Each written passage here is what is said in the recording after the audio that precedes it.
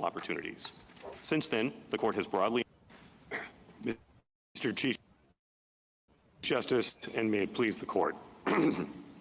Racial classifications, that principle was enshrined in our law at great cost following the Civil War. A century of resistance to race neutrality followed, but this court's landmark decision in Brown finally and firmly rejected the view that racial classifications have any role to play in providing educational opportunities. Since then, the court has broadly enforced the Constitution's prohibition on the use of racial classifications. Whatever factors the government may use in deciding which jurors to sit, who you may marry, or which primary schools our children can attend, skin color is not one of them. Grutter is a glaring exception to this rule. This court should overrule it.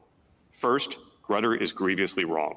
Its view that the educational benefits of diversity justify racial classifications contradicts the 14th Amendment's guarantee of equal treatment.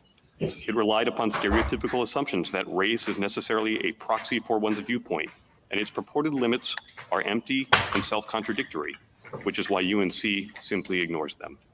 Grutter also creates many negative effects. Some applicants are incentivized to conceal their race. Others who were admitted on merit have their accomplishments diminished by assumptions that their race played a role in their admission. And there is no evidence that after 2 decades, Grutter has somehow reduced the role of race on campus. Finally, no one is actually relying on Grutter.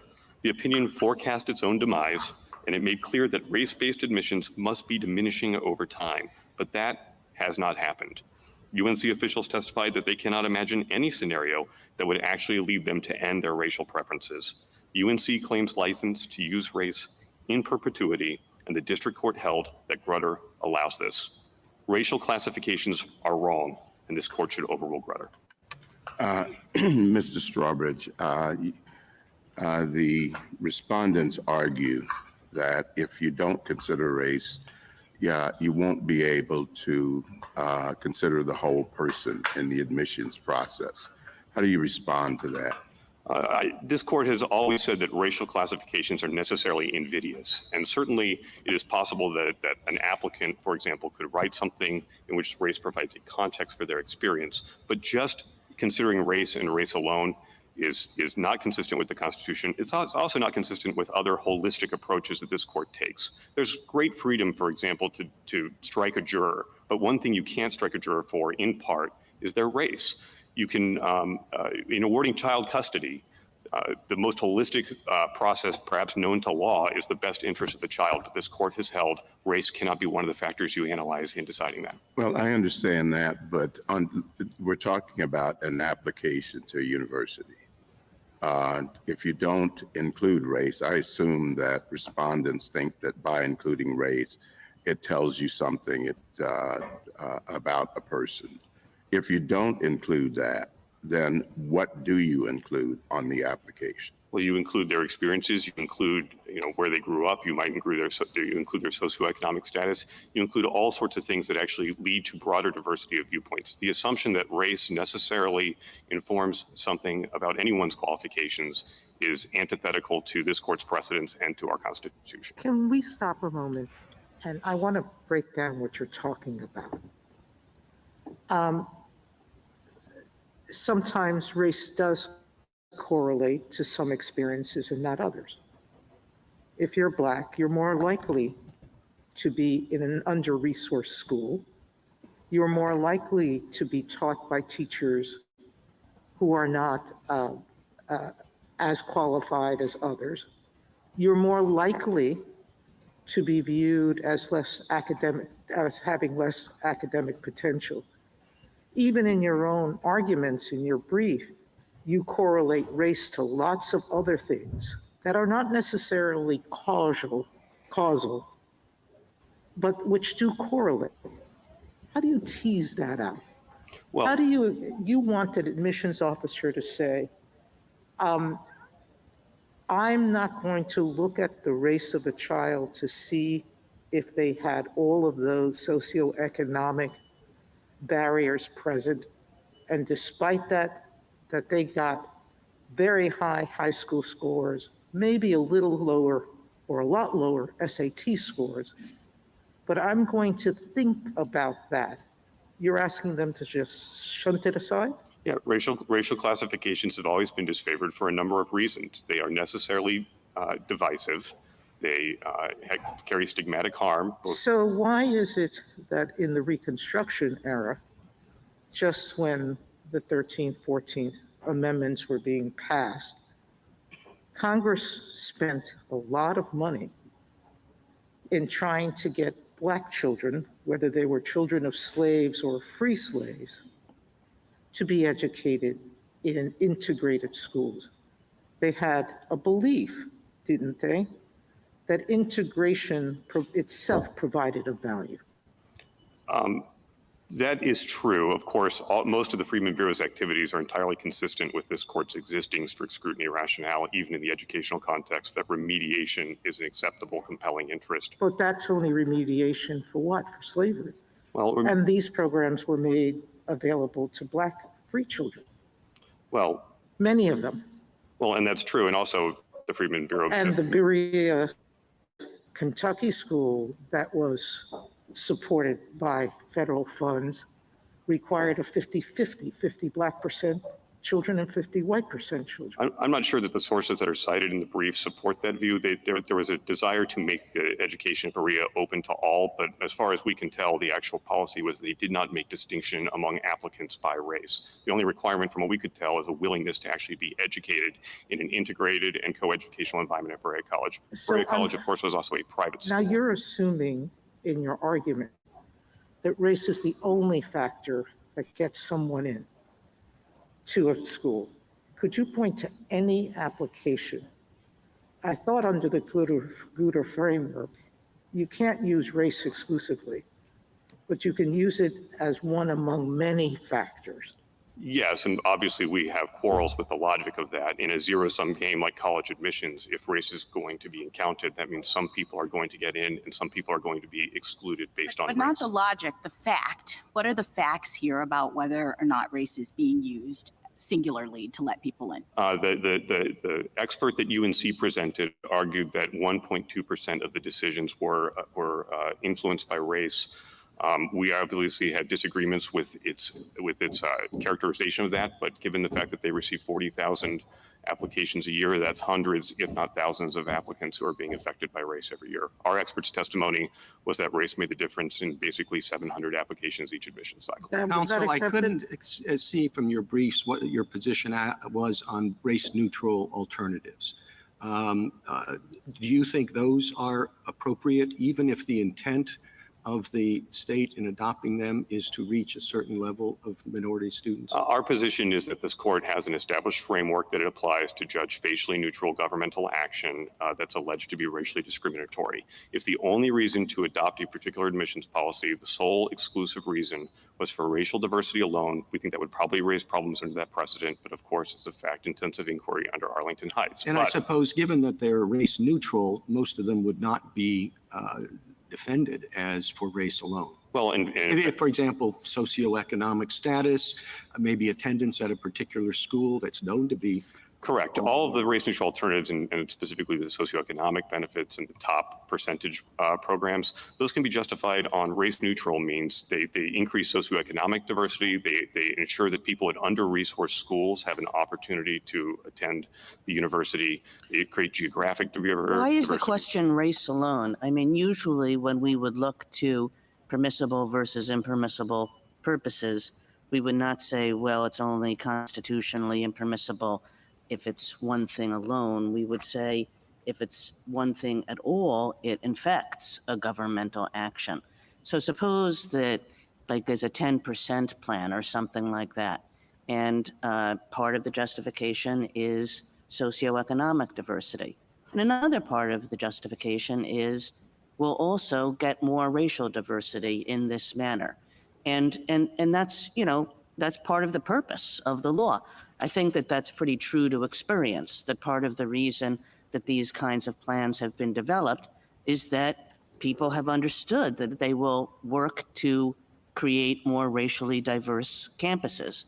Is that permissible? Well, like I said, it's a different analysis when the mechanism that's chosen is not a racial classification itself. But I do think that Well, this I court's guess the precedents- question is why is that true? A lot of our constitutional doctrine suggests that it's not a different analysis. In other words, one way you can offend the Constitution is by using an impermissible classification. Another way you can offend the Constitution is by devising a proxy mechanism with the purpose of using, of achieving the same results that the impermissible classification would. Right. So the question, I suppose, is why, I took your answer, which I welcome, to be yes, of course the 10% plans are constitutional. But I guess I wonder why, given most of our constitutional doctrine, that would be so. Well, I'm not so sure that's the current state of the law, especially with City of Arlington. Under Mount Healthy and its precedent, if the government can demonstrate that it would have adopted the facially neutral program anyway, then I don't think that there's liability for intentional racial discrimination in that case. So if you prevail here, let's say, and a university develops 3 race-neutral alternatives to consider in the wake of a decision here, and they choose the one that's going to lead to the highest number of African-American students, and they choose that race-neutral alternative for that reason. Is that okay? If that was the only reason that they were choosing it, I think that would require, obviously, an analysis of what the evidence that was brought to bear in an Arlington Heights analysis. There's burden shifting that What if occurs it's there. one of the reasons? Well, I think if they can demonstrate they would have pursued that policy anyway, I think it's sufficient for them to escape liability. Well, that really means it's not the reason at all. So you are saying if that contributes at all to the decision making, then that's impermissible. No, I don't think that's what I'm saying. I'm saying that if the only reason to do it is through the narrow lens of race, and there is no other race-neutral justification for it, that the government can come forward and demonstrate that would have led it to adopt that policy anyway, I think that's the only scenario where it would create problems. But Europe's isn't that precedent. what this plan in UNC already does? Race is never the determinative factor. That was a finding by the district court. Race alone doesn't account for why someone's admitted or not admitted.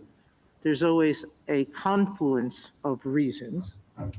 There are any number of Hispanics, Blacks, Native Americans who are not chosen by schools.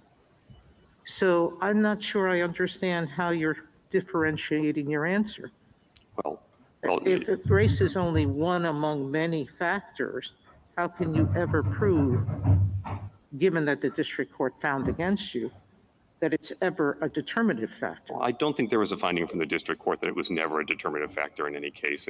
Well, what it found is you hadn't proved it was. No, I think the court acknowledged that race has an influence on 1.2% of in-state decisions and 5.2% of out-of-state decisions. Now, I think the court went out of its way to not specify in greater detail just how many of those were decisive, but I would suggest that that is a flaw both in the district court's reasoning and in Grutter in general, in that it encourages and it basically nullifies strict scrutiny in some ways when you have this many-factor analysis that makes it more difficult to see what effect the racial classification Can I is just having. ask you about that effect? Because I think we really have to drill down on that from a threshold jurisdictional standpoint. I think we have to understand whether race is being used in this context to give rise to an actual concrete particularized injury that would give the members of your organization standing to challenge the use of race in this context. And so I've been struggling to understand exactly, this is sort of where Justice Sotomayor was coming from. I've been struggling to understand how race is actually factoring into the admissions process here and whether there's any actual redressable injury that arises. So can you help us with that, figuring out how exactly does UNC's system work in terms of the use of race? Well, And how your members are being harmed by that? so let me start with the legal question, which is concrete injury. Gratz establishes that the denial of an opportunity to fairly compete for admission when one of the factors that's used is racial classifications is sufficient to create concrete injury. There's Except no Gratz was like a set aside. It was a specific set of circumstances. You could see there that the race factor was creating an unequal playing field because of the way in which the program was structured. Here, I don't really see that happening because no one is, first of all, the university is not requiring anybody to give their race at the beginning. When you give your race, you're not getting any special points. It's being treated just on par with other factors in the system. No one's automatically getting in because race is being used. There's no real work that it's doing separate and apart from the other factors in any different way, like it was in Gratz. And when you look at that case, it says specifically when there's a set-aside kind of program, then we have actual injury that gives rise to standing. But I'm not sure you have that here. So Well, can you but help me? Sorry. Yes, Yeah. please. Even Grutter establishes that a holistic admissions process doesn't make the injury go away. But you've said Grutter needs to be overruled, so we can't, I don't think we can use that decision as the basis for Well, no, one standing. of the problems with Grutter that I think illustrates this specifically is Grutter's suggestion that race can only be used as a plus factor and never a minus factor. But as many of the dissenting opinions in that case observed, and cases from or opinions from this court have since observed, that makes no sense in a zero-sum game. If we are going to consider race and we argue that a racial classification, which is highly disfavored at law because of its necessarily invidious nature, is going to be used, But then wait, presumably it must be doing some work. I actually don't think that that's the way standing ordinarily works, and I'm worried that you're asking us for a special standing rule. Well- That you're saying that we can challenge the use of race as a factor without explaining how it's factoring in and how that harms our members. Well, So why is it that race is doing anything different to your members' ability to compete in this environment? They can still get extra points. The points are not being tallied. There's no goal. There's no target. But in any event, they can get points for diversity even in this environment. So why does having race as a factor harm your members in a redressable way? The record in this case is that UNC gives racial preferences to African Americans, to Hispanic Americans, and to American Indians. It does not give racial preferences to white applicants and to Asian applicants. Moreover, Are you sure about that? Because Yeah. I thought that was not a rule that anyone could get a point for diversity. Anyone could get a point for racial diversity to the extent that the other factors in their application allow for it. no, the UNC, and I think this is in the district court's findings, specifically gives its racial preferences for what it defines as URMs, which are the three groups that I said. And moreover, any effect of race in the process is going to give rise to injury, because the injury that Gratz recognized and that Grutter did not hesitate in at least finding standing in that case and moving on to the merits decision, is that you are being denied the opportunity to compete on a fair playing field, at least a constitutional playing field. Mr. Stravage, can I take you back to Justice Sotomayor's question? She described an applicant who came from an underprivileged school, who maybe didn't have the best teaching, best opportunities to score well on the SAT. And I want to know whether, in your view of the world, if a student wrote an essay describing some of the experiences that Justice Sotomayor said, I struggled with socioeconomic diversity, racial prejudice, things that shape who I am. In your view of the world, could a university take that into account without offending the Equal Protection Yes, Clause? I think this court's precedents even note that the act of overcoming discrimination is a separate and apart distinction from race, in part because any member of a race may be in a position, or a member of any race might be put in a position where they feel somewhat isolated or somewhat different. Okay, But so I understood you telling Justice Sotomayor that you thought that would not be permissible, but that's not your. no, I think I meant to say quite different. What we object to is a consideration of race and race by Race in a itself, box-checking way as opposed to race in an experiential. which statement. the record in this case is that they can give the preference based on the check of the box alone. Thank you. What, where? Where? Where? Well, they use a whole. Show me one place the district court found that an applicant checking a box automatically gets a greater point system. Well, I did not say that Albuquerque gets the point. They said that they can take race into account based on that information alone. The testimony But we is not still go back- necessary. But you're making assumptions with that, because I can look at something and say, okay, now let me read the rest of the application and see if that warrants that extra point. But where, can you point into the record where merely checking the box, standing alone as one factor, got somebody in? Well, of course, there's an email exchange in the record, some of which is sealed, but I think that the court's familiar with its That was contents. one person and not the entire committee. I think it was a chat between 3 people. Well, Did who that were all person get admissions member appointed as a committee. result? or is that the Harvard case? I'm sorry. It might be the Harvard. May I they- go back to Justice Barrett's question and just make sure I understand your answer to it? You said not race in a box checking way, but then Justice Barrett said race in an experiential way. And you said yes to that. And you said, well, of course, you can always say that you've been subject to discrimination. And certainly being subject to discrimination is one part of what it means to have race affect your experiences generally. I mean, what are you saying a college can look at, and what are you saying a college can't look at when they're reading an essay about, the experiences that a person has had in their lives? Well, the reason why race may have some contextual relevance when you're evaluating an essay, right? A story about being subjected to racial discrimination obviously indicates that the applicant has grit, that the applicant has overcome some hardship.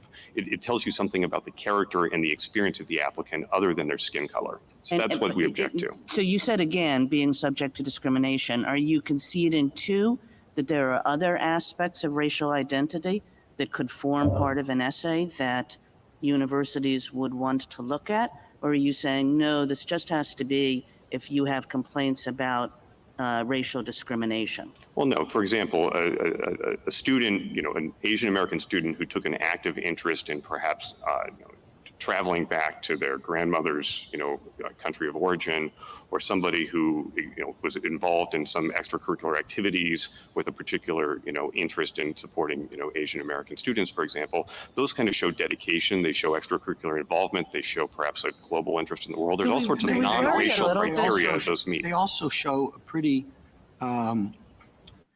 not very savvy applicant, right? Because the one thing his essay is going to show is that he's Asian American, and those are the people who are discriminated against. Yes, that is true, and that's the record in both cases, is that racial preferences operate to the disadvantage of Asian American applicants. So it is the case that African American applicants can highlight that aspect of their background and situations such as the one that you mentioned, and that people reading that file in the admissions office can look at that and take that into account. Yes, what we object them taking into account is just race, independent of any of that kind of information. But how are they taking into account race independent of the rest of the information in a holistic review process? That's what, my other question was about this same thing, which is how is race being used in this process? You keep saying we object to the use of race standing alone. But as I read the record and understand their process, it's never standing alone, that it's in the context of all of the other factors. There are 40 factors about all sorts of things that the admissions office is looking at, and you haven't demonstrated or shown one situation in which all they look at is race and take from that stereotypes and other things. They're looking at the full person with all of these characteristics. Yes, but our point is that all those other characteristics are not barred by the Constitution, and the use of race as a classification is barred by the Constitution. But it has That's to what be makes that difference. used, doesn't it? I mean, just because somebody checks a box, what if they check the box and the university sees that, but doesn't look at it, doesn't take it into account in any way in the application? Do we have a constitutional violation just because the student voluntarily said, I'm an African American, but that never comes into play? If the university admissions process, instructs readers not to take that into account or to not award, any benefit toward admission on that basis, then that is not necessarily a problem. No instruction. It just never actually comes into play. Because if you say that, what I think you're saying is that people have to mask their identities when they come into contact with the admissions office just on the basis of their difference. It never comes into play. I don't think this is a lot different than a couple of other criteria. For example, the UNC's official position at trial was that gender is not a basis for admission, that admissions officers are not supposed to take gender into account. That doesn't mean that they're not aware that there are women applying, but the instructions are not to take gender into account. And to my knowledge, we don't see a large effect at all suggesting that that gender is playing a role. But both experts in this case found that race was in fact mattering to a number of applications. You can debate between our expert and their expert whether it's only 500 or it's 1,700 or it's 2,000 applications a year, but it is having an effect. If it's not having an effect, they've spent an awful lot of time and money opposing the relief we're seeking in this case. Mr. Strawbridge, let me give you a hypothetical along the lines of some of what you've been questioned about already. Suppose that a student is an immigrant from Africa and moves to a rural area in Western North Carolina where the population is overwhelmingly white. And the student in an essay doesn't say this, I was subjected to any kind of overt discrimination, but I did have to deal with huge cultural differences. I had to find a way of relating to my classmates who came from very different backgrounds. Would that be permissible? I think that would generally be permissible because the preference in that case is not being based upon the race, but upon the cultural experiences or the ability to adapt or the fact to encounter a new language in a new environment. The race is part of the culture, and the culture is part of the race, isn't it? I mean, that's slicing the bologna awfully thin. Well, we could say the same in the jury selection cases. We could say the same in the child custody cases. There's still a difference between using and express racial classification. When you use race, you are telling applicants that their race matters, that it means something that is inherently divisive. It gets us further away from a world where the government treats race as irrelevant. But they're offering it because they're saying that race matters to me. I mean, this is not a situation in which the university is asking or telling every applicant, give us your race so that we can classify people, so that we can give certain people preferences. The only reason why the university knows the race of any of these applicants is because they are voluntarily providing that. But it is making distinctions upon who it will admit, at least in part, on the race of the applicant. Some races get a benefit, some races do not get a benefit. Counsel, I'm sorry, go ahead. Our precedents, just turning to our precedents for a moment, distinguish on the one hand between racial quotas, which Justice Powell and Bakke said would be impermissible, with pursuing racial diversity and critical mass of different races on campus, in Grutter, for example. How are we to think about distinguishing between those concepts? Well, so the racial diversity point is interesting because the court's other precedents have rejected racial diversity as a compelling interest in the employment context, in Wigand at least. It's rejected racial diversity as a relevant factor in K through 12 education. So we think that Grutter is an exception to that, and those other cases are better reasoned in this point in terms of disfavoring use of race by the government. So in your view, and I take this to be the purport of most of your briefs, not putting aside the last 10 pages or so, but in your view, it really wouldn't matter if there was a precipitous decline in minority admissions, African American, Hispanic, one or the other. If I think there are some numbers in this case, but suppose that it just fell through the floor. Would it just, too bad? Well, I don't think that it's going to fall through the floor if the university is actually committed to the broader diversity it wants. Because Right, I know you think that, and there's been obviously a lot of the litigation has been about that. How much will it decline, and your expert and their expert. But the logic of your position suggests that that really doesn't matter. I mean, the last 10 pages of your brief where you say, has there been narrow tailoring here, it matters in that 10 pages. But it doesn't matter if you're saying there's a categorical rule, no race shall be involved in admissions decisions, then it doesn't matter if minority enrollment or particular kinds of minority enrollment fall through the floor, does it? If the application process is open and that is a result of the criteria that the university has elected to choose, and it's not discriminatory under this court's other precedents, then that is the educational decision the university has made. I doubt any university would ever make that decision. That has not been the experience, for example, in Florida, which is race neutral, has very similar demographics to UNC, and by UNC's own admission in this record, actually achieves better racial diversity as well as 50% greater number of Right, well, programs that on gets us campus. back to this question of what universities can do with what purpose to achieve racial diversity even without being explicit about racial classifications. But putting that aside, I mean, I guess what I'm saying is your brief, and this is very explicit in your brief, is like it just doesn't matter if our institutions look like America. You say this on page 11 in your reply brief.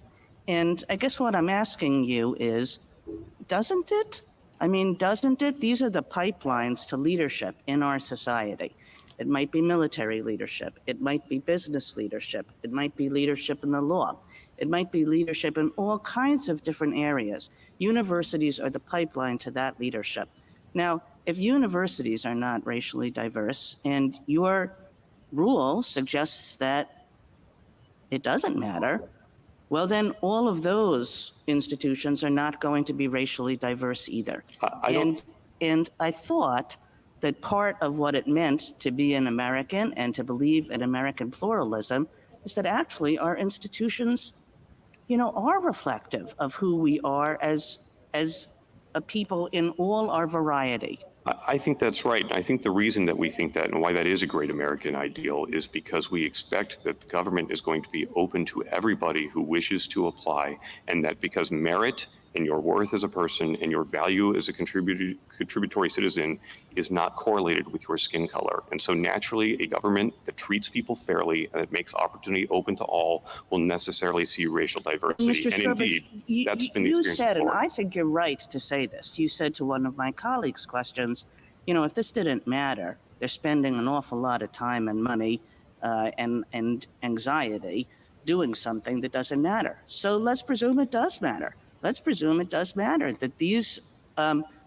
programs have been understood to be necessary to ensure that these institutions have a certain level of racial diversity. And I concede what Justice Gorsuch says, that racial diversity and quotas, it's a little bit mysterious, but have a certain level of racial diversity that will enable them to get the benefits of all our many different peoples, and that enables American society generally to do the same. Well, because I think one of the problems with Grutter is that it suggests that this is somehow costless, that if it's one factor among many and we can't identify, you know, exactly how many points race is getting, although obviously statistical analysis does allow us to do that at some point, Grutter says it's not that big of a deal. It's always a plus factor and never a negative. But this is a zero-sum game. That is one of the problems with Grutter, is it suggests that the harm of racial classifications, which this court have always recognized are inherent and invidious of themselves, can be you know, hidden or pushed down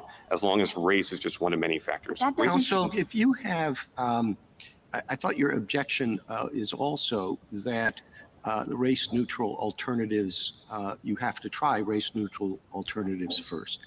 You don't think the university has, right? We do not think that the university has made a commitment to race-neutral alternatives, and we presented a lot of evidence on this case, and we do not think the district court's analysis is consistent with strict scrutiny, even as Grutter requires it. And So certainly not. if they do, if they cannot take the box being checked into account or can't do that, and do try race-neutral alternatives, is there any evidence in the record about what the results of those would be?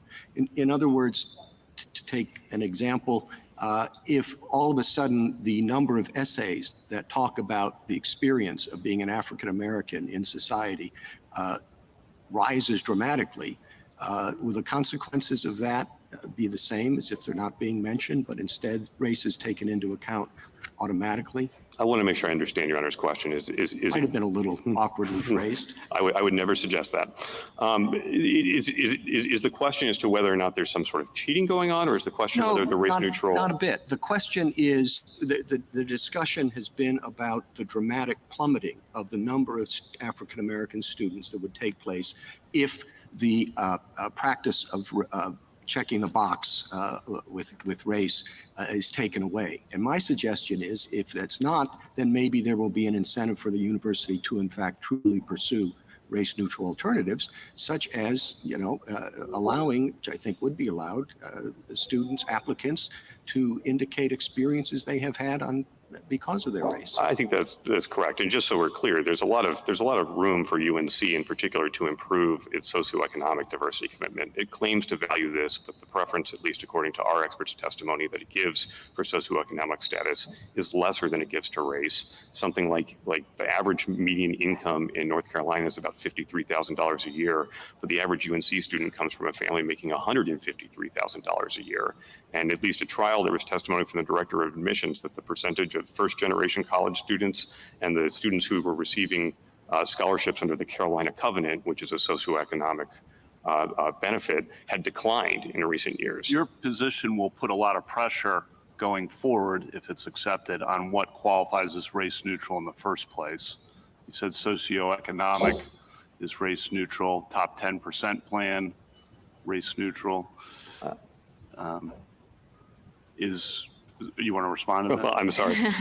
I did not mean to interrupt. I just wanted to say that I actually don't think that's been the experience. There are 9 states that have barred the use of race in their college admissions program. We're not aware of anyone who has challenged a race-neutral alternative on the ground that it's somehow. Right. I'm just making sure what qualifies as race neutral in the first place. What if the college says we're going to give a plus to descendants of slaves? Is that race neutral or not? I think descendants of slaves is a very difficult question because it's so highly correlated with race in the history of our country. I'm not sure that any college has proposed that kind of a preference. It would Well, I know we have to think forward about what will happen if you prevail in this case, and that seems a potential. So I'm curious about your answer to that question. My instinct standing here is if that were the only basis, then that very quickly starts to look like just a pure proxy for race. It would obviously depend on the actual program as it was implemented. Could you give a plus to applicants whose parents were immigrants to this country?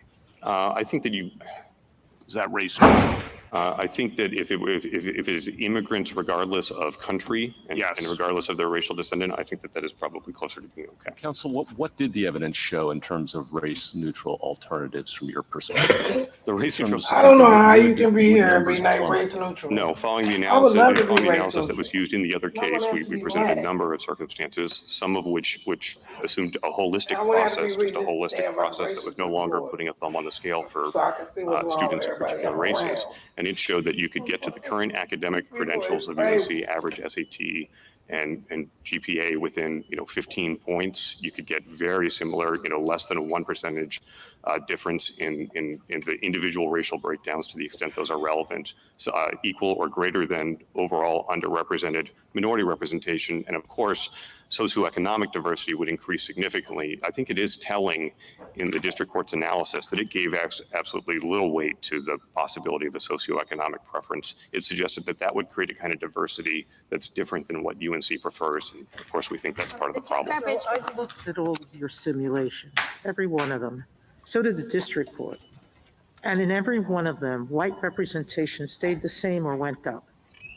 And some minority groups increased, but others did not. Blacks decreased in every one of your simulations. The district court also looked at your simulations and found that each and every one of them had fatal statistical flaws, not the least of which that you relied on unrealistic assumptions about the applicant pool. In one of them, the modified Hoxie simulation, which you seem to be relying on here, assumes UNC could admit the state's 750 highest scoring, most socioeconomically disadvantaged public high school students, that all of them would apply, that all of them would accept, is as unrealistic as you can get. So there isn't one stimulation that you put forth that achieved the numbers that are being achieved today. They're imperfect. We have no racial quotas. We don't have proportionate representation. But show me a simulation in any of your 2 cases that reached the numbers for every ethnic group involved. Well, of course, that suggests that the standard is a particular percentage of representation in the student body, which even Grutter purports to disclaim. No, I'm just saying, we know that representation for Asian Americans, for example, has grown dramatically over time.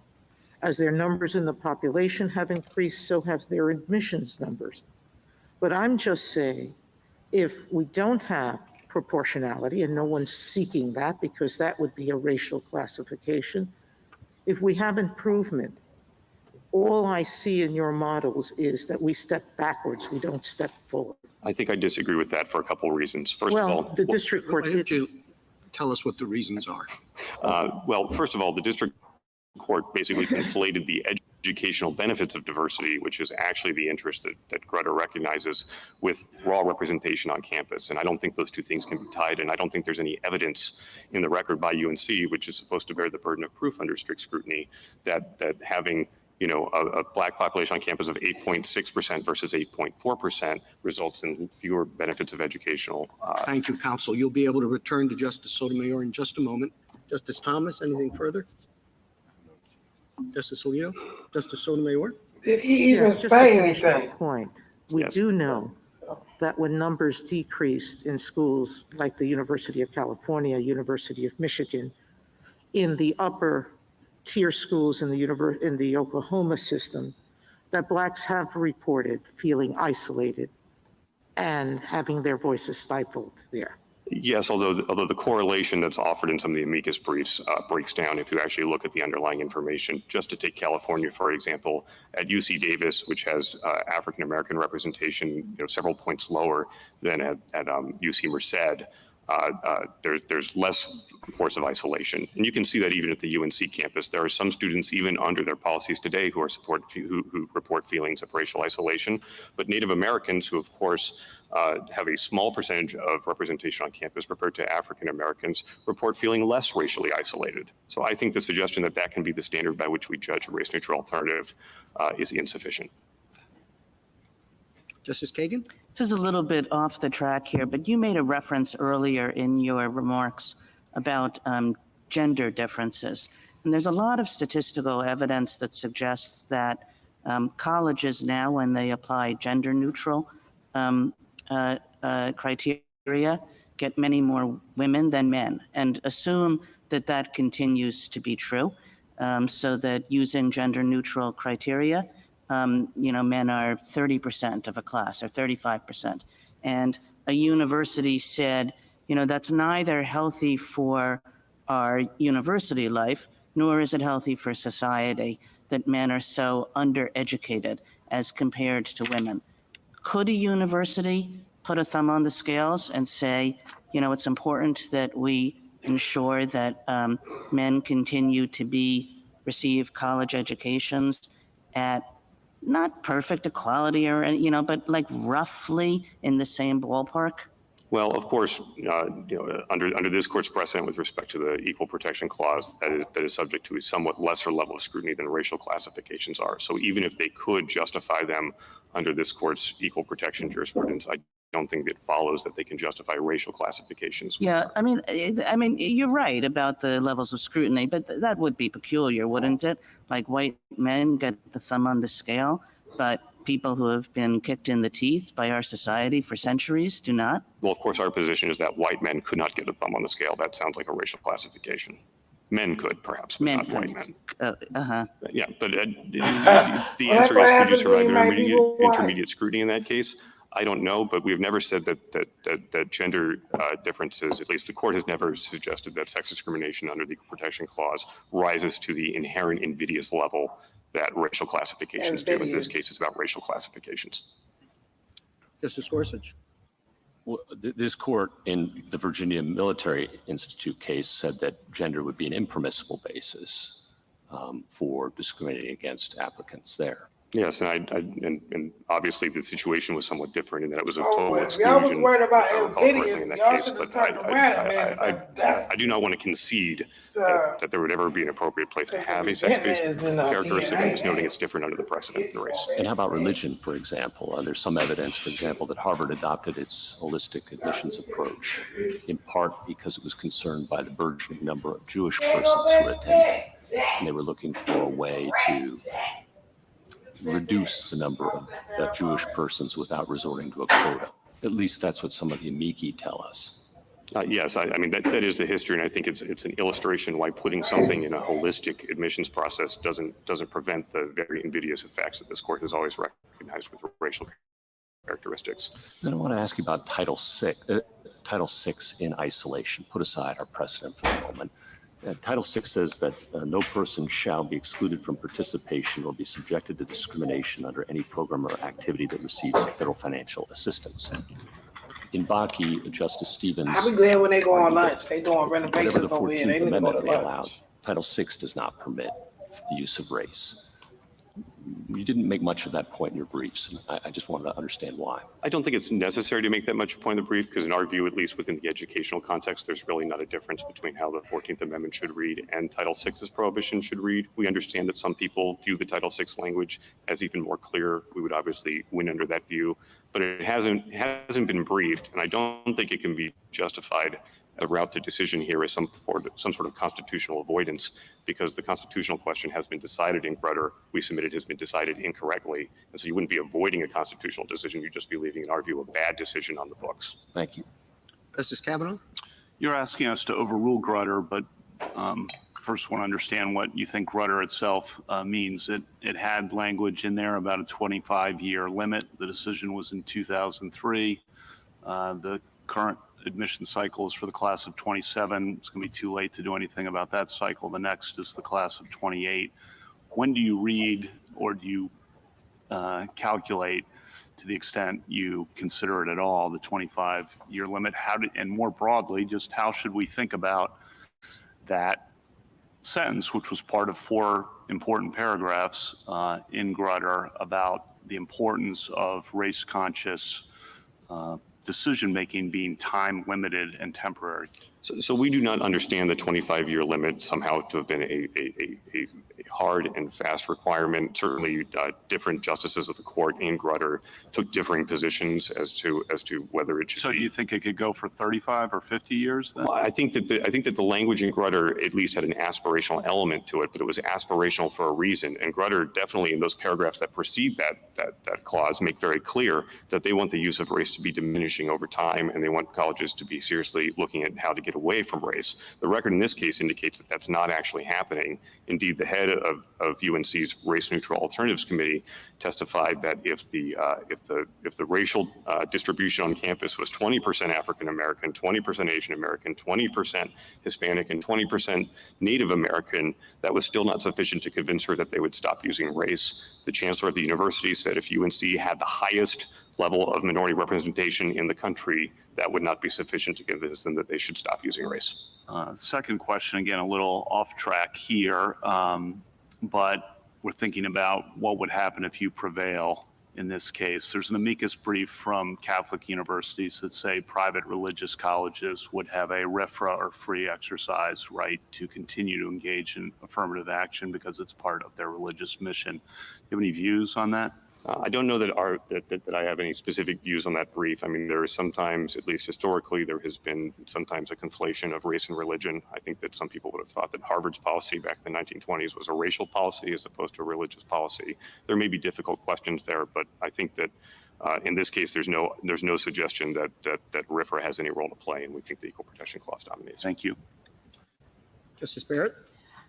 Mr. Strawbridge, do you agree that universities have a compelling interest in the educational benefits of diversity writ large, not just racial diversity, but having, difference of genders, different religions, different viewpoints in the classroom because of the educational benefit of bringing different perspectives to bear in a question? I don't think the compelling interest question can be answered apart from what the policy that's being considered is. In this case, we don't think it's an interest that is compelling enough to justify a racial I understand that, but do you agree, let's take the compelling away from it. Do you agree that they have an interest in? Sure. I have no doubt, and I agree that universities have an interest in the broadly defined, in achieving the kind of broadly defined diversity that is talked about sometimes in Grutter and sometimes in the brief. And how would you suggest that they go about achieving that? Like, let's say that you prevail, but universities still have this interest in assembling diverse classes, full of students that bring different experiences and perspectives to bear, and they decide not to adopt a 10% plan. So I assume it's all done then in holistic review.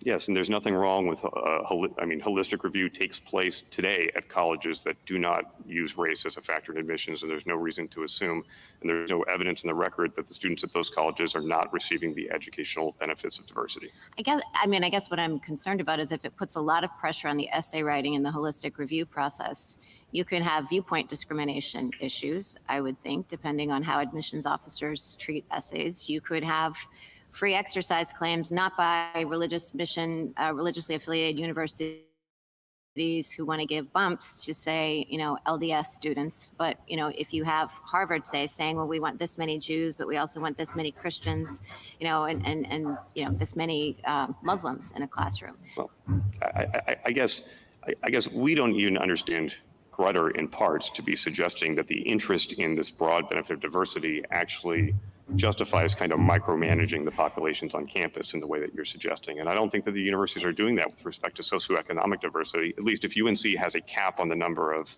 socioeconomically challenged students that they're willing to admit. They haven't said that. So I'm not sure that it follows that, on a scenario where we prevail, that it's going to affect one way or another the holistic admissions process. Florida is holistic. I believe the California system is holistic. I think Michigan is still holistic. Thanks. Justice Jackson? Yeah, so two questions. Is there any indication from this record that UNC is doing the kind of micromanaging you're talking about with respect to racial classifications? I didn't see that they were shooting for a particular target or that there was a goal, or that I thought, in fact, that as the reviewers went through the process, they didn't even know how many other students of color had been admitted, and if they did know, they had to be recused. So they're not operating the system, I thought, to reach towards some sort of racial goal. Am I wrong about that? Well, that policy was instituted after our lawsuit was filed. Before our lawsuit was filed, at least senior admissions officers who were reading files were allowed to see those. So the policy is that they're not reaching towards some sort of goal. As a post-litigation, no, I would not go so far as to say that. And in particular, I would look at the race-neutral alternatives analysis that UNC's own expert proffered, and this is actually throughout the record, even in the admissions. All right, I have little time. I'm sorry. No, I'm sorry. I don't. But you say they've changed the process, but now at least they're not looking toward a goal they're not race balancing in that same sense. No, I think they measured their standard as to what they could achieve by race-neutral alternatives by whether they can replicate the precise level of diversity to today. So I think that is a form of. All right, so let me ask you another question, because I take it that your position is that UNC is allowed to consider other non-race-based personal characteristics of individual applicants, like someone's status as a parent or a military veteran or a disabled person, and give pluses in the current holistic environment for those characteristics without running afoul of the 14th Amendment. Is that right? I think that is generally correct, as long as it's a criteria that is not walled off by the 14th Amendment. It's appropriate. They can give pluses. And so what I'm worried about is that the rule that you're advocating, that in the context of a holistic review process, a university can take into account and value all of the other background and personal characteristics of other applicants, but they can't value race. What I'm worried about is that seems to me to have the potential of causing more of an equal protection problem than it's actually solving. And the reason why I get to that possible conclusion is thinking about two applicants who would like to have their family backgrounds credited in this applications process, and I'm hoping to get your reaction to this hypothetical. The first applicant says, I'm from North Carolina. My family has been in this area for generations, since before the Civil War, and I would like you to know that I will be the 5th generation to graduate from the University of North Carolina. I now have that opportunity to do that, and given my family background, it's important to me that I get to attend this university. I want to honor my family's legacy by going to this school. The second applicant says, I'm from North Carolina. My family's been in this area for generations, since before the Civil War, but they were slaves and never had a chance to attend this venerable institution. As an African American, I now have that opportunity, and given my family background, it's important to me to attend this university. I want to honor my family legacy by going to this school. Now, as I understand your no race conscious admissions rule, these two applicants would have a dramatically different opportunity to tell their family stories and to have them count. The first applicant would be able to have his family background considered and valued by the institution as part of its consideration of whether or not to admit him, while the second one wouldn't Who be is able my to, daughter? because his story is in many ways bound up with his race and with the race of his ancestors. So And the I want to know, government's actions. Don't based ignore on how your the rule would culprit. likely play His out in ancestors scenarios didn't like cause that, why this. They're excluding remnants. consideration of race in a situation in which the person is not saying that his race is something that has impacted him in a negative way. He just wants to have it honored, just like the other person has their personal background, I family story agree. honored. Good point. Why is telling him no not an equal protection violation? Well, I think because if it is the racial aspect of the application, then that's, the equal protection requires that people of all races be treated equally. Now, certainly UNC shouldn't give a legacy benefit if they don't want to give a legacy benefit. There's no obligation they do that. And No, of but course, a you, I'm sorry, but first-generation you college- said it was okay if they give him a legacy benefit. And what I'm saying is that in almost exactly the same set of circumstances, a student or an applicant who is African American daughter. and who would like to have the fact that he's been in North Carolina for generations through his family and that they've never had And a they chance were to go to this used. school, honored and considered, and it's bound up with his race. You say, I think that he's not allowed to say that, and that the university is not allowed to take that So into he's account. not allowed to be And who he because it is. relates to race, precisely because it relates to That's why I race, don't fit I in think you nowhere. might have an equal protection problem in saying that You he don't get to can't dilute get the fuck who credit I for am. that when someone else For your can. Well, for purpose of the comfortability. hypothetical, I am assuming that the only significant factor in that story happens to be the fact that of the race of the applicant and that their race was previously barred from attending UNC. Obviously, nothing stops UNC from honoring those who have overcome slavery or recognizing its past contribution to racial segregation. But the question is that a basis to make decisions about admission of students who are born in 2003? And I don't think that Why it don't necessarily we is. have- I don't think that the Equal Protection Clause suggests that it is. There are many My factors daughter hasn't in even an got to application school like yet, that and that her might be dad was appropriate to her consider, grandfather including if they are and her first-generation grandmother. college or including if they're Her grandma was born in socioeconomically depressed. 1914. But if the only so, difference is yeah. between a white student and I a don't black know student, what I you're don't think the talking Equal about. Protection Clause permits the admissions decision to hinge I on don't that. care who was born. Oh, Thank you, they're trying. counsel. Oh, hold on. From what I'm hearing, they're trying to erase a generation before me Mr. Park? and trying to use the fact that it should not apply to my daughter. My daughter should have had enough non-African American should have African, she should not have any African American experiences because it happened so long ago. Well, her grandfather was born in 1909. Her other grandfather was born in 1899. Her grandma was born in 1914. Her other grandma was born in 1962. So how is she removed from their history through her own mother is beyond me. Mr. Chief Justice, and may it please the court. Diversity Let me is hush. our nation's greatest source of strength. Let me hush. I don't As have our no diversity. Reconstruction founders understood Let me and our hush. nation's history confirms, it also poses unique challenges to the American Let me experiment.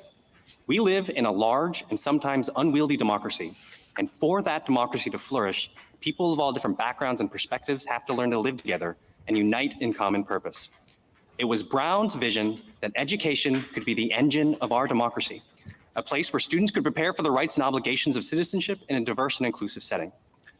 The University of North Carolina at Chapel Hill seeks to fulfill Brown's vision by assembling a student body that is diverse along the many dimensions that matter in American life, including race, but also social class, geography, military status, intellectual views, and much more. This learning environment helps us seek truth, build bridges across students of different backgrounds, and critically here, equip students with the tools needed to function effectively as citizens and leaders in our complex and increasingly diverse society. The university pursues these interests in scrupulous compliance with this court's precedents, which have consistently held for decades that seeking the educational benefits of diversity is a compelling interest of the highest order, and that universities may consider all aspects of an applicant's background to build a thriving campus community. The correctness of these precedents is confirmed by the historical record, which shows beyond doubt that our Reconstruction founders believed that race-conscious measures designed to promote an integrated learning environment were consistent with the original public meaning of the Equal Protection Clause. To be clear, UNC would like nothing more than to achieve its educational aims through race-neutral means. Please. It has taken extensive efforts to do so and has seen steady and Too continuing close to progress Clayton toward this County, goal. child. But this progress has Everybody been know halted, Johnson County is and the Clayton university County. retains a powerful interest in preventing the backsliding that would occur if this court took away the power to decide this important social policy issue Everybody, from the people of North except for Carolina. these people, I welcome the period. court's questions. Mr. Park, I've heard the word diversity quite a few times, and I don't have a clue what it means. Me neither. It seems to mean everything for everyone. Yep. And I'd like you first, you did give some examples. Because North Carolina in ain't no your damn opening diversity remarks. at all. But I'd like you to need to give stop us making up a stuff. specific definition of diversity in the context of the University of North Carolina.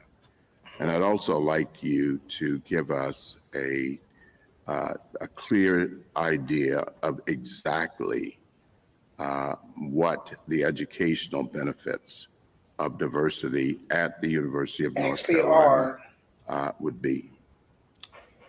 Yes, Your Honor. So first, we define diversity the way this court has in its court's precedents, which means a broadly diverse set of criteria that extends to all different backgrounds and perspectives and not solely limited to race. And there's a factual finding in this record, PEDAP 113, that there are many different diversity factors that are considered as a greater factor in our admissions process than race. We have a particular interest in recruiting and enrolling rural North Carolinians. In the last incoming class, 4 out of every 10 students who entered the campus doors were from rural North Carolina. 1 out of every 12 students has a military affiliation, including the most veterans on campus since World War II. And so diversity of all different kinds and all the ways that people differ in our society. I'm On sorry. the educational benefits question, Your Honor, I don't think it's actually disputed here that there are real and meaningful educational benefits that come with diversity of all kinds. SFA's own expert, Like what? this is on JA 546, Like conceded what? and agreed enthusiastically, in fact, on the In that scale case, AB that 3212 a racially wouldn't even diverse exist. and a diverse I would diversity of love all for, kinds North Carolina leads to to, be quote, forced a to do deeper one. and richer learning environment, leads to more creative thinking and exchange of ideas, and critically reduced bias between people of different backgrounds and not solely different racial backgrounds. But you still haven't given Answer me the the question. educational What's the benefits. Right. I What's the didn't benefits? go to racially diverse schools. But I there didn't were either. I went to educational all white benefits. school. And I'd like you to tell me expressly, when a parent sends a kid to college, that they don't necessarily send them there to have fun or feel good or anything like that. They send them there to learn physics or chemistry or whatever they're studying. So tell me what the educational benefits are. So there's 3 main buckets, Your Honor, and the first, and I think most pertinent to the question that you asked, is the actual truth-seeking function of learning in a diverse environment. I would direct the court to the Major American Businesses brief, which discusses a whole extensive, rigorous, peer-reviewed literature that diverse groups of people actually perform at a higher level. So the most concrete possible scenario is stock trading. And there are studies that find that racially diverse groups of people making trading decisions perform at a higher level, make more efficient trading decisions. And the mechanism there is that it reduces groupthink and people have longer and more sustained disagreement, and that leads to a more efficient outcome. Well, I guess I don't put much stock in that because I've heard Yeah, similar oh. arguments in favor of segregation too. I'd like to go to These something motherfuckers. to deference in the area as of a compelling interest. This court in Grutter did not specifically put the test to Michigan as far as diversity being a compelling interest. I'd like you to explain why in this area of strict scrutiny, we have a lower standards. We defer to the accused discriminator. But in the instance of sex discrimination at VMI, the accused discriminator was put to the test, and the court did not defer to VMI, but it deferred to Michigan. Why that difference? And why should you not be treated the way we would treat someone in a Title VII case or Title VI case and shift the burden to the discriminator to explain the conduct? Our understanding of the deference that this court provides and the deference that we request is quite limited, Your Honor. We ask for deference in terms of our educational objectives and not the legal question of whether those objectives constitute a compelling interest. And I think that it's pretty clear to see why. I think that is similar to the VMI context. So like I mentioned, we have made it a system-wide priority to. The court did not defer in VMI. So I think it did to the extent that it held that the interest in a rigorous military education is an interest that the institution had. And so if UNC decided at a system-wide level to say, we're going to completely change our educational mission and make it into an institution like VMI, I think the compelling interest analysis would proceed with that educational objective in mind. But we do not take the position that the compelling interest standard is somehow subject to deference. That's a legal question. Just to follow up on Justice Thomas's questions about diversity, again, these holistic admissions approaches seem to stem from the 1920s at Harvard, and they were used as cover for quotas for Jewish persons who the university apparently felt had too many students attending. And I guess I'm struggling still to understand how you distinguish between what this court has said is impermissible, a quota, with what you argue should be permissible going forward, which is diversity. How can you do diversity without taking account of numbers? Right. So I think there's two separate points I'd like to make on that, Your Honor. So on the sordid history of the early holistic process, I don't think anyone has ever accused the University of North Carolina as having. I'm not suggesting that.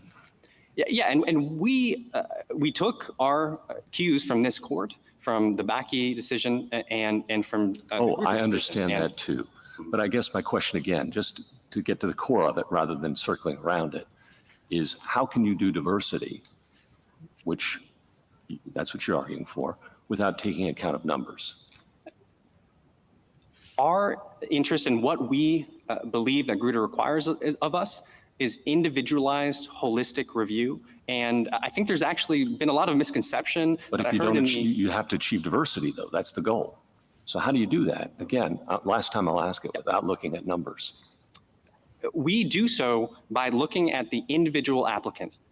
We do not have some sort of racial target or a target for other diversity metrics. For example, we don't say we want to have 10% of our class be military veterans. We say we value this diversity interest, and we're going to look at each individual applicant on that basis. What is your goal, and how will a court ever be able to determine whether your goal has been reached?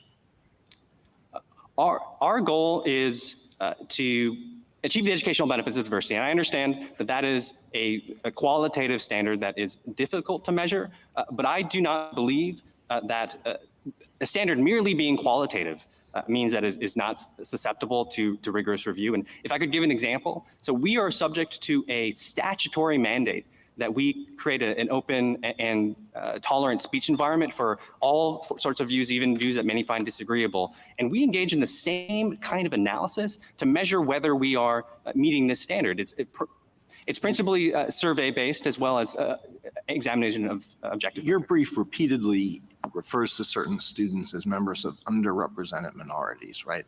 What does that mean? Why is that significant? So I think this is helpful because this pierces the main, I think, misunderstanding about how our process works. We do define certain groups based on their overall representation in the state of North Carolina. That stems from a consent decree that the University of North Carolina entered with the Reagan administration. Well, I mean, this is really pretty simple. Suppose you assembled a student body in which the various racial groups coincide almost exactly to the percentage of those racial groups in the general population? Would you say, okay, now we've done it, we've achieved diversity? No, Your Honor, and I don't think that we would say that we need to reach those levels either. I think the student interveners will stand up and say that we should be doing far more, but we are trying to comply with this court's precedents, which require the minimal consideration of race on a holistic basis. This court's precedents, I mean, Grutter also says, sorry, let me put my readers on here. Using racial classifications are so potentially dangerous, however compelling their goals, they can be employed no more broadly. Going down a little bit further, all governmental use of race must have a logical endpoint, reasonable durational limits, sunset provisions, and race-conscious admissions policies. And I gather, Justice Alito is saying, when is it end? When is your sunset? When will you know? Because Grutter very clearly says this is so dangerous. Grutter doesn't say this is great, we embrace this. Grutter says this is dangerous and it has to have an endpoint. And I hear you telling Justice Alito there is no endpoint. No, Your Honor, and I apologize if I gave that impression. So 3 points on the endpoint. We enthusiastically embrace the durational requirement, and we have tried to do everything possible to adopt race-neutral alternatives from the time of Grutter to today to minimize our consideration of race. In a university where our endowment during the record was around $3 billion, we have spent well north of $1 billion on financial aid programs to try to recruit low-income students across the board. And I think that that's the first generation race-neutral alternative. And the second are to try to expand the pool. We have an incredibly extensive program where around half of our transfer students come from community colleges. If I could just interrupt for 1 second, how do you know when you're done? Justice Alito said if you have exact correlations to the the percentage in the population of a particular group, and you said you're not done then. So when would when would you have the endpoint? I appreciate that you're undertaking all those efforts, but when is the endpoint? I meant to respond to Justice Alito, meaning that we do not need to reach that point for us to feel that we have met our diversity goals. What we're doing today is we feel that we are achieving the educational benefits of diversity. So it's not necessary, but is it sufficient? I think that in that scenario, it might be likely that our qualitative process in terms of constant examination of our campus climate would reach a point where we would feel that we had reached the educational benefits of diversity. But I'm sorry, finish. So I just want to be very clear on the endpoint, if I may. We think that the history shows that these programs can and do end.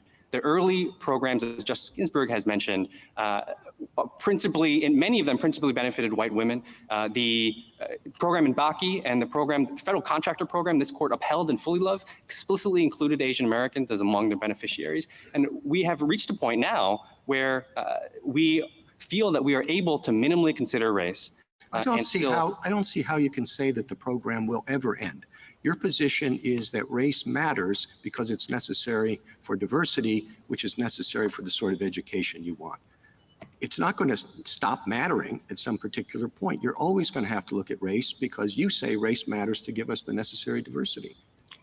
So I think there's two different questions there. We don't think that the compelling interest in diversity will ever expire. I think the question is whether race-conscious measures need to be taken in the admissions process to reach our You're going to have to goals. check, right? You're not going to know whether they have a sufficient number of African Americans to give you the diversity you say is necessary if you don't look and check.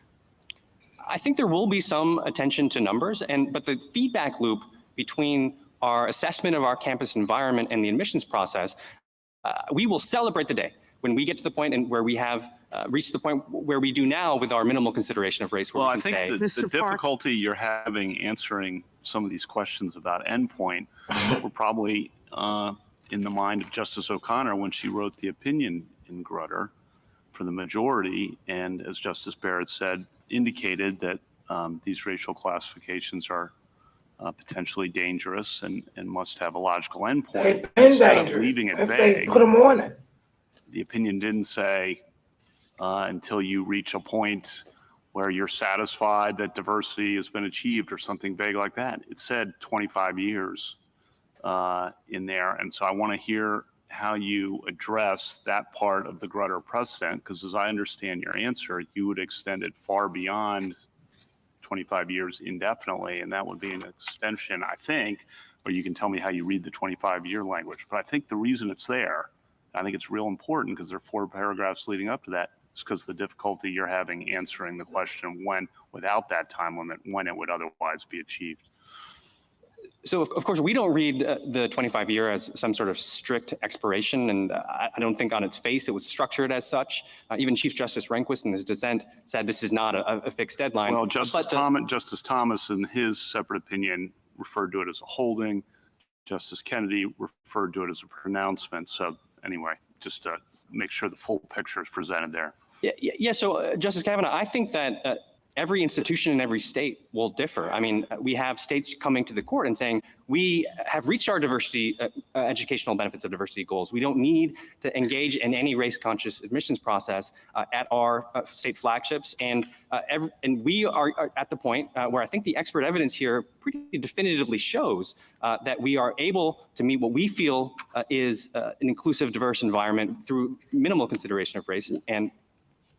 And I think that we will get there based on this qualitative process, but there is no strict numerical benchmark. One of the things the other side has emphasized is that in the period since Grutter, in the 2 decades since Grutter, that we have more experience with states that don't allow race-based admissions, California, Florida, Washington, Michigan, and others, and that those examples now show with greater confidence than might have had in 2003, that some of the questions we were asking before, some of the race-neutral alternatives, can not have the risk of treating people differently on the basis of race on the file, but at the same time produce significant numbers of minority students on campuses. So in some ways, the experience, they say, is relevant. I'd be interested in your response of how to think about that. Yes, I think that the experience of the University of Michigan system and University of California system helpfully illustrates the point I'm trying to make, which is they say that in their experience, it's really a campus by campus analysis. And in particular, the most selective public universities are continuing to have major struggles, particularly enrolling a sufficient number of African-American students for them to reach their educational goals. And I would direct the court to page 26 to 28 of the University of California's brief, because what they say they're experiencing is that there is actually an inverse relationship between African-American students and their sense of belonging and their sense of tokenism and isolation with how selective the university is. And so I think that's why you're seeing this wide spectrum of progress towards the day that we all are looking for, where we do no longer have to consider race. Can I ask a question following up on Justice Thomas, too, about what diversity means? Does the University of North Carolina consider one's religion? We consider it as part of our holistic process, yes. And so Can you explain how that works? Yes, and this is helpful because it's the exact same thing that we do for all of our other diversity goals, is if in context and an assessment of an individual applicant, their religious background or their religious experiences suggest that they might contribute something to our campus community, then that can be considered positive attribute that's considered in our holistic process. You have them check a box, though, as to what religion they are? We do not have them check a box. How do you know, then, what religion the majority of applicants are? So our analysis on our religious tolerance climate is not pegged to the admissions process, but we do have an entire process set up and a whole range of programs to try to ensure an open and tolerant religious environment. And so we do engage in the same kinds of surveys and qualitative analysis of our campus community. And we're finding that on the whole, we feel we're meeting our goals, and we still have some struggles, particularly with Jewish and Muslim students feeling like they belong on campus. Is the checking of the box with respect to race voluntary? Is it something that students are required to do, or something that they do on their own as a part of the process? It is entirely voluntary, Your Honor. So you don't know what the race is of all of the applicants who are coming into your community from the admission standpoint? That's correct. And can you answer a question about UNC's history of exclusion? You mention it, several times in your brief, and I'd like to understand whether and to what extent that matters with respect to the diversity interests that you are asserting. Thank you, Your Honor. So we don't think, we're not pursuing any sort of remedial justification for our policy, but we do think that our university's history is relevant to the diversity analysis in two distinct ways. So first, we think it helps explain why the progress that we have been pursuing is perhaps behind the University of Oklahoma, for example. We have a unique racial history in our state, and all these programs take society as they find it. I see. So that might account for why the sort of 25-year expiration deadline can't really be blanketly applied, because we start in different places with respect to how race has been considered to exclude people in our various communities. Yes, I agree very much with that statement. Thank you, Justice Thomas. Anything further? What's the difference between, what is the percentage difference between a non-racial approach and the approach that you're taking? So the expert evidence in our case suggests that around 1.2% of the applicant pool as a whole is affected by our race-conscious admissions program. And how that works out in terms of the relevant denominator is the number of underrepresented minorities on campus, which is still fairly small. It's far lower, for example, than the number of rural students that we have, and it's even less than the number of first-generation college students that we have. So it's around maybe 10, 15%. So do you think that 1.2% marginal difference is enough of a compelling interest to continue a race-based program? What we have tried to do is follow this court's guidance, particularly in Fisher 2, but in other cases where the court has said that it is a hallmark of narrow tailoring and therefore a test of constitutionality that we consider race only minimally. And of course, seeking the educational benefits of diversity is also a continuum. We think that we would not face some of the struggles that we do in terms of admitting and enrolling underrepresented minorities if we considered it to a larger extent, but we have chosen to, under this court's precedence, be guided by this court's precedence to consider it only minimally. So if someone was bringing a discrimination case against the University of North Carolina and the racial difference composition was 1.2%, would they have stated a claim? I see. Let me just make sure I'm understanding well, so I think that there are, I mean, it goes to the issue of standing generally and what you need to show. No, just someone is bringing, it's statistical, and they said the difference between the admission of Group A, racial Group A, is 1.2% more than racial Group B. Would that be enough for discrimination? I think it would be enough to state a claim that someone's candidacy has been affected by a policy. I think one other thing to point out, I think, is that there are other aspects of our policy, as I think Justice Jackson was getting at, that have a reverse impact as well. And we haven't modeled this, but any diversity factor could have a disproportionate impact on the racial composition of the class in some other direction. And so I do think this is one of the major concerns that would arise if Grutter is overruled. Justice Alito?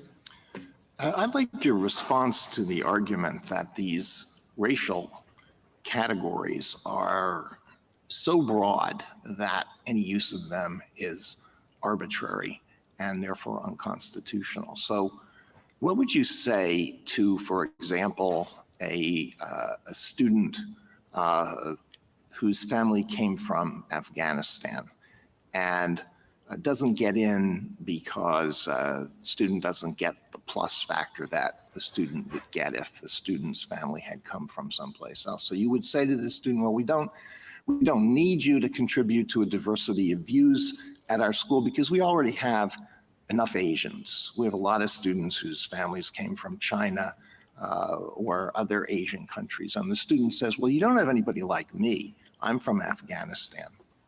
What similarity does a family background of a person from Afghanistan have with somebody whose family's background is in, let's say, Japan? So respectfully, what you're describing is the exact opposite of how our process actually works on an individualized basis. We discussed this on page 11 of our brief. There was a Vietnamese student, the admissions officer testified about a Vietnamese student who immigrated to a remote part of North Carolina and thrived in that setting. And she testified undisputed that was a favorable aspect Well, of her application. that's an individual aspect of the Right. application. It has and nothing something to that do has with to a do with her collective. experience. But what is the justification for lumping together students whose families came from China with with students whose families came from Afghanistan? What do they have in common? So I agree that would be a strange rule, and that is not the rule that this court has established. Well, then why It do is you required- have them check a box and that I'm Asian? What do you learn from the mere checking of the box? So we think that it depends on the individual circumstances of that person. But So you don't need the boxes at all. So I think that is not necessarily true on an individualized basis. So to another example, we, again, as I discussed, we attempt very vigorously to recruit and enroll rural students. And we don't ask them to write their essay about how being from a rural background affects their sense of self and their experiences. But what we say is that person comes with something that we value. Well, they may choose to write about it, but what's the answer to my question? Why do you have these boxes? Why do you give a student the opportunity to say, this one thing about me, I'm Hispanic, I'm African American, I'm Asian? What does that in itself tell you? We think that it can, in context, on a individualized basis, perhaps not in every case, but in some cases, give important information about where that person is coming from, what their experiences have been. And really, this goes to the heart of the dispute that we have between the parties. So they say on page 53 of their brief that race says nothing about who you are. And we just don't think that is true when you look at American society as it exists. We think that in the context of everything else that we know about an applicant, it can matter, not always, and there's no automatic plus factor that's given, but it can matter what an applicant's racial background is. Let me just ask one more related question, and that is the circumstance. This is a real problem, and I've heard it described to me by people who face it. When can a student honestly claim to fall within one of these groups that is awarded a plus factor? So let's say the student has one grandparent who falls within that class. Can the student claim to be a member of an underrepresented minority? Yes, we rely on self-reporting, and we don't give it. One great-grandparent. If that person believes that that is the accurate expression of their identity, I don't think there would be any. One great-great-grandparent. I You're think, going to make me continue to go on. Right. I think that as we go on, I agree that it would seem less plausible that that person would feel that this is actually capturing my true racial identity. But the same is true for any of the other diversity factors that we. It's family lore that we have an ancestor Legacy. who was an American Indian. So I think in that particular circumstance, it would be not accurate for them to say based on. I identify as an American Indian because I've always been told that some ancestor I identify because I back in am the one. old days was an American Indian. Yeah, so I think in that circumstance, it would be very unlikely that that person was telling the truth. And the same is true for, we rely on self-reporting for all the demographic and other characteristics that we ask for. And there's nothing special about the racial identification on that score, Your Honor. Do you get an automatic plus for checking a box? No. That's the whole point, isn't it? That checking the box is not what gets you a point. Right. And I think, one helpful illustration of this point, Your Honor, is, so SFFA's own expert, their own deciles analysis finds that among the most academically qualified students, Asian Americans and white applicants actually have a higher acceptance rate than Black students. This is their own expert evidence. And this is discussed at PEDAP 78. As the district court commented, that is a particularly strange result if their characterizations of our admissions process are accurate.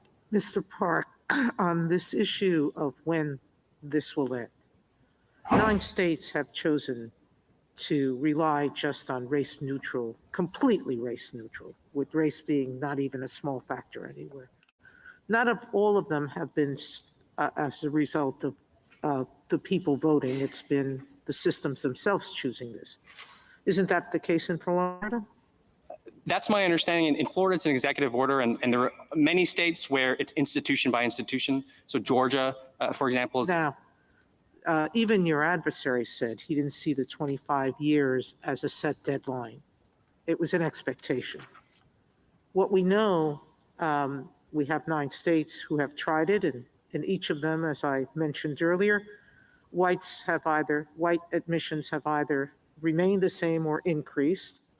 And clearly, in some institutions, the numbers for underrepresented groups has fallen dramatically, correct? That's my understanding, yes. All right. What we also know in those 20-odd years is that racial disparities has grown dramatically as well. Segregation has grown. The disparity between incomes has grown. And so has the effects of these things in terms of the resources that underrepresented groups receive, correct?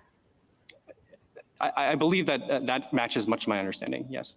And I understood that the district court found that UNC, on a continuing basis, reassesses its race-neutral factors and is constantly monitoring whether they've reached some form of representation adequate for their system regularly, correct?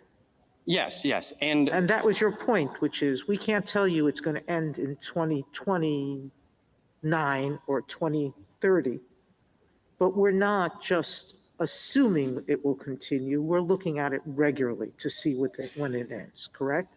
exactly, Your Honor. And there really is a quite extensive infrastructure that the university has established to continually monitor our progress on this score. I mean, a whole range of committees, but the committees actually include some of the world's leading experts on doing these kinds of qualitative assessments. And so it's something that we are continually pursuing. And right now, there are many other projects ongoing for us to try to reach the day where we can find a viable race-neutral alternative. Thank you, Counsel. Justice Kagan? Justice Gorsuch? I'd like to ask you just a hypothetical about narrow tailoring, because we're in strict scrutiny land here, and the university has to demonstrate it's narrowly tailored, race is narrowly tailored, and diversity is the rationale you've asserted before us. Universities also have all kinds of other plus factors they use, like for legacies of alumni, for donors' children, for squash players, we learned there are plus factors, because we need those too. And I guess I'm wondering, suppose a university, a wealthy university, could eliminate those preferences which tend to favor the children of wealthy white parents and achieve diversity without race consciousness. Would strict scrutiny require it to do so? If I may, I'd like to just make a threshold point that those are not, Well, that doesn't match our facts. I understand, counsel, I understand the hypothetical is not your case and you don't like it. Right. I got it. Right. Okay, but if you could just take a shot at it. The absolutely critical point, if I could just very quickly, is that it's undisputed that legacy status does not affect I everyone. understand, counsel. So, yeah. I do understand, and I appreciate that, okay? I've had to face many hypotheticals at a lecture and I didn't like. But let's just take the hypothetical. We're in strict scrutiny. Compelling interest has to be established. Wealthy university, okay? And it still prefers all of these and give checks to these kinds of persons, not for their academic merit, but because they would bring diversity in the form of a squash team. Or they might bring a new art museum, we heard, for example. Oh, we have to admit that kid because his parents are going to donate an art museum, okay? Suppose the university could achieve race neutrally, just suppose, race neutrally all of its diversity objectives, if it just eliminated those preferences, would strict scrutiny require it to do so? I would say yes if three things are true. All right. First, that alternative would have to also match the compelling interest, because as I mentioned, this court has never recognized a compelling interest. Is there a compelling interest in a squash team composed of really good players or a new art museum? Is that what you're suggesting? No, Your Honor, that's not what I'm suggesting. Okay, so there's no compelling interest in those things you're telling us. Right, and so if the alternative didn't have an effect on broad-based diversity, not solely racial diversity, which is our main objection to the RNAC. We'd have a great socioeconomic diversity. We'd have great religious diversity. We just would have a crummy squash team and no art museum. Then what? Right. And I think the other condition I would try to sneak in is that there wouldn't be a material negative impact on the academic environment. And third is that so the GPAs are good. So these kids that are being admitted, same GPA, same SAT. Then what? Right, and I guess the third would be that the specific goal of racial diversity is not significantly undermined. And so, yeah, with those three conditions, I agree. Okay, thank you. Justice Kavanaugh. How are applicants from Middle Eastern countries classified, from Jordan, Iraq, Iran, Egypt, and the like? My understanding is that just like other situations where they might not fit within the particular boxes on the common application, that we rely on self-reporting, and we would ask, they can volunteer their particular country of origin. But if they honestly check one of the boxes, which one are they supposed to check? I do not know the answer to that question. What I can say is that if a person from a Middle Eastern country self-discloses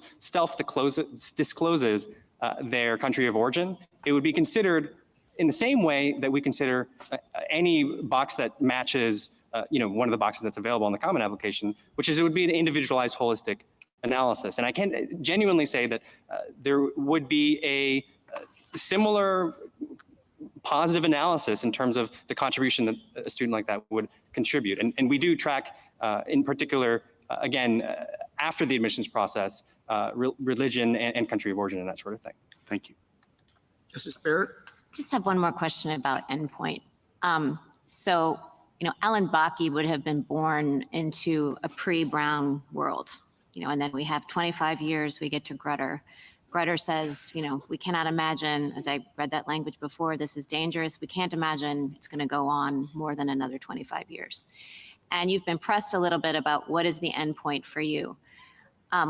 This distance of time, this 50 years since Bakke suggests accurately, I think, that achieving diversity and diverse student populations in universities has been difficult.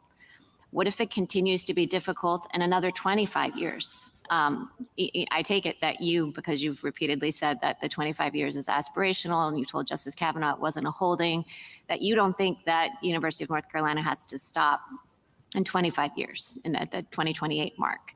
So what are you saying when you're up here in 2040? Are you still defending it? Like this is just indefinite, it's going to keep going on?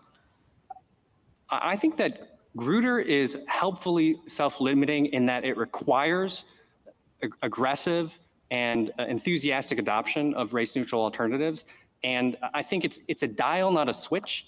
And the progress that we've made since Grutter has shown that at the University of North Carolina, we have dialed it down substantially. The expert evidence in that case, obviously they're different institutions, was that around 70% of the underrepresented minorities in the institution at issue in Grutter, it was determinative that they had a certain racial background. And here the number is far smaller, and we anticipate that we would be able to dial it down to zero. And I think the reason why I feel confident in that is because of Grutter's requirement that we continue exploring doggedly race-neutral alternatives. And even since the record has closed, the University of North Carolina has done so and is continually attempting to monitor it. Thank you. Justice Jackson. Yes. So we've heard a lot about checking the box in the context of the claims that are being made in this case. And I'm concerned that that I might be confused about the implications for that. So first of all, this box is on the common application, right? It's not on North Carolina's form of any sort. Every student who fills out the common application form has the ability Correct. to, okay. And so have you seen one of these forms? Because I don't know if they're in the record in this case. Is the common application in the record somewhere? Yes, it is. I believe it might be completed application, so it might be the sealed appendix. Your All Honor. right, so we have this form that all students who are applying to any college can use. And I understood the form was basically, reduced to tell us about yourself. That you put all sorts of things. It's not a separate piece of paper that says this is about race. It's just who are you? And in the context of that, students check and write in all kinds of things. Am I wrong about that?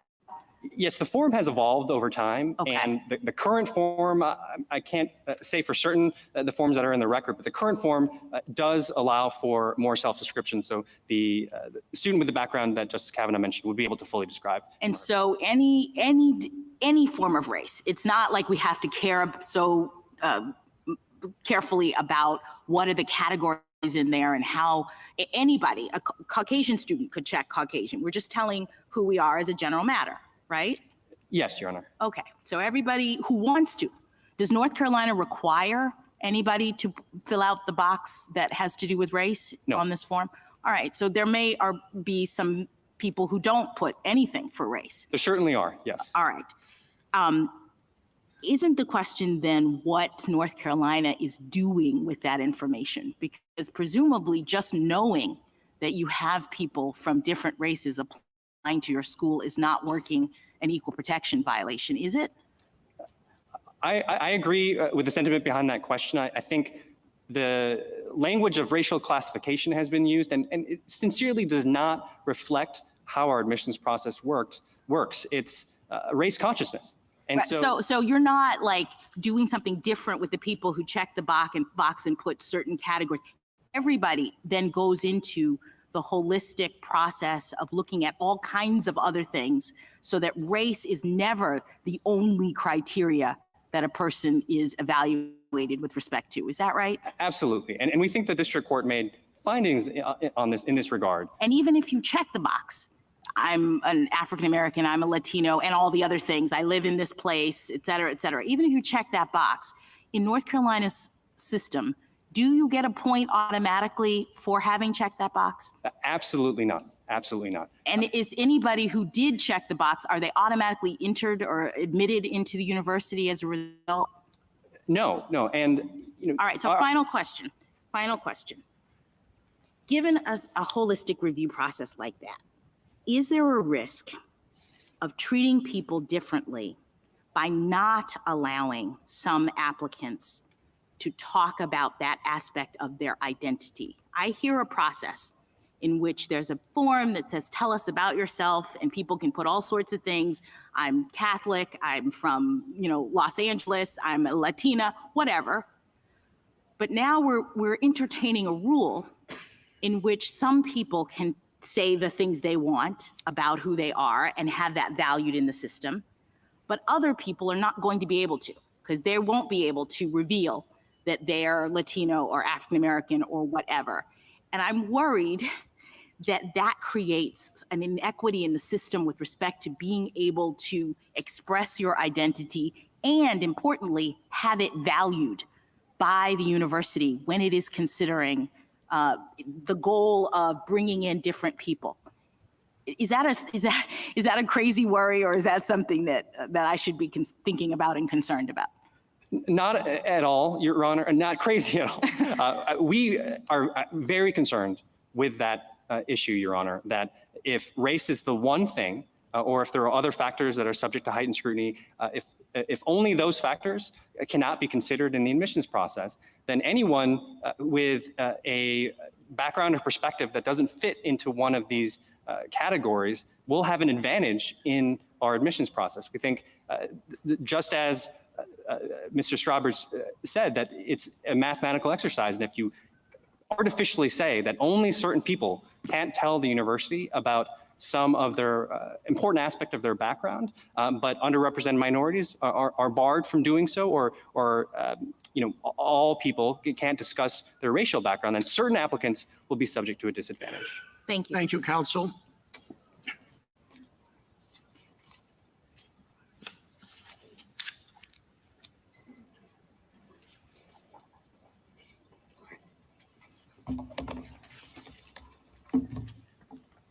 Mr. Hinojosa? Mr. Chief Justice, and may it please the court, this court must stand firm in its commitment to ensuring racial equality and equal opportunity by affirming the Bakke-Grutter framework.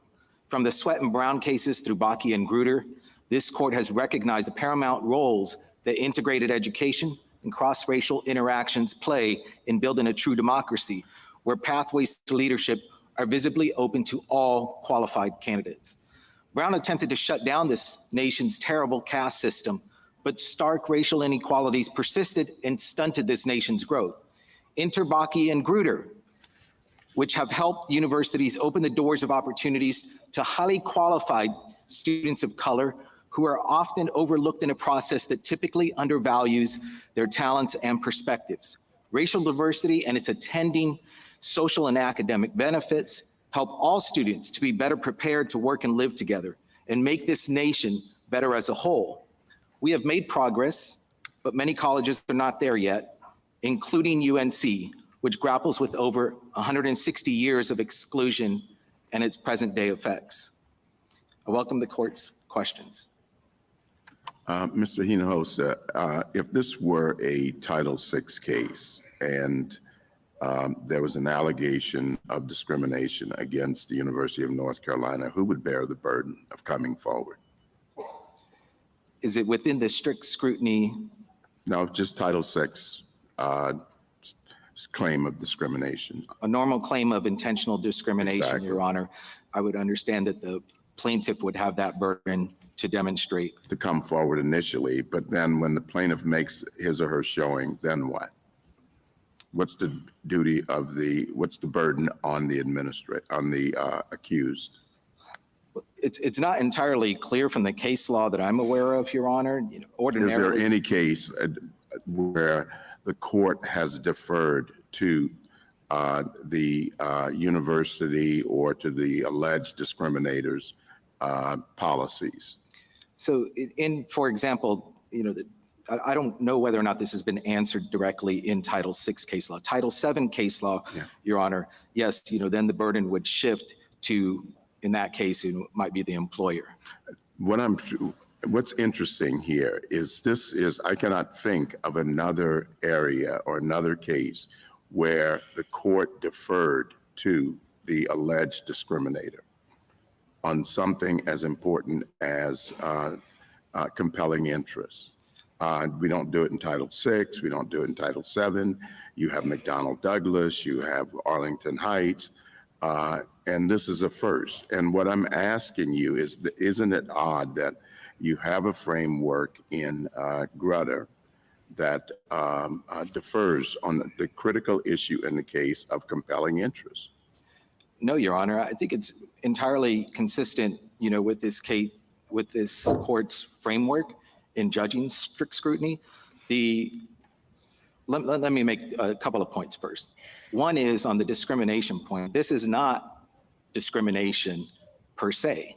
The limited consideration of race in a holistic fashion, as this court has approved, is a limited classification that is subject to strict scrutiny, but that whole strict scrutiny process is trying to filter out whether or not we have a legitimate purpose for this or not, and whether or not there's a compelling interest that may be sought and achieved, through narrowly tailored means. Let me ask more specifically. If this case involved a school district in Virginia in 1960 that is alleged to be discriminating, would this court defer to its assertion that the races do better if they're segregated? Absolutely not, Your Honor, but that's not this case. This case is about a limited classification involving a compelling interest. That's not what I'm talking about. I'm talking about the court's deference. In that case, the court would put Virginia to the test In this case, it does not. And I'm asking you why the difference? In this case, Your Honor, it actually is. The burden is the university has a high burden of demonstrating its compliance with this court's standard under strict scrutiny. The only narrow area that this court's framework, as I understand it, has deferred to the university is establishing its objectives. But the whole framework still requires a well-reasoned explanation for seeking for its own compelling interest. It requires the university to demonstrate that there are no race-neutral alternatives that will work about as well. And so that burden is still heavy on the university to demonstrate compliance with this strict scrutiny framework. Mr. Reynoso, in this case, the petitioner never challenged that diversity was a compelling interest, correct? Their own experts said that racial diversity was an important, compelling interest, didn't it? That's correct, Your Honor, in the trial below. But it doesn't, that deference, whatever it's defined at, didn't stop you or the state from meeting its burden of showing why that was a compelling interest, correct? That's correct. And there's a 155-page opinion in this case based on the facts and based on significant analysis and testimony from the court university below administration. carefully examined whether the university's articulated interest was clearly identifiable, measurable, and precise, didn't it? Yes, Your Honor. So it's not much deference if I don't even know why that word's being used, correct? That's correct, Your Honor. Now, in terms of that information, you put on extensive evidence about the history of racism in UNC, correct? That's correct, Your Honor, including a history of its own founding to help educate the owner, the children of slave owners. And it went through de jure segregation way after Brown, correct? Yes, Your Honor. Until the 1980s. But you didn't stop there, did you? You presented evidence about the continuing Confederate relics that exist on campus, Yes, Your Honor. the continuing white supremacy marches that still go on, Yes, Your Honor. the racial epithets that that underrepresented groups are experiencing to this day. Yes, Your Honor. So given that your adversary says that race can be used to correct past discrimination, why isn't it in this particular university appropriate to use race as one factor among many Yes, to Your Honor. address its history of racial discrimination And its continuing effects on campus? yes, Your Honor, if I understand correctly, I do want to clarify one point, is that we are not suggesting, as I understand the university is not either, is that the limited consideration of race in this case is being used as a remedial order to address that. The reason for the importance of those present day effects of that past discrimination is articulated through the compelling testimony of the respondent students in this case about how those present day effects affect their own value on campus, looking at these Confederate relics and the like and seeing these white supremacists come on to campus marching, which is certainly a First Amendment right, but it doesn't ignore the fact of how those students feel during those moments. But it also, and that in turn impacts their own education within the classroom. So it's not just standing alone that you have hypersensitive students, reacting to these marches and these other activities on campus, but it's also making sure that about the impacts in the classroom that it, carries forward to, and also how it impacts recruitment. When students of color, and they see less than 100 Black males accepted and enrolled at UNC in the 21st century, when they see that and they hear about all of these present day effects going on, that impacts their own decision on whether or not they might apply, whether or not they might actually end up going to the great university of the University of North Carolina. That again is the, If all of the individual incidents and artifacts that you mentioned were not in this case, and if the university were a state university that never practiced segregation, would you say that the case would come out differently? it may, Your Honor, and that's how and why we should not have an across-the-board policy that all of a sudden jettisons the important limited consideration of race that this court has approved. So you would perhaps endorse a system in which a state university in a state that never had de jure segregation would be prohibited from doing what North Carolina is doing? Yes, because the important point here is whether or not the educational benefits of diversity have been established by that particular university. And so here at the University of North Carolina, of course, it matters a lot because it affects recruitment and retention and the like. But at another university where it may not have been, a part of its history, it's still the important piece here is whether or not the university itself can establish its own educational benefits of diversity and satisfy that through narrowly tailored means. The University of Michigan in the Gritter case, is a good example of that. I won't pretend to know the history of the state of Michigan, but and I know that they were fraught with, desegregation problems themselves, within districts, but whether or not that was a remnant of the state's own de jure segregation, I don't know, but that would be a good example. Thank you, counsel.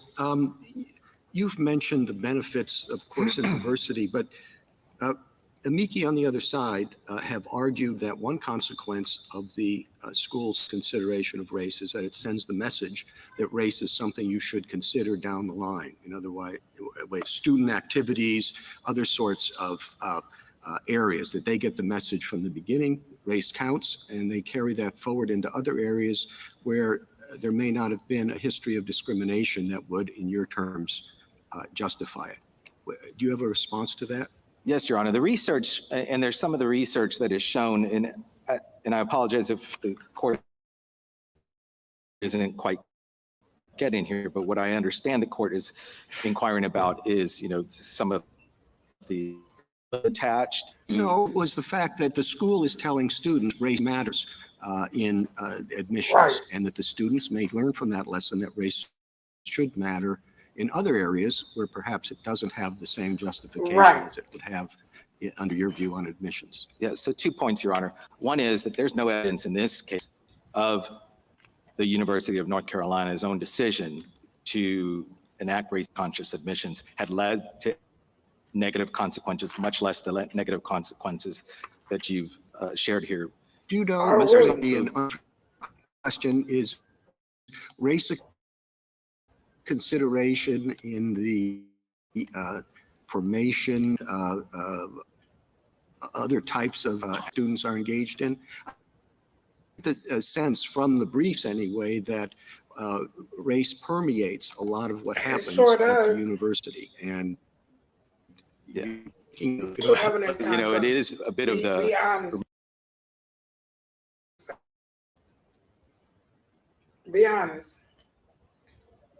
Book when I was a child, Henny Penny and Sky is Falling argument, because they're blaming that just about everything is caused by race-conscious admissions. But in fact, if you look at the research, for example, on the issue of stigma, both internal and external stigma, and this is referenced in the AERA brief, it actually shows that race-conscious admissions programs at, universities that have race-conscious admissions programs actually have lesser degree of stigma attached, both internal for the student and external, what they're hearing from other students, than states with bans on. Counsel, I'm sorry. I'm not talking about stigma. I'm talking about student groups taking its cue from the university and saying, we ought to take race into account and whatever we're doing. And again, Your Honor, there's no evidence in this case of how that correlates to any consideration of race at UNC. Just ignore the social construct when you're in a government setting. Thank you, counsel. Justice Thomas? Mr. Hinojosa, I may be tone deaf when it comes to all these other things that happens on campus about feeling good and all that sort of thing. I'm really interested in a simple thing. What benefits academically are there to your definition or the diversity that you're asserting? Yeah. Specifically, I know the kids feel, you've got studies that show that people feel better and they don't feel isolated, on and on. I'm focusing on what you went to college to do. Right. To learn something. Do you have anything that demonstrates that? Yes, Your Honor. And you're asking for the specific educational benefits of diversity? Yes. Those would include, for example, fostering innovation. And there's plenty of testimony in this case from chemists, professors at UNC, and from students themselves who have understood the importance of diversity in helping to foster innovation, to broaden perspectives, engaging in students. And this is all the way harkens back to the Sweat v. Painter case and the McLaurin cases, where they acknowledged that racial interactions and dialogue between students, helps better prepare them for the world that they're going to work and live in. There is the reducing stereotypes, for our own students who testified in this case. It's played an incredibly important role in their education. And when you help reduce stereotypes and isolation, you end up impacting the educational environment for all students because they are sharing their perspectives. They're not necessarily feeling isolated as the spokespeople. And so those are among the several educational benefits of diversity that have been recognized and that we, as the respondent students, support. Justice Alito? You make some very good points in your brief, but reading it, I was struck by the fact that the word Asian does not appear one time in your brief. Yet Asian Americans have been subjected to de jure segregation. They have been subjected to many forms of mistreatment and discrimination, including internment. So do you have anything to say this morning about the interests of students of Asian background and how your arguments impact them? Yes, Your Honor. So 2 points. One is that discrimination against Asian Americans is wrong. It's bad. We do not condone it at all. But 2, our brief actually reflects the record in this case. There were no claims developed by petitioner involving the mistreatment or maltreatment of Asian American students. And I think that was one of the problems that happened with the first brief, is that they conflated their arguments against Harvard, which Mr. Waxman will adequately defend shortly.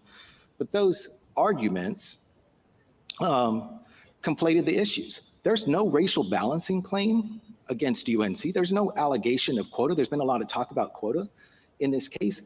There's no claim about that. There's no claim against UNC involving the intentional discrimination against Asian American students vis-a-vis white students or other students. So that record actually doesn't exist. So what is your response to the simple argument that college admissions are a zero-sum game? And if you give a plus to a person who is falls within the category of underrepresented minority, but not to somebody else, you are disadvantaging the latter student. And Your Honor, that's an excellent point, but the record actually bears out about how, in this case, how the holistic admissions plans does end up operating. And it is where an individualized consideration is being made on a student's own talents, on a student's own achievements. So you're saying that race in and of itself has no effect at the University of North Carolina? Absolutely not, Your Honor. Okay, then you would have no objection to an opinion from this court saying you may not consider race. You may consider other things, but you may not consider the mere fact of race, period. You would have no objection to that. Your Honor, I don't know if I'm answering your question with a negative and a double negative here, but I do want to make clear that we fully support the limited consideration of race as it has been authorized by this court. Well, Again, then it is I just only don't- on an individual. I don't understand your answer. Either if it's irrelevant, then you shouldn't care whether it's it's ruled out. And we're not, if I'm articulating that, Your Honor, I'm not meaning to. We certainly believe that race within the context of an applicant may be considered as a plus factor. That's not Race in only itself this. may be considered a plus factor. Yes, Your Honor. And therefore, those who don't get the plus factor have what is essentially a negative factor. No, They're Your not Honor. it's not the same thing?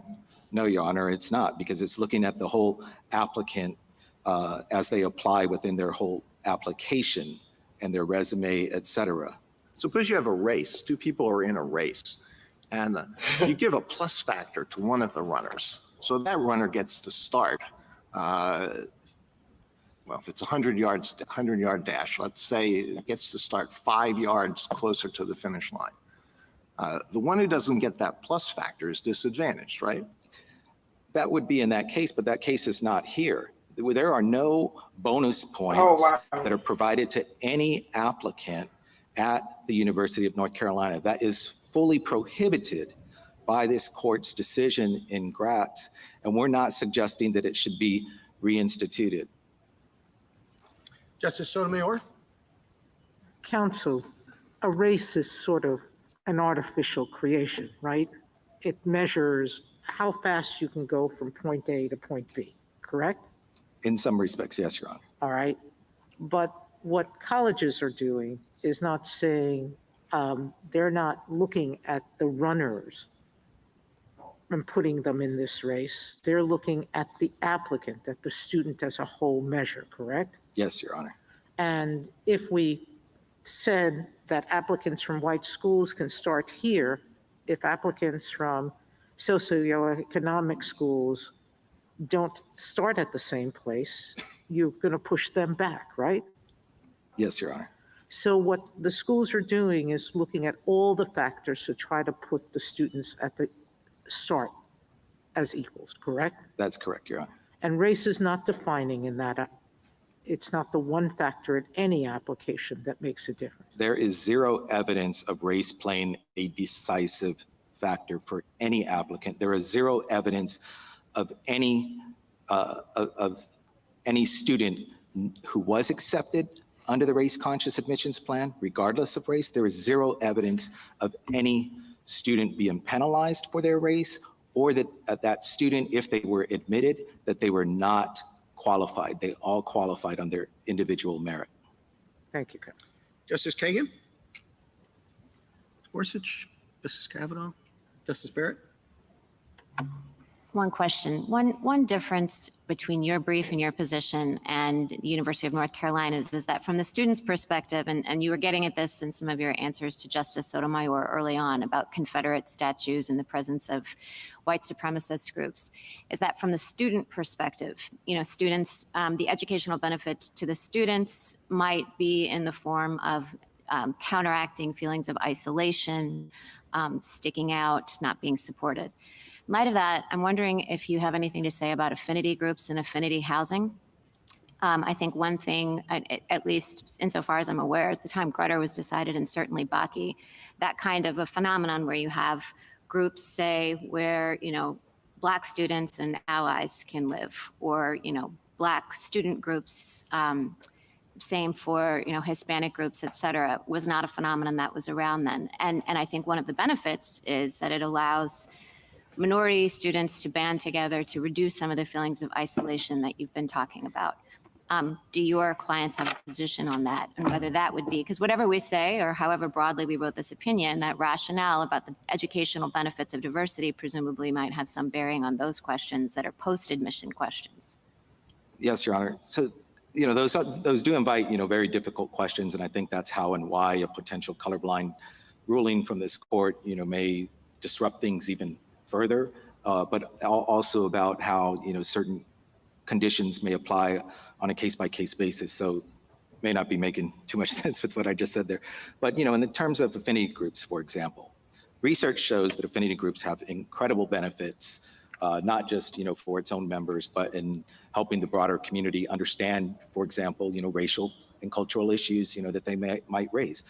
It's not my understanding that there are any affinity groups, especially for example, Black student associations, that I'm really thinking mostly exclude about any affinity students. housing. And I understand Chapel Hill does not have it, but UNC Wilmington does. Would your clients have a position on affinity housing? I do not know, Your Honor. Okay, thank you. Thank you. Justice Jackson? Can I just quickly return to Justice Alito's hypothetical, which I think is a little bit helpful in trying to pinpoint a problem that I've been having.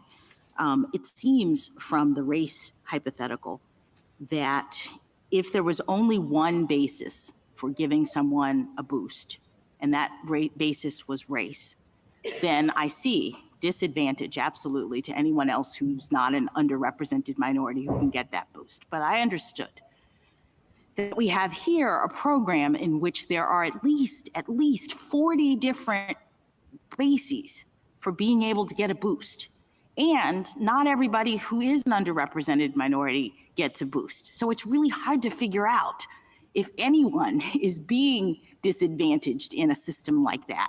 And that's where I was worried about standing, because I'm trying to understand how the system is operating to actually advantage minorities in a way that is harmful to anyone else in this system. Yeah, and I think that attributes to the careful cue that UNC has taken to this court's decisions in Fisher 2, making sure, universities find themselves in this Goldilocks problem about, considering it too much or too little. The university. But there are other considerations is the point. Everyone can get a boost for all sorts of reasons. Minorities don't automatically get a boost under this system. So it's hard to know whether anyone's being disadvantaged from the mere fact that a minority could get a boost in this environment, right? That's right. And the evidence also bears it out at petition appendix 78, where the evidence showed that hundreds of white students with lower combined GPAs and SAT scores were admitted ahead of higher performing Black students, Latinx students who went to UNC. And I think that bears the hallmark of the type of individualized consideration that this court wanted. Thank you, counsel. Thank you.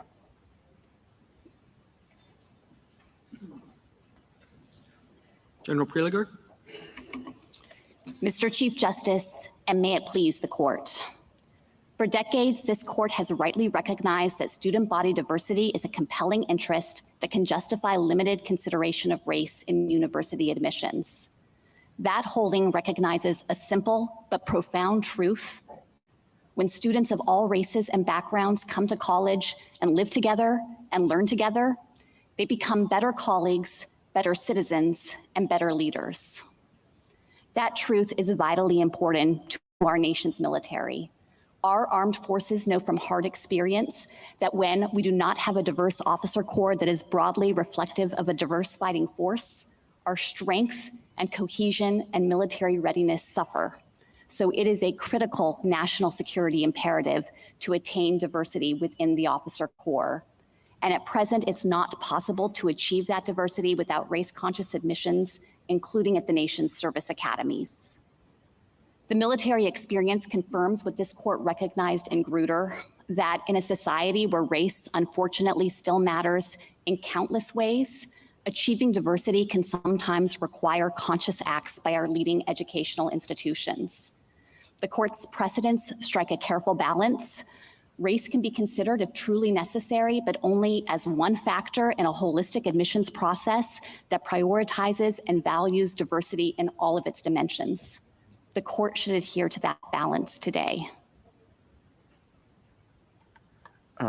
Once again, would you tell me specifically what is included in diversity for the purposes of education, achieving educational benefits? Yes, Justice Thomas, and if I could, I'd like to use the service academies as an example here and explain to you the concrete educational benefits that the service academies are seeking to obtain through their use of race-conscious admissions. And it really falls into two separate categories.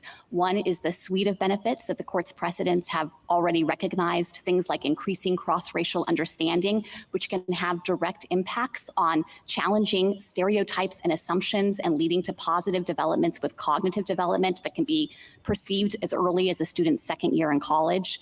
It can include things like reducing a sense of racial isolation and alienation, and that has proven educational benefits as well in terms of encouraging greater participation by minority students in a classroom environment. And then the second category that I would point to, and this traces directly from Grutter as well, is the court's recognition that in order to train a set of leaders with legitimacy in the eyes of the public, it is necessary to have our leadership broadly reflect the diversity of our country. And that is a critically important interest in the military, because we have had experiences in our past where the officer corps and its racial composition did not reflect the diversity in enlisted service members, and that had caused tremendous racial tension and strife. So that is the Rape set of charges, benefits murder. that the service Don't academies say are it on seeking my to news. Why can't you do it through race neutral means? Because I think everybody has agreed, all our cases indicate that race neutral means are better if one can achieve Because you those had kinds of no objects business that you were stealing talking and about, making nobody's race. that You way. had no So business why can't holocausting you and after genociding us like 20 this. years? It's absolutely Nobody correct that it's asked you to make incumbent us on black. universities and on the service academies Nobody to take asked you account to of manifest race-neutral destiny alternatives and to us. put those into practice where they can Nobody achieve asked for diversity. this. And that's what the service academies are doing. They have done things like trying to bolster outreach efforts to underserved communities, to try to solicit additional nominations from congressional districts that have traditionally sent fewer cadets to the academy. They've looked into other alternatives like socioeconomic preferences, but West Point discovered that that would actually increase the number of white men at the academy. And other race-neutral alternatives just don't work in this context for the service academies. For example, a top 10% plan wouldn't work because the service academies have to draw from a nationwide applicant pool, and they also have to prioritize and value other characteristics like physical fitness and leadership potential. So I can't say that we are able to get there all the way right now with race-neutral alternatives. That's what the service academies have seriously studied, but we are trying to make progress toward that goal. General, you have emphasized the service academies today, and you did in your brief, and Government Counsel and Grutter did as well. Are you linking yourself to Harvard and UNC? In other words, you rise or fall with their case? Well, Mr. Chief Justice, we certainly think that it's critically important for universities throughout the nation to be able to prioritize the educational benefits of diversity, and the ROTC programs are also a compelling interest for us here that exist at those civilian institutions. But I guess if what you're asking me is whether we think the military has distinctive interests in this context, I would say yes, and I think it's critically important for the court in its decision in these cases to make clear that those interests are I think, truly compelling with respect to the military. So in that situation, I suppose it depends how significant you think those distinctions are. It might make sense for us not to decide the service academy issue in this case. Well, I would certainly ask the court to take account of those distinctive interests and I think to recognize the compelling interest and the critical national security interest that I think. I guess I'm saying I would have thought that you might want to distinguish yourself in order to preserve arguments that are particularly applicable, if there are such arguments, to the service academies, rather than take the position here, which is you're going to be bound by whatever we say with respect to the other universities. Right. Well, it is critically important to the military to be able to achieve diverse student bodies in the service academies, but it's also critically important because actually more officers come from ROTC programs to try to protect and preserve space for universities to also achieve the educational benefits of diversity and provide the path to leadership that inhere in those programs as well. College that doesn't have an ROTC program. I'm sorry, Justice Alito, I didn't hear that. Yeah, what about a college that does not have an ROTC program? Would a plan that would be permissible at a college that has a program be impermissible at the latter, at the one that doesn't have the ROTC program? We're not asking the court to draw that distinction, and our interest here, I think, does extend more broadly to other federal agencies, to the federal government's employment practices itself, and to having a set of leaders in our country who are trained to succeed in diverse environments. Well, then I don't understand the relevance of what you're saying about the link between college education, either at a service academy or a school with an ROTC program, and the needs of the military. If it doesn't matter whether the school has no ROTC program and therefore trains no officers.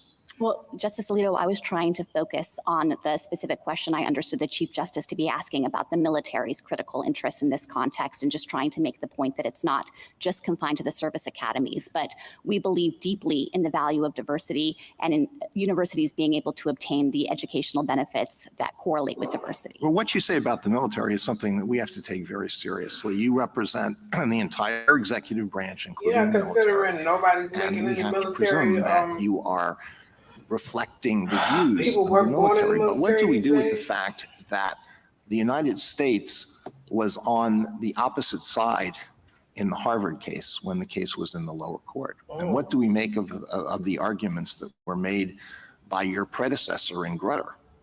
Were they insensitive to the needs of the military? Only you have accurately represented the interests of the military? Well, let me take each of those questions in turn. With respect to the Harvard case, it's true that the United States participated below on the side of petitioners, but only with respect to the factual record and what we thought, my predecessor thought the evidence showed in the case on the factual issues. We did not take a different position on the legal interests here or assert a different interest on behalf of the military. With respect to the Grutter case, there too, the United States did not take a position to call into question whether diversity could qualify as a compelling interest in this context. Instead, the participation of the United States was confined to the narrow tailoring prong of the analysis and whether race-neutral alternatives were permitted. And my predecessor was asked specifically in that argument whether he thought that the military's and the academy's race-conscious admissions programs were unconstitutional, and he declined to say that they were. So I do not think that there is a distinction that's been drawn, and it has in fact been the consistent judgment of our senior military leaders across the decades and across administrations, including in the last critically important to our national security to have a diverse officer corps. So that has been a constant and a through line here. General, what was the factual basis of the prior administration's support of petitioner here? It was on what factual issue? It was on the factual issues with respect to what the evidence showed concerning the intentional discrimination claim. And I should be clear that this was only in the Harvard case. It wasn't in participation in this case involving UNC. And it did participate here, didn't it put a brief in? Not in the UNC case. I don't. So it was only in the Harvard. Harvard case. right. And I guess what I would say about that, Justice Sotomayor, is it's true. My predecessor took a different view of the facts. The district rejected that view, and the First Circuit affirmed the district court's factual findings. So as the case comes to this court, it falls within the court's two-court rule about usually deferring to the concurrent findings of two lower courts. Now, virtually all of the states that have banned consideration of race in any respect experienced a dramatic drop in enrollment of unrepresented minority students, particularly Black students and Native American students, but particularly Black students. And even that drop lasted in most of those institutions, if they're not continuing now, at their most prestigious colleges and universities, correct? That's correct. So there is a That's from the high beginning. price to pay by banning the minor use of race in college admissions, isn't there? I agree with that, Justice Sotomayor. And that means that there's a there's lesser number of diverse graduates that enter the pipeline, not just to the government, but to government departments, to the private sector. Many of them require higher education, and so that pipeline is being reduced, correct? That's correct. So in the end, our colorblindness, whatever that means, because our society is not colorblind in its effects, that comes as a high cost, not only to UNC and to the state and to the nation as a whole, correct? That is correct. And I think, again, to return to the example of the military, it's the pipeline question is critically important there because the military has a closed personnel system. And what that means is we don't do lateral hiring. And the individuals who are entering college today, the individuals who are participating in ROTC programs today at civilian institutions or who are admitted to the service academies today are the closed universe of individuals who are going to be eligible for leadership in the military in 20 and 30 years' time. So if we overrule Bakke, Grutter, Fisher, the diversity admissions programs across the nation based on those cases will have to be reformulated Yes. in every instance. We will have to we're affecting countless existing programs. Correct. We're reducing underrepresented minorities. Yes. We are depriving others who are not there of the benefits of diversity. Yes. And we're doing all this because race is one factor among many that is never solely determinative, correct? Yes. Seems like a lot to ask. But I do want to emphasize to the questions about whether this will end and the questions that Justice Barrett and Justice Kavanaugh, you were asking about Gruder's 25-year context, that I do think that eventually there is an endpoint in sight, and it comes directly from the court's narrow tailoring doctrine in this area. I think that diversity in higher education is absolutely a compelling interest, and it will remain so. That is constant. That's not going to change.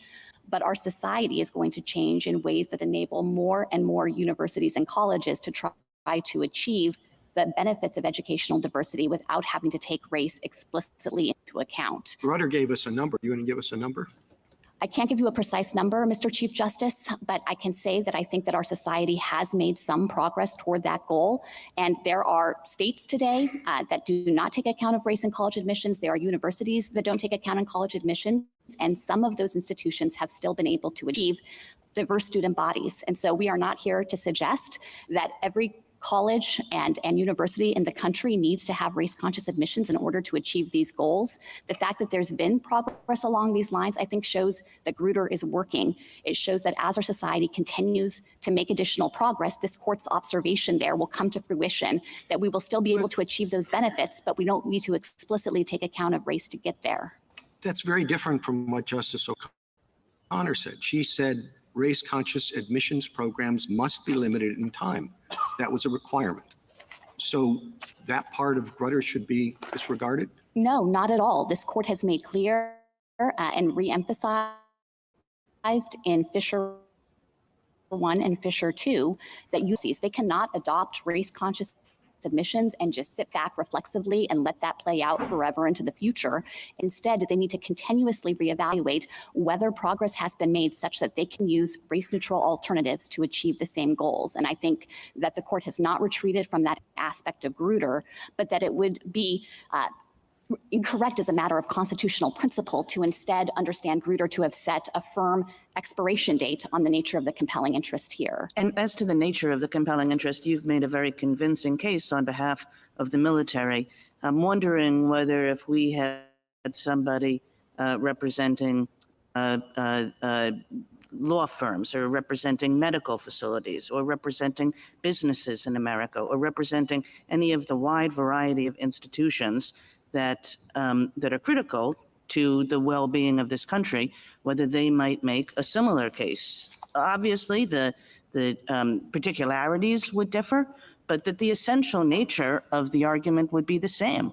That's absolutely correct. And you do have many of those entities participating in this case as amici and supportive respondent to explain how critical it is for them to have access to a pipeline of students who have been trained in diverse environments and who themselves broadly reflect the community. So I think it's absolutely the case that the business community, that every aspect of society would feel the shockwaves if this court were to retreat from Grutter now. Thank you, Counsel. Justice Thomas? Justice Alito? Ms. Kagan?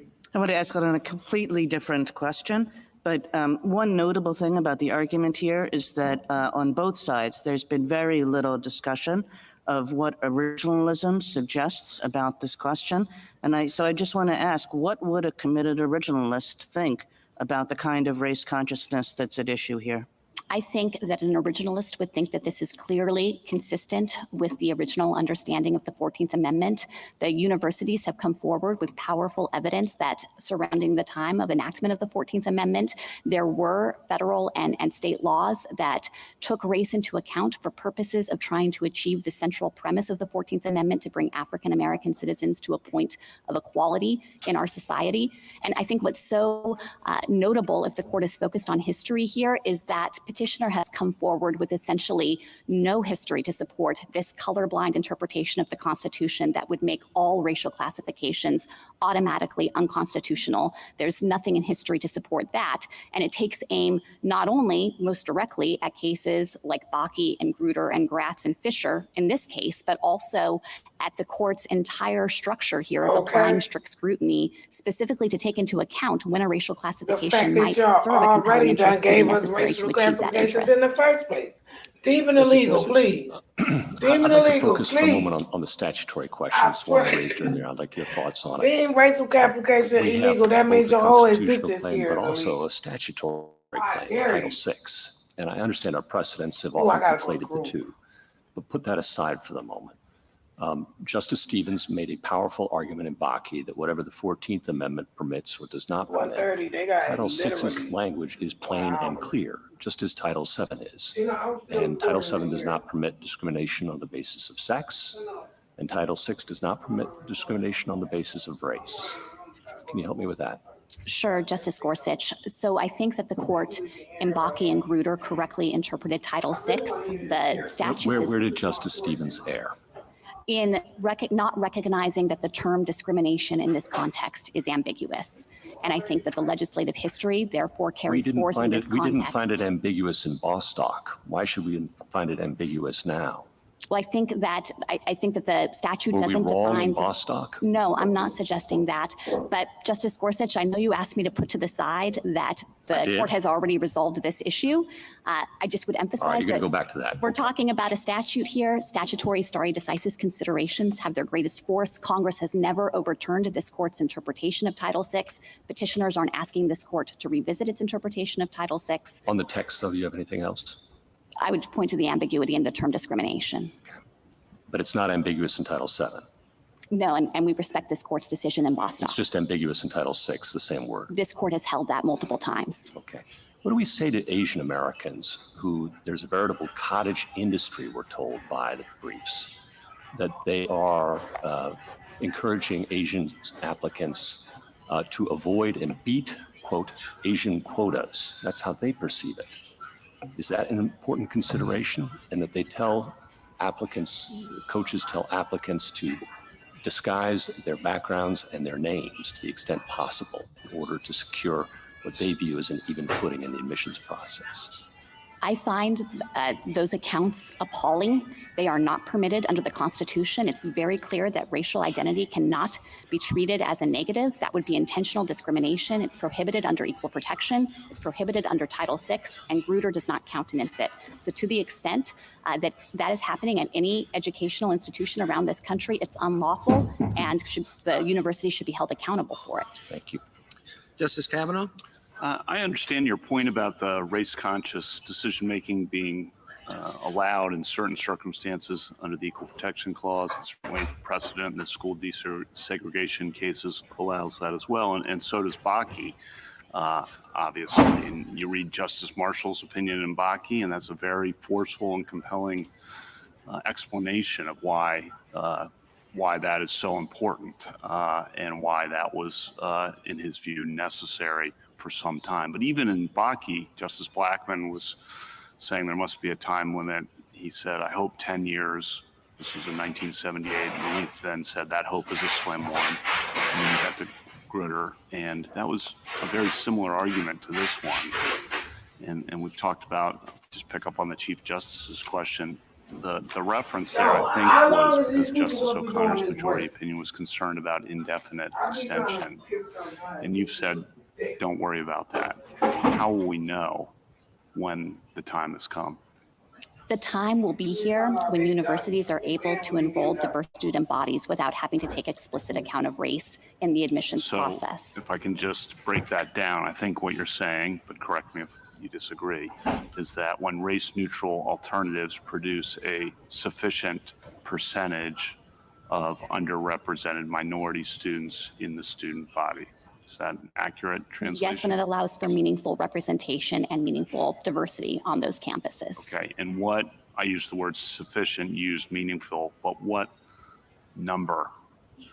So I think that it's not reducible to a precise number or percentage. The court has made clear, and just recently in Fisher 2 considered exactly this question and made clear that, of course, there aren't quotas or specific numerical thresholds that need to be reached. That's not the right way to think about the diversity interest in this context. Now, I don't want to suggest that demographics are wholly irrelevant here. The court has also said in Grutter and then reiterated in Fisher that numbers can remain relevant for purposes of trying to measure whether there's truly a meaningful opportunity, for example, to have cross-racial If interactions. you don't have a number, and I understand why it's difficult, and I understand the problems with that, I get all that. But if you don't have something measurable, it's going to be very hard for this court if we're called upon 10 years from now or 20 years from now. It's going to be, this is a bit of a replay of the Grutter argument, but if we come back to it, okay, are we there yet? What do we look at? You're saying meaningful opportunity. I don't know exactly what that means. I don't know how the schools will know when they have to, when they've, when the race neutral alternative could get them close enough, or it has to meet some threshold. I don't know what meaningful means. I know what it means in terms of what you're describing. I don't know how it translates to looking at the composition of a student body achieved through race neutral alternatives and says, yes, that gives them meaningful opportunity. And I don't know how educators are going to make that decision. So any help you can provide on that, I would appreciate. Sure, and I think that it's going to be tied to the direct educational benefits that the university has articulated that it's trying to achieve, and those can be measured. I would point to, I think, 3 overarching categories or ways to try to measure progress toward the goal. The first can be quantitative or objective evidence. I'll use the service academies again as another example. One of the things they have looked at and measured is the disparities in graduation and attrition rates. And the Coast Guard Academy, for example, discovered when it went to Congress in the early 2000s to try to ask Congress to lift the ban on the use of race in admissions, which Congress did in 2010. What the Coast Guard Academy said is it had studied the issue with respect to women and discovered that when enrollment of women stabilized at about 25 to 30% of the population, those disparities of women not graduating at the same rate as men fell by the wayside and disappeared. And so I think graduation and attrition rates are relevant. I think that a university can also measure the degree of race-related incidents on campus and whether those are happening. I think the university can look at patterns of enrollment in its classes to determine whether the classroom environment is diverse and there are those opportunities for cross-racial understanding. So that's all the first category. The second category I would point to is the one I've already referenced, demographics. I think that can be relevant, again, not to set a quota, not to identify a precise numerical threshold, but in recognition that when there are extreme disparities in representation of certain groups, it can cause people to wonder whether the path to leadership is open. And if I could, maybe I could just give I think a common sense example of that I would hope would resonate with this court. The court is going to hear from 27 advocates in this sitting of the oral argument calendar, and 2 are women, even though women today are 50% or more of law school graduates. And I think it would be reasonable for a woman to look at that and wonder, is that a path that's open to me to be a Supreme Court advocate? Are private clients willing to hire women to argue their Supreme Court cases? When there is that kind of gross disparity in representation, it can matter, and it's common sense. And then the third category, to finish this up here, that I think that universities can look at is subjective or qualitative evaluation of actual student experiences. You can do things like conduct high-quality surveys of students to ask them, what opportunities have you had to interact with people of a different race from you? What did you learn from those experiences? Did it challenge your thinking? If you are an underrepresented minority student, do you feel isolated? Do you feel like you have to be a spokesperson for your race? And so that can yield relevant data as well to help measure progress toward these goals. Thank you. Justice Barrett? General, I have a question about the originalist evidence, and there's nuance in that, and I don't want to get into the details of that. But my question is how it would affect your position in this case. So I entirely agree with you, and it's established in our precedent that it's not always illegal to take race-conscious measures. Remedial measures, are an example of that. Do you agree, though, on your understanding of the originalist evidence that strict scrutiny, and obviously we didn't think about scrutiny in those days, but it's not accurate to say, I agree with you, when you look at the originalist evidence, that it was always colorblind, that some race-conscious measures were permitted, at least in a remedial sense, right? And desegregation is an example of that. So the question is, under what circumstances have those remedial measures been permitted? And, that's a Section 5 question. How would that originalist evidence affect your case? If you were writing on a blank slate, would you say that university affirmative action programs don't implicate the 14th Amendment? Or are you saying that they just very plainly would satisfy our modern tiers of scrutiny because the interest is compelling, even if we didn't have Bakke, Grutter, Fisher, et cetera? I think that because they involve racial classifications, it is necessary to test them under strict scrutiny. And so we're not suggesting that under an originalist case, they would just be automatically exempt. I think the court has rightly recognized in this context that anytime a racial classification is used, you want to subject that to the most searching scrutiny in order to test for whether it could possibly be justified based on compelling interest, and also, of course, to push on narrow tailoring. But here we think that the court rightly concluded in Bakke and Grutter and Fisher that narrow tailoring and compelling interest are satisfied. Thanks. Justice Jackson? Yes, I just wanted two quick things. One is about the originalist position. Isn't it at least ambiguous as to what the history is telling us about whether or not race consciousness can be used? I know your position and the position of some folks is that it's clear that the history is saying race consciousness is okay. And as Justice Barrett mentioned, there is evidence of that. And if there's evidence on the other side, don't we need to have a clear picture of this in order to overcome stare decisis? I mean, we have the historian's brief that says even if the history was unclear, and it's not, overcoming stare decisis requires something more than ambiguous historical evidence. Do you agree with that? I do agree with that. I think the petitioner bears a heavy burden in this case because we're in a situation where stare decisis considerations apply, and I think it would be destabilizing for the court to turn its back on precedent here. And I think what can undoubtedly be said about history, although there are some complications in the record, what is undoubtedly true is that petitioner has not been able to point to any clear history to support the notion that racial classifications were automatically and invariably unconstitutional. And finally, is there some connection between how race is being used and the concerns that some of my colleagues have about the amount of time? So what I'm trying to get at or think about is whether Bakke, for example, Bakke was a set-aside program as far as I understood, that there was actually 16 seats in a class of 100 that were being set aside for underrepresented minorities, and therefore, obviously, the concerns about perniciousness and being problematic, and we want it to end. We don't want this going on forever.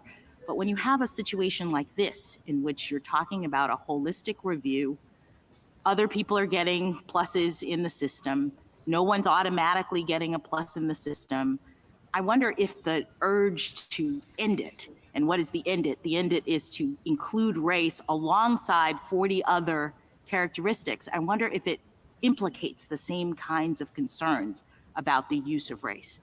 Yes, Justice Jackson, I think that there is a lot of force to that point, and I think that the UNC record really illustrates this point, that UNC has held itself to the standards this court has articulated in using race as only one of a multitude of factors in holistic admissions, and deploying race-neutral alternatives, and not using race when it's not necessary to achieve true student body diversity. And maybe that means that given the limited way that race functions, it is taking longer for our society to get to the point that everyone agrees we will eventually reach.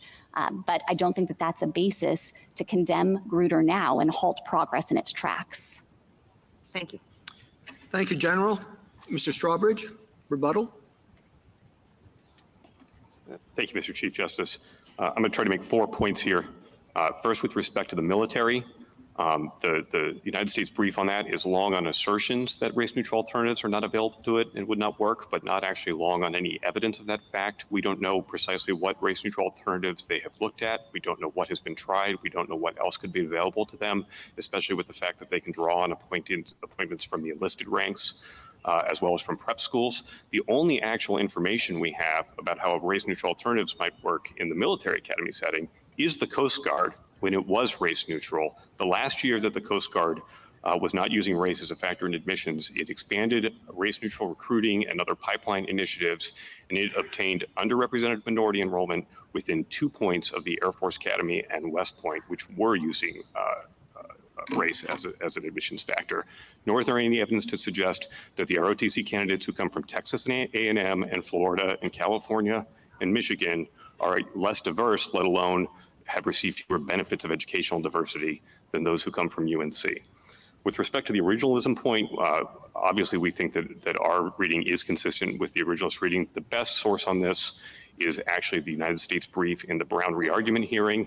It has actually the most complete survey of information about the meaning of the 14th Amendment, and it concludes on page 65 of that brief that a general understanding of the broad scope of the 14th Amendment when it was enacted is that it would, quote, prohibit legal distinctions based on race or color. That is our position. That was the position in Brown. It's the position that prevailed today. There is an assertion that California and Michigan have seen their white enrollment go up since they discarded the use of race. That is not true. In Michigan, underrepresented minority is actually higher today than it was during race-conscious admissions. Additionally, Asian American admissions have gone up 6 points. Asian Americans are not white. It's necessary that the white share of the class has gone down. At California, the most recent, or the 2021 class at California, and there was testimony about this in the trial record, Berkeley is 19% white, it's 15% Mexican American, it's 5% other Hispanic, it's 16% Chinese American, it's 4% Vietnamese, it's 4% Korean, it's 4% Black. And we are told that the students there are somehow being deprived the educational benefits of diversity or are being deprived a diverse environment. I don't think that's correct. Finally, with respect to my friend from UNC, he insisted that they were committed as close as they could to exploring race-neutral alternatives and having an endpoint. There was no criteria described to this court by which one could ever conclude that their interest in obtaining educational benefits had been satisfied. There was a reference to climate surveys, but the director of admissions testified at trial that he had not looked at a climate survey in 10 years. There was no plan ever to consider sunsetting their use of race. There was never even a serious effort in the office to measure what the effect of race was in their current admissions program, even though they had done so for gender, for legacy status, and for time of application. I don't think that's consistent with a university that's actually committed to moving off of race. The fact that the district court found this all survived strict scrutiny under Grutter is a reason to overrule Grutter. Thank you, counsel. Counsel, the case is submitted. We will take a 10-minute recess.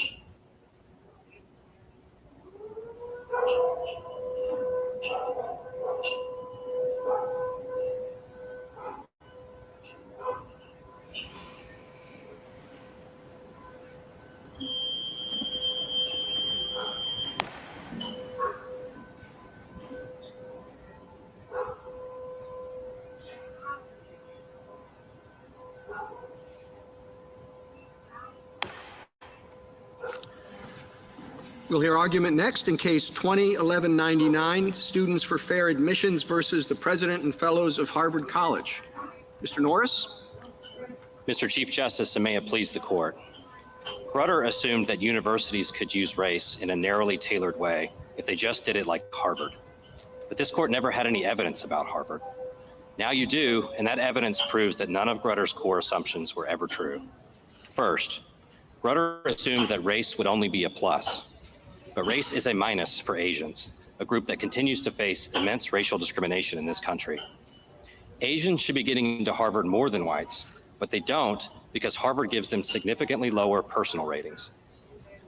Harvard ranks Asians less likable, confident, and kind, even though the alumni who actually meet them disagree. What Harvard is doing to Asians, like what it was doing to Jews in the 1920s, is shameful, but it's a predictable result of letting universities use race in highly subjective processes. Second, Grutter assumed that applicants would be treated as individuals, not as members of racial groups. But Harvard gives racial preferences based on the box that applicants check, even if they never write about race or explain how it influences their views. And for competitive applicants, checking the right racial box is an anvil on the admissions scale, worth the same as ultra-rare achievements like winning a national championship. Third, Grutter assumed that universities would seriously consider race-neutral alternatives, but Harvard never once did so until 2017, 3 years after we sued it. Harvard now refuses to eliminate its legacy preferences or boost its socioeconomic preferences, even though both changes would make Harvard far less white, wealthy, and privileged. That's how Harvard uses race, and Harvard is supposed to be the model. This court should admit that it was wrong about Harvard, wrong about Grutter, and wrong about letting the poison of racial classifications seep back into education. Grutter should be overruled both for public schools and for private schools that accept federal funds.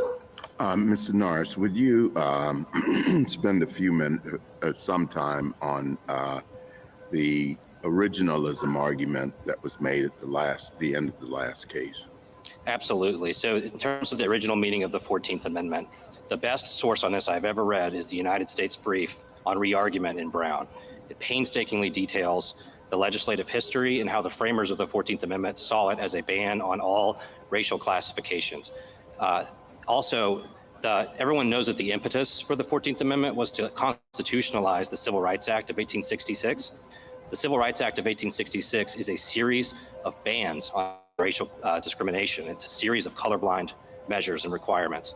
And then one of the earliest cases this court had before it went off the rails in Plessy was a case called Strouder, where the court immediately recognized that the purpose of this amendment was to eliminate racial classifications, no matter whether they benefited whites or blacks, because racial classifications themselves impose harms.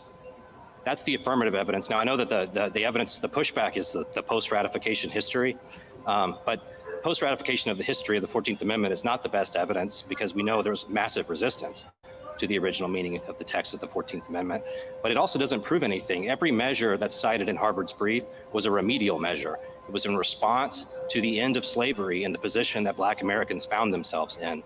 Harvard does not cite a remedial measure for what it's doing today. Those same measures that it cites would not be constitutional today because they would no longer serve a remedial purpose, and not a shred of evidence that anyone back then used race to achieve the educational benefits of diversity. Would you have any objection if you do not ask candidates for admission to check a box what their race is, but you are allowed to take into consideration what an applicant would say in an essay about having to confront discrimination growing up and how he or she did that.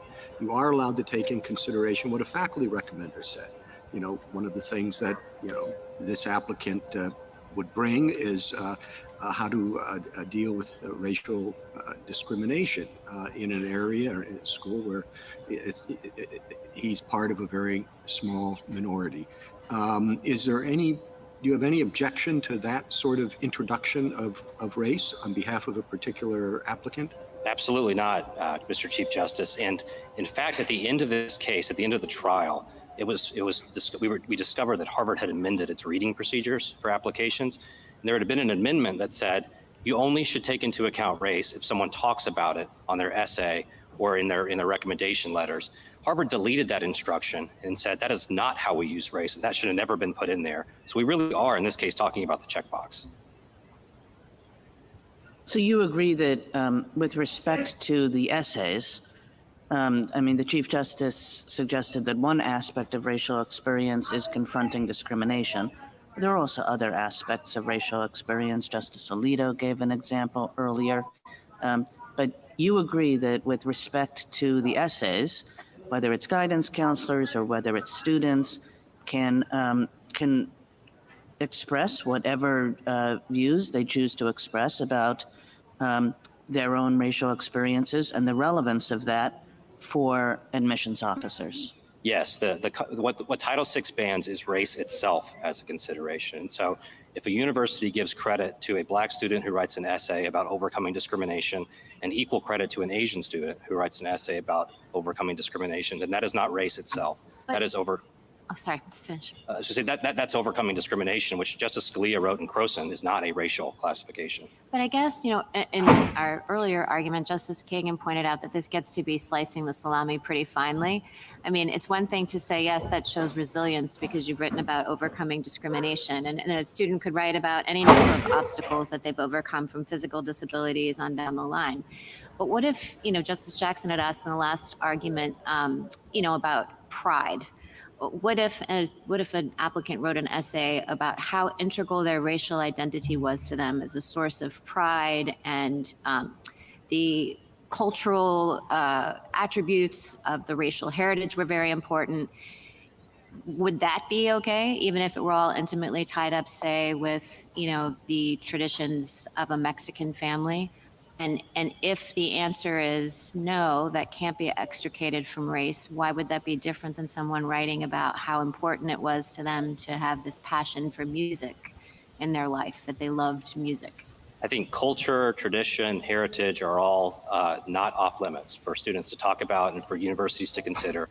They can't consider that. They can't read that and say, oh, this person is Hispanic or Black or Asian, and therefore I'm going to credit that. They need to credit something unique and individual in what they actually wrote, not race itself. I'm a little confused because this almost sounds like a different kind of viewpoint discrimination.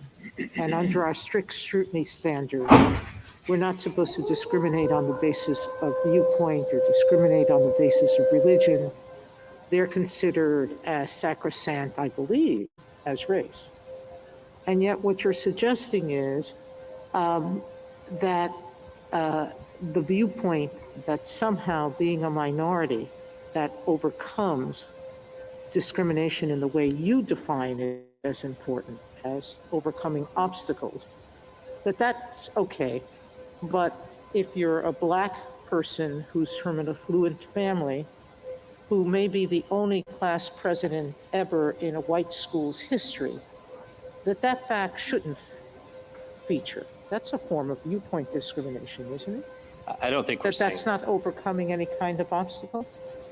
We're not saying that universities have to consider anything or nothing. Universities just cannot consider race itself. But I thought you were saying that both of those essays might be entirely appropriate for the university to consider. Is that correct? Correct. Or did I misunderstand what you were saying? No, there is no federal statute about what essays universities consider. There's a federal ban on consideration of race So itself. why is it?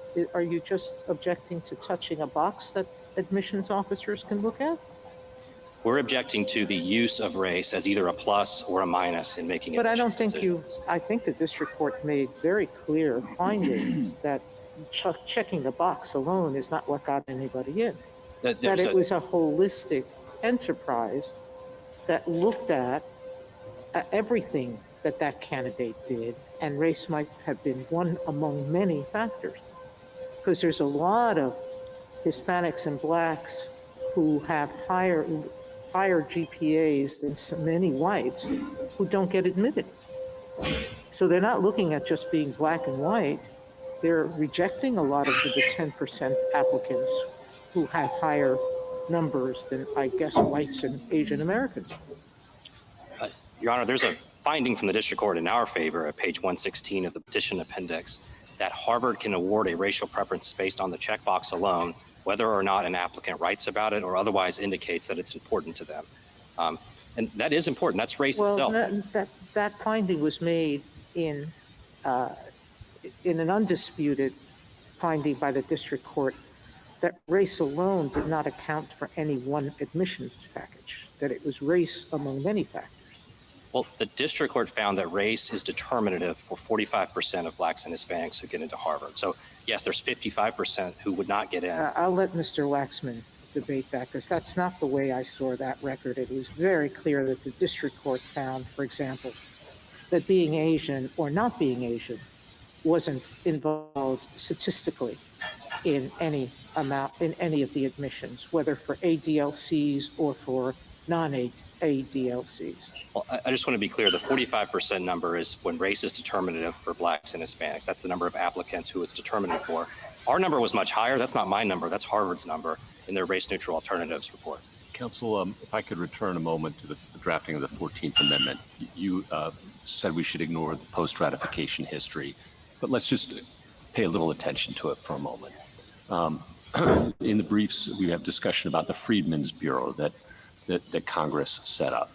How is that consistent or inconsistent with your position? I think it's entirely consistent, Your Honor. The Freedmen's Bureau, for the most part, did not draw any racial classifications. It was classifications on the basis of being a former slave or a refugee, and the refugees at the time from the Civil War were mostly white. In fact, when objections were made in Congress that this is a racial-based law, the people who supported the Freedmen's Bureau denied the charge. They didn't say yes, but so what? They said, no, it is not. It is not race-based at all. So today, a benefit to descendants of slaves would not be race-based, correct? I think that's incorrect, Justice Kavanaugh. Well, how does that, you just said benefit to former slaves was not race-based in the Freedmen's Bureau. How is that different now? Well, the remedial exception that this court has recognized is fairly narrow. It has to be prior. The question is whether it's race-based.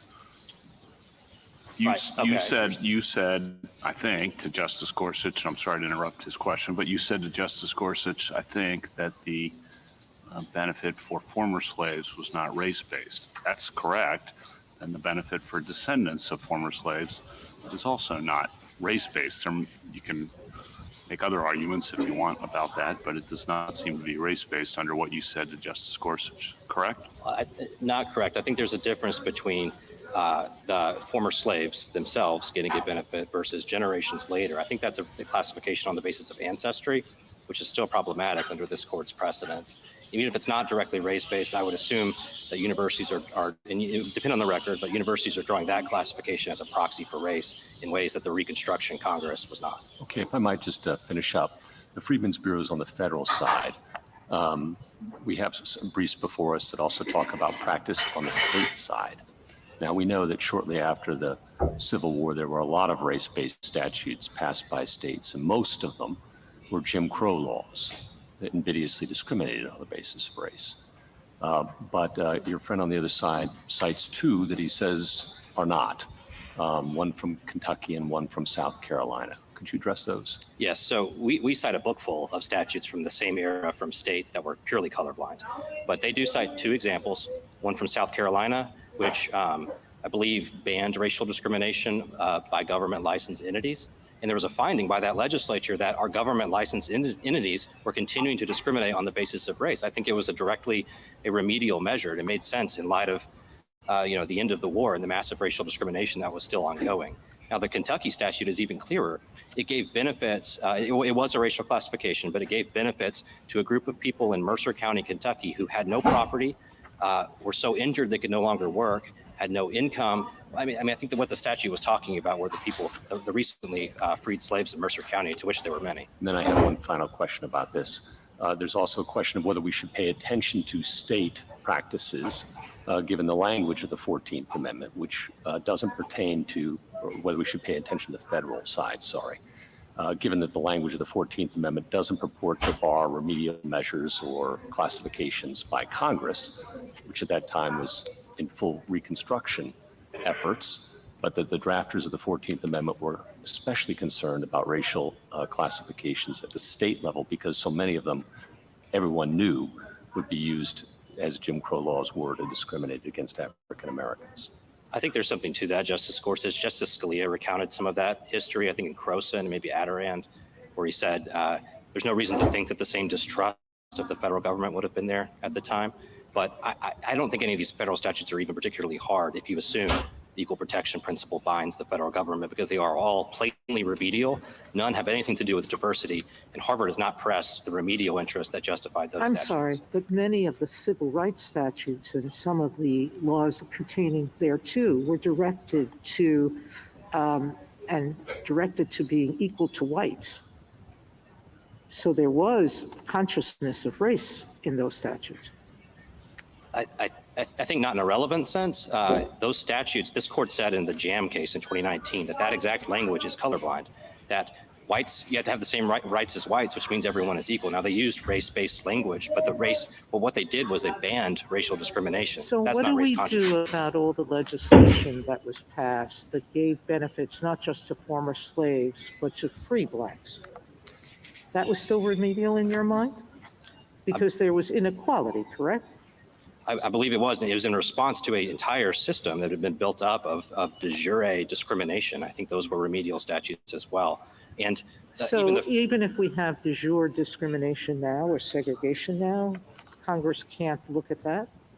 Because we certainly have de jure segregation. The races are treated very differently in our society in terms of their access to opportunity.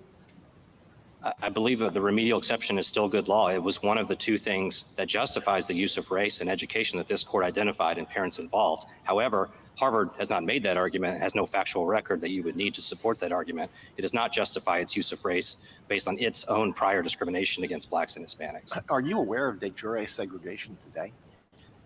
I am not. I am aware that racial preferences on college campuses, in our view, have increased racial consciousness, and so there's some of this is happening on campus, but it's not de jure. It's not clear that there's segregation between their large swaths of the country. With residential segregation, there are large numbers of schools in our country that have people of just one race. There are districts that have only kids of one race and not multiple race or not white people. De jure to me means places are segregated. The causes may be different, but places are segregated in our country. Absolutely. I think the Top 10% program in Fisher, which really got a bad rap in Fisher too, but was solutions like that are meant to account for residential segregation in a race neutral way. Yeah, the problem is that they don't. That's what the district court found. My memory of Fisher too was that the Top 10% program was extremely successful at increasing the enrollment of underrepresented minorities at Texas. There are other solutions. We have a very sophisticated race neutral alternative in this case that takes into account socioeconomic status and forces Harvard to eliminate its preferences for largely white legacies. And that is another way. I mean, our numbers, the number of Asians would increase on campus, the number of Hispanics would increase on campus, the overall number of underrepresented minorities would increase on campus. Blacks wouldn't increase. Black representation would be 10%, which is higher than it is in the state of Massachusetts. And that number is quite low. Our expert testified that if Harvard was only willing to consider wealth instead of income, that number would be quite a bit better, because the main disparities we see on the basis of race today is not on parental income, but on generational wealth. Harvard argues, though, that we have a compelling interest in diversity writ large, and that this court has deferred to that interest. And among the diverse things that we need to have in our class are children of large donors. There's evidence about that museum we talked about earlier, children of legacies, and squash team. I'm not making it up. It's in the record. And to what extent should this court be deferring to those interests as part of its compelling interest analysis? Not at all, Your Honor. I think strict scrutiny means you need to be able to reject race-neutral alternatives because they don't satisfy the compelling interest, and the compelling interest is overall broad-based diversity, not declines in our fencing status, not drops in 5 points on the U.S. News and World Report, but it's diversity. And Harvard, it's a little ironic in this case, Harvard is not diverse at all. Besides its racial statistics, 9% of incoming freshmen at Harvard are conservatives. Harvard is 82% wealthy. There's 23 rich students for every one low-income student on campus. It is not diverse in hardly any other way.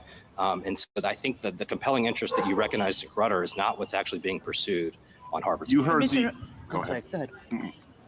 I mean, are you saying now that there is an interest and a compelling interest in racial diversity among other kinds of diversity? I mean, putting Harvard's, whether Harvard should be more socioeconomically diverse, probably should be.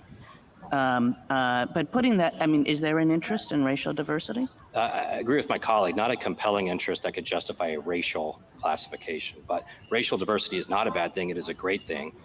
It is something. But the whole premise of this, right? And, we can talk about whether these programs are narrowly tailored, whether the universities have done enough to, with the use of race-neutral criteria.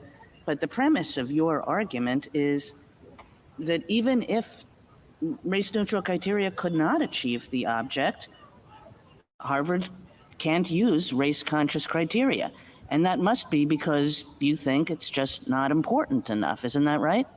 I don't think that's right. So we have very detailed record evidence here that if Harvard just turned off race on its admissions process, it would still have 6% African Americans. I believe it's 9% Hispanic, so 15% underrepresented. So you think like good enough, but how about if it were 2%? I mean, the nature of your argument is that it doesn't matter.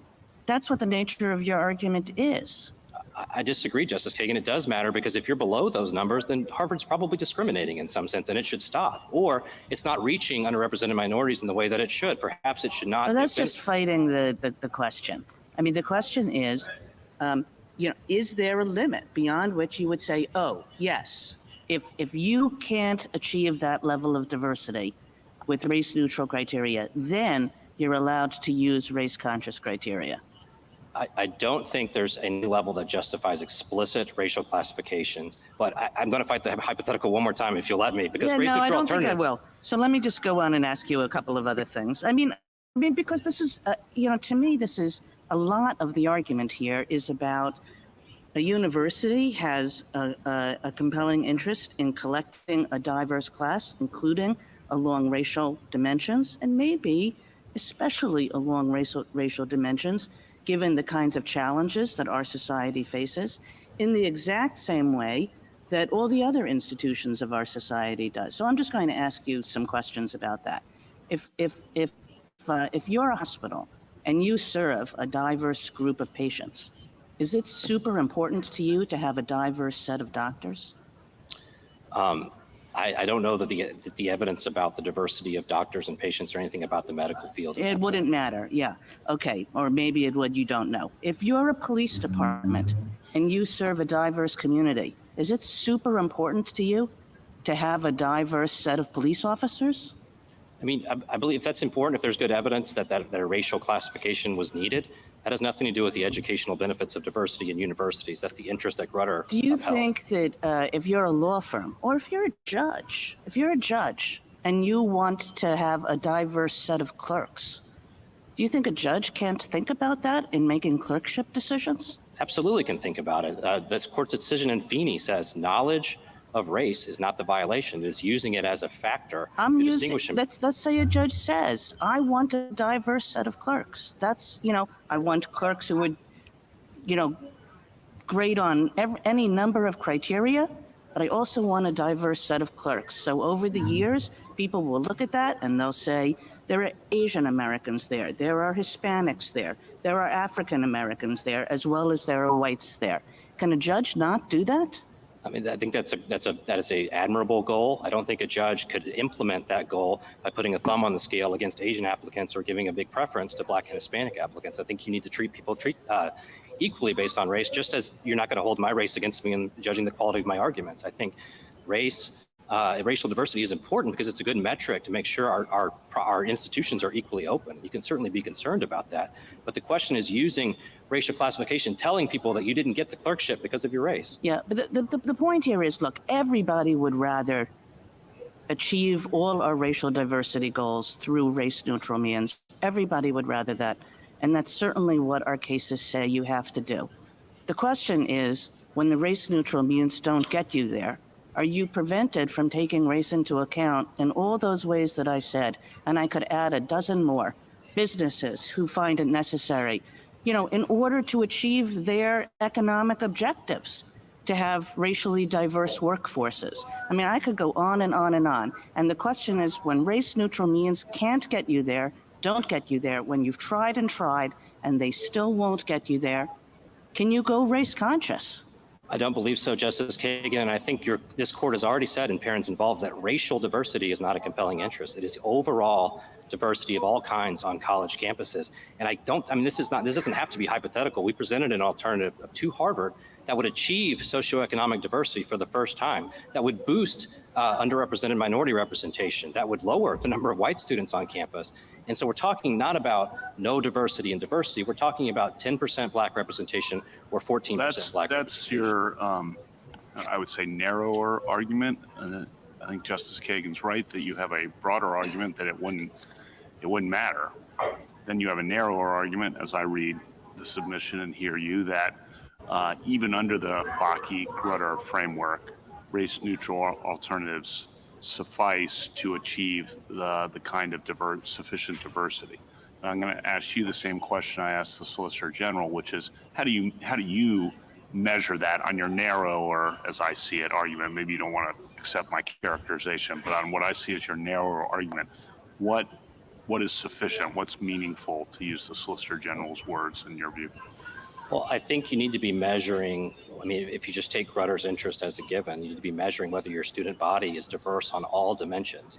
I don't think Harvard is. Now, let me ask it specifically. How do you know whether a race-neutral alternative proposed would be sufficient, adequate to achieve sufficient levels of otherwise underrepresented minorities that you would satisfy what Bakke and Grutter, which I know you disagree with, but would satisfy what those achieve? And you heard the Solicitor General's answer, and I'd be curious your responses to her or your alternative submission on that. Well, I think the burden is on Harvard, and so Harvard would need to come forward with evidence about race-neutral alternatives that have been presented or that it's considered itself, and show how under that alternative it's not getting the educational benefits of diversity.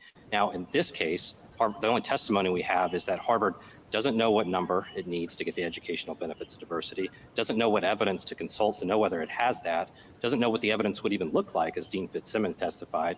And the only evidence is Harvard's report on the importance of diversity. But in looking at your proposals, or looking at California or Michigan or Washington, one of the big themes, I think, of the briefs is, hey, we have these states that have done race-neutral alternatives, and that's been effective in achieving diversity. I think you can dispute that characterization, but that's a theme I gleaned from the briefs. And as I look at that, I want to know, what does that mean, effective or adequate? What's the measurement? Really the same question I had for the Solicitor General. It's asking us to say, yes, that's adequate, but what does that, got to say more than that, I think. Part of the problem, I think, is the fuzziness of the interest in Grutter itself. But No. Accept the interest. Okay. Sorry to interrupt. Accepting that the interest, race neutral, this is the back part of your brief, race neutral alternatives are adequate. And I just want to know, okay, well, California, Florida, great. That's adequate because, and that could be translated to Harvard because. The University of California system is the most racially diverse elite institution in the world.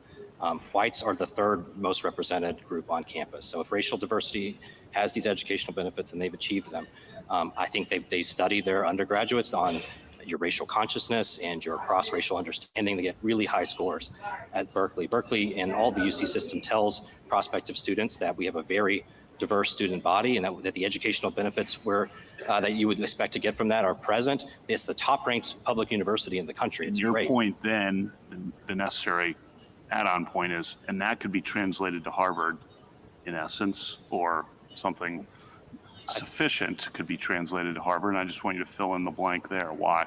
I think you can. Our race neutral alternative that we've focused on, Simulation D is what we called it, would make Harvard they would go from 82% economically advantaged to 51%. You would actually have pure socioeconomic diversity where it's about 50-50. The number of white students would decrease, the number of Asian students would increase, the number of Hispanic students would increase. I think you'd see lots of benefits in that. The number of black students would decrease from what to what? Would decrease from 14% to 10% was the number. And our expert testified that number, 10% is an absolute floor, because the number couldn't be higher because his socioeconomic preference didn't have the sophisticated data that Harvard has. I think that's successful on any metric. And I've never heard Harvard prove the delta there as being necessary for educational benefits of diversity. Counsel, I don't know what to do in a situation like this one. If you have perfect scores on every metric, you're not guaranteed a spot at Harvard because they have enough people with perfect scores of every background that exceeds their class limit. At some point, something has to break the tie. And as we know, top 10% students of Asian and of Black and Hispanic backgrounds in academic and extracurricular activities are not being admitted to Harvard. So it's not as if once we say, take race out of this, that all of the people who are, that you consider super qualified are going to get in. But on every matrix, there's going to be competing applicants. And you're saying a school can't look at its general diversity figures and say, among equal applicants, I might make race a tiebreaker if the numbers that I have on that metrics seem fairly low. Otherwise, you're saying, no, you can't do that. No, you cannot do that. That's what Title VI forbids. It doesn't And that forbid it. basically what you're saying is really race diversity is not important. So I don't actually see why all the race-based, because all of the alternatives, whether it's the 10% plan, whether it's socioeconomic, they're all subterfuges to reaching some sort of diversity in race.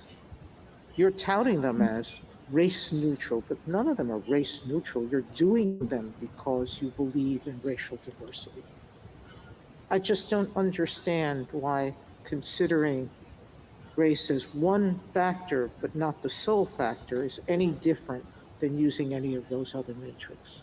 Well, I don't think those are racial classifications in disguise. Harvard's never criticized Simulation D that we presented as a racial classification in disguise. It criticizes it because it doesn't hit Harvard's precise racial numbers. It's based on socioeconomic status, and I don't think anyone thinks eliminating legacy. It reduces SAT scores, averages, it reduces lots of other factors to get to your numbers. I mean, I think that's our point, that SAT scores would go from the 99th percentile to the 98th percentile. That's not sacrificing academic excellence. That's moving Harvard from Harvard to Dartmouth. Dartmouth is still a great school. That they get 98th percentile SAT scores. You've got to make some sacrifices. There are those who love it. Thank you, Counsel. Justice Thomas. Justice Alito? Anything further? Ms. Kagan? One question about the, how to think about the 25-year sentence in Grutter and the surrounding discussion.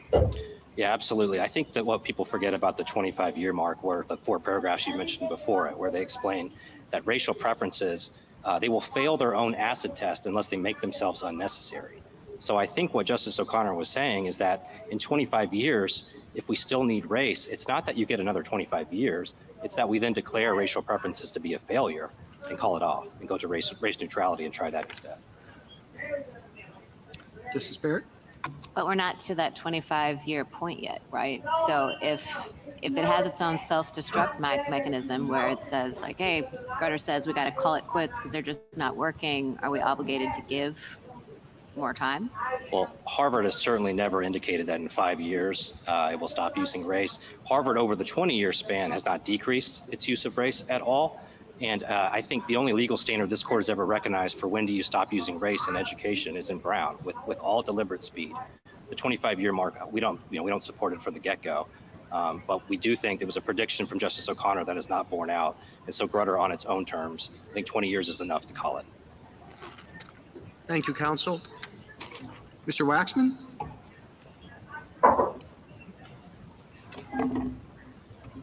Mr. Chief Justice, and may it please the court, the evidence and findings in this case confirm what this court has long recognized, that a university student body comprising a multiplicity of backgrounds, experiences, and interests vitally benefits our nation. Stereotypes are broken down, prejudice is reduced, and critical thinking and problem-solving skills are improved. Student body diversity makes our businesses more innovative and globally competitive, our scientists more creative, our medical professionals more effective, and our military more cohesive. Experience has more than borne out Justice Powell's observation that our future as a country depends on having leaders who have enjoyed wide exposure to students as diverse as the nation itself. And so, as this court has consistently held, if necessary to achieve genuine diversity, a university need not blind itself to race, which, like the type of high school an applicant attended, their socioeconomic and family background, or the part of the country they live in, forms a part of who they are. Now, SFFA attempts to use Harvard's admissions program as some sort of proof that settled constitutional precedent is egregiously wrong. But while SFFA is fully entitled to its own legal arguments, it is not entitled to its own facts. Following exhaustive discovery in this case, the trial court considered the testimony of 30 witnesses and detailed expert analysis and made extensive, meticulous findings, which the Court of Appeal robustly affirmed. And those findings, applying strict scrutiny, are that Harvard does not improperly emphasize race in its admissions decisions. It does not engage in racial balancing.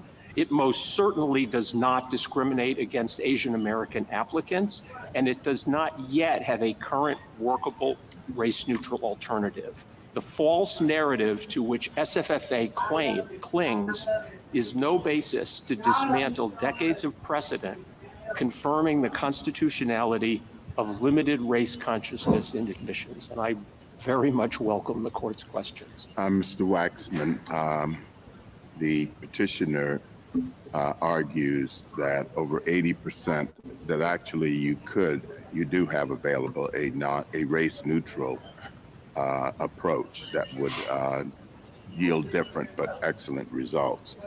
And the argument includes the fact that, at least as they argue, that you're over 80% wealthy students, that's not diverse, and that over 30% or 30% or so of a class is made up of ALDC students. And that if you were to lower those numbers, you could achieve far more diverse results without along socioeconomic lines. And I don't think it's arguable that Harvard is socioeconomically diverse, but at least it doesn't appear that way. But it seems that, and that would not have a constitutional problem if you did it socioeconomically. Their argument. Thank you. First of all, the numbers that my friend is throwing around are not, in fact, the numbers that actually reflect, for example, socioeconomic diversity at Harvard, where, as it stands now, 20% of all matriculants pay nothing, 70% of underrepresented minorities pay nothing, and well over half of all applicants get substantial financial aid. But as to your point about race-neutral alternatives, and correct me if I'm wrong, Justice Thomas, but I think this is what you're asking me about.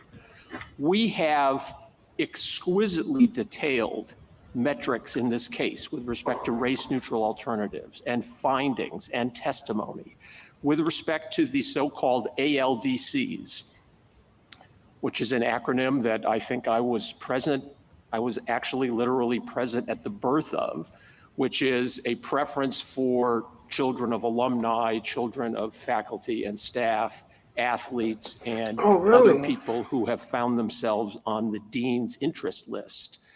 The data in this case shows that if race were eliminated, you couldn't consider race, and you also could give none of those preferences, the racial diversity of the matriculating class would go down. the representation of African Americans, if you just stop considering race, would go from 14 to 6%. But if you also stop considering ALDCs, it would go to 5%.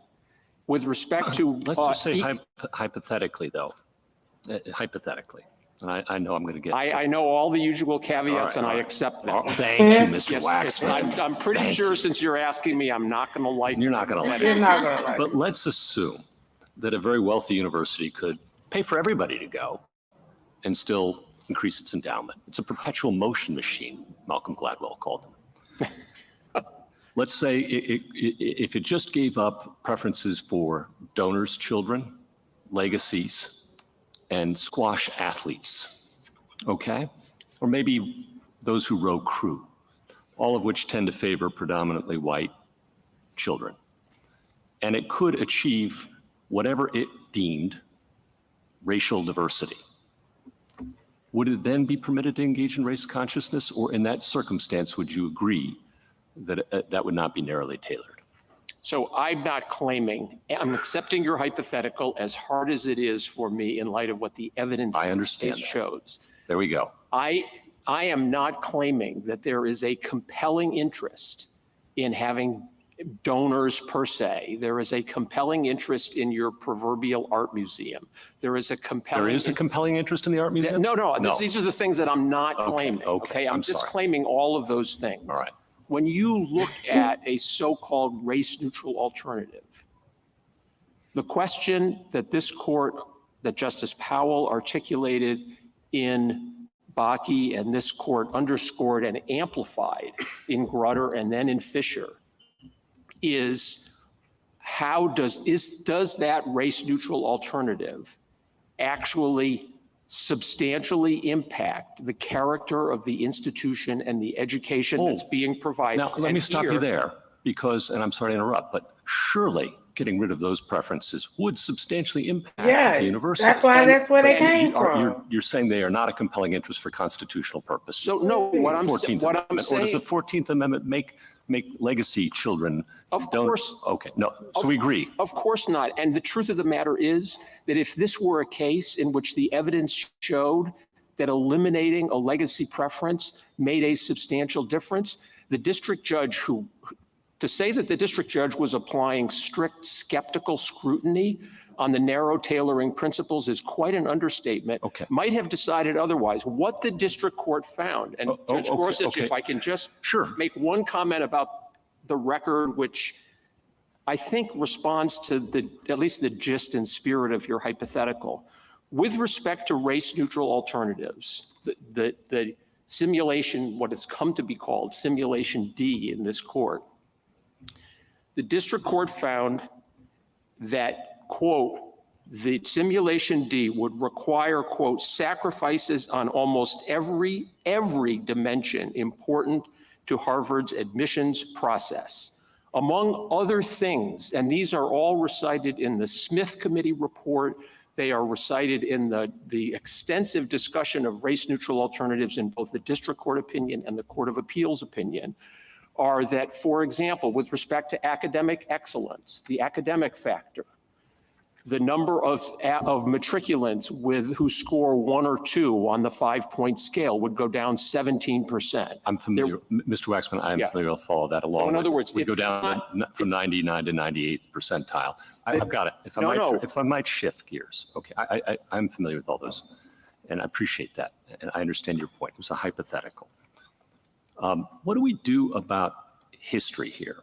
Because one thing we know, or we think we know, or we're told in the briefs at least, is that Harvard's move to a holistic application approach happened in the 1920s because it wanted to impose a quota on Jewish applicants, but it didn't want to do through front door.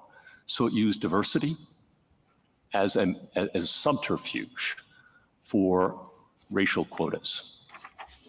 What the record in this case shows, and it's discussed in some detail in I'm going to blank on the names of the reports, but the various reports that Harvard has done over the years on diversity and diverse admissions in the case. One is the so-called Rudenstein report, and the other is the Khorana report, both of which are in the joint appendix. is that Harvard actually, even before the Civil War, has at its admissions policy an effort to, in fact, diversify on both viewpoint and geography the class. Now, there's no doubt, and Harvard acknowledges and is ashamed that in 1920, one of its presidents, President Lowell, decided that there were too many Jews and that they were then going to start asking questions on the application that would allow them to take into effect character. The notion that that bears at all on the way that Harvard's current admissions process, which uses a 40-person admissions committee that meets and decides each application en banc in discussion, has any resemblance whatsoever to the racist, anti-Semitic policy of a single Harvard president is insubstantial, as the courts found. Okay. How do you respond then to, again, we have many briefs on this point from Asian American applicants who have, they say there's an entire industry to help them appear less Asian on their college applications, and that they consider elite colleges to have Asian quotas effectively, if not in name?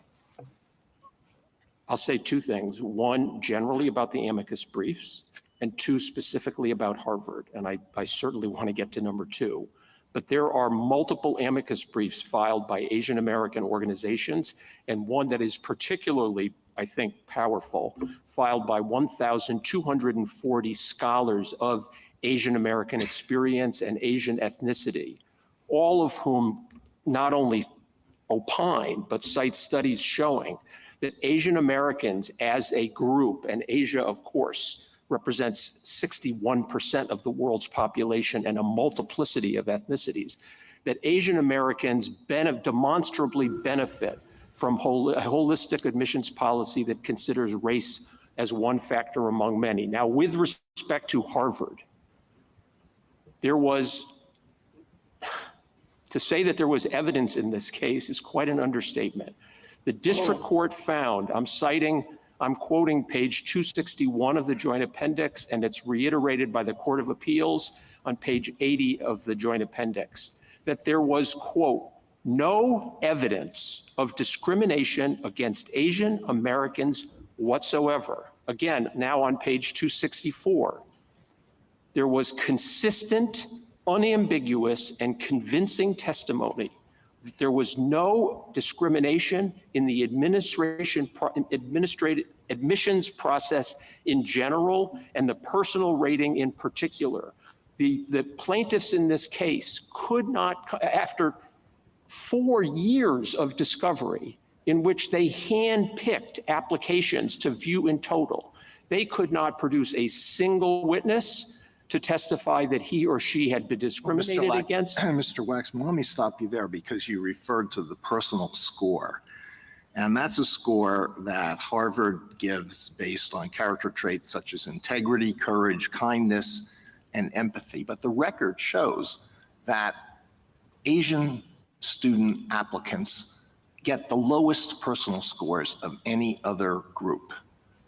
What accounts for that? It has to be one of two things. It has to be that they really do lack integrity, courage, kindness, and empathy to the same degree as students of other races, or there has to be something wrong with this personal score. That is, I mean, I want to get to what the evidence was there, but that syllogism, with all due respect, is wrong. There was, for example, a study that was done in 1983 that looked at why it was that female applicants to graduate school at the University of... No, just address this. The personal score that's given to Asian applicants to Harvard, why are they given a lower score than any other group?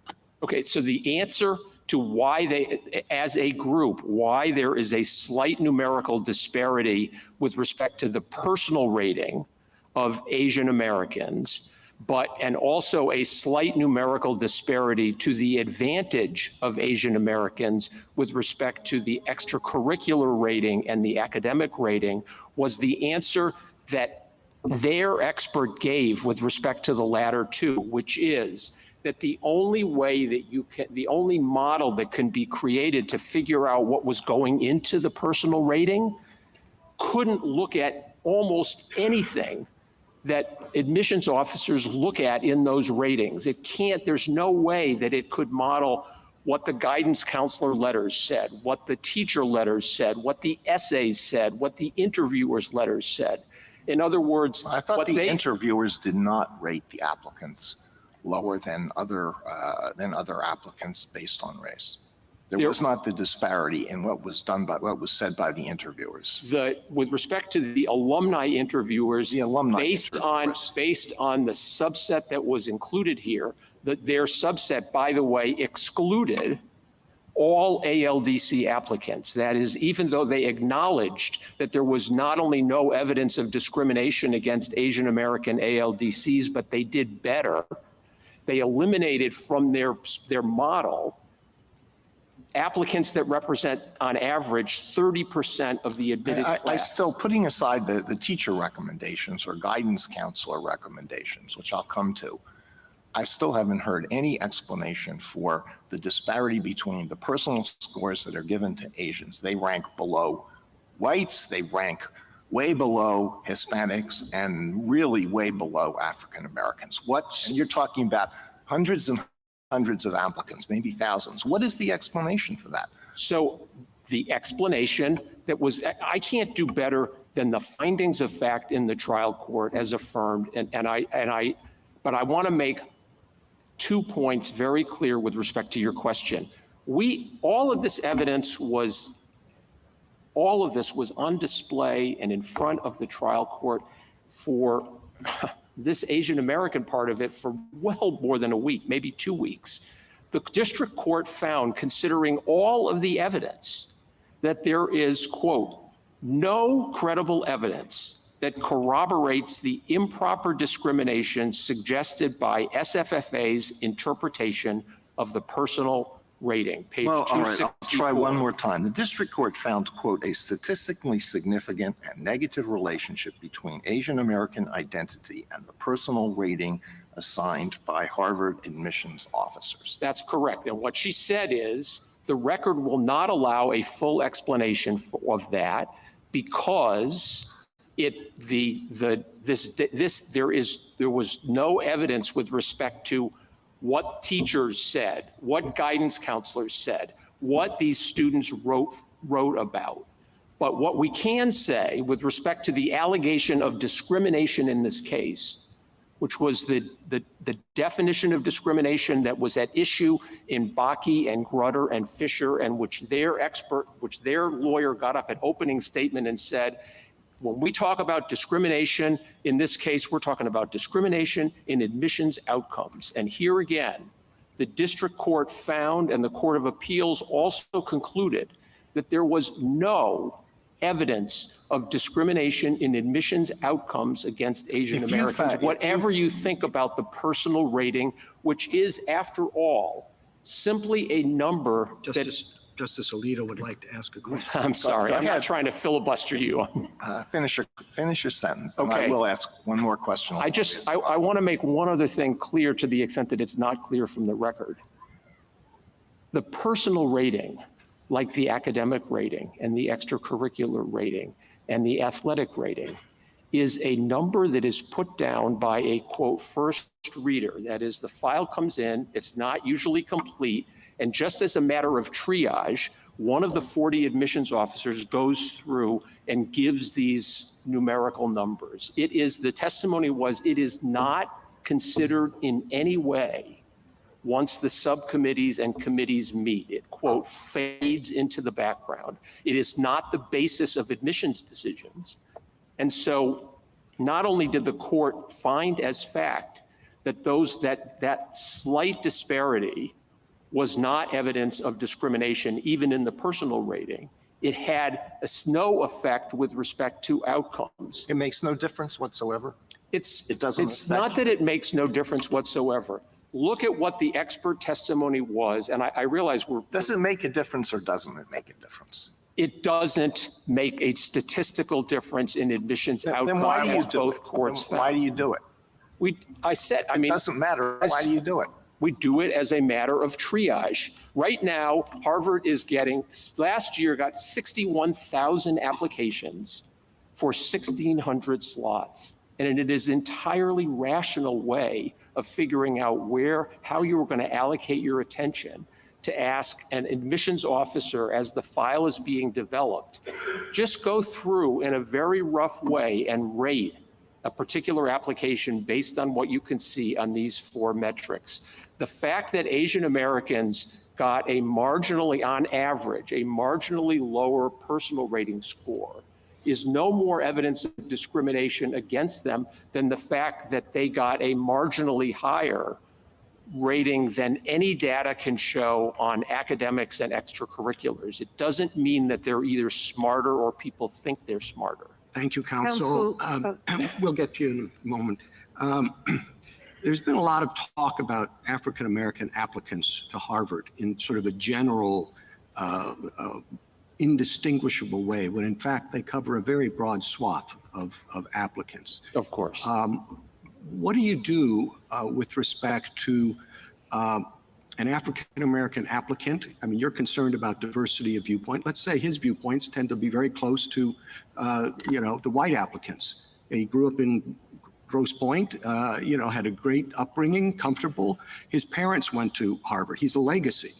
And yet, under your system, when he checks African-American, he gets a tip. He gets a benefit from that. Isn't that very stereotypical under the Harvard program? I think well, first of all, it is simply not the case that every black applicant gets a quote tip. In fact, I'll direct the court's attention to page 1,811 of the joint appendix, which includes this beautiful chart, which represents an undisputed model of the relative importance of race on application outcomes. And the one that you cannot actually even see to your far right is race. Race explains. I can't see it because it's far away. I mean, nonetheless, you have it the is page not reference. zero. It is very close to zero. That is, the testimony in the case Well, was. so there's only a little racial discrimination in the case.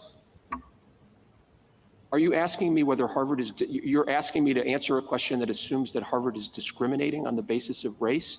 No, I can't accept that. Well, What Harvard isn't that says what is, Mr. Waxman, isn't that what the case is about, the discrimination against Asian Americans? there was count one of the complaint was that Harvard was intentionally discriminating against Asian Americans. The entire evidence of that case, all of the plaintiff's proof, was that Asian Americans are treated worse than white applicants. That is, that there was prejudice, intentional discrimination. That could not, the evidence could not more soundly have refuted that. What do you do with the charts? What do you do with the charts in their brief? I think they're on page 24 or 43, the academic decile and the comparative treatment of African Americans, Hispanics, and Asian Americans. You don't see a surprising disparity in that? So there's a lot to be said about that, but I guess the first thing I would say about that chart is that their own expert agreed that because that chart is simply a descriptive statistic, it is, quote, not equal to evidence of discrimination. It reflects a pattern which might or might not be real. Now understand that that chart that they've displayed for you, they have eliminated all ALDC applicants. So 1/3 of the admitted class over 6 years, they're not even in that chart. That chart is predicated on something called an academic index. An academic index is a formula that looks at two things: high school grades and test scores. And so people in the different racial categories, they have a different result based on other factors, which include race. They have a different result because among the many, many, many characteristics of any particular individual applicant that Harvard considers, one that it does not consider is the academic index. That is the very metric that they're displaying for you. Harvard doesn't even use the testimony in the case was the only reason that the academic index is even calculated is because the Ivy League athletic rules require that your recruited athlete class, the AI for your recruited athlete class, not be more than 2 standard deviations below Okay, the Mr. Waxman, matriculating put aside- class last year. Put aside the hypothetical about the African-American applicant who's a legacy. Take 2 African-American applicants in the same category, however you want to take it. They both get, or both can get, a tip, right? Based on their race. And yet they may have entirely different views. Some of their views may contribute to diversity from the perspective of Asians or whites. Some of them may not. And yet it's true that they're eligible for the same increase in their opportunities for admission based solely on their skin color. So the point. That was a question. No, I know. I'm attempting to answer your question. There is no doubt that as the testimony showed, that for applicants who are essentially so strong on multiple dimensions, so extraordinarily strong on multiple dimensions, that they are sort of on the bubble, that they're a real candidate for admission.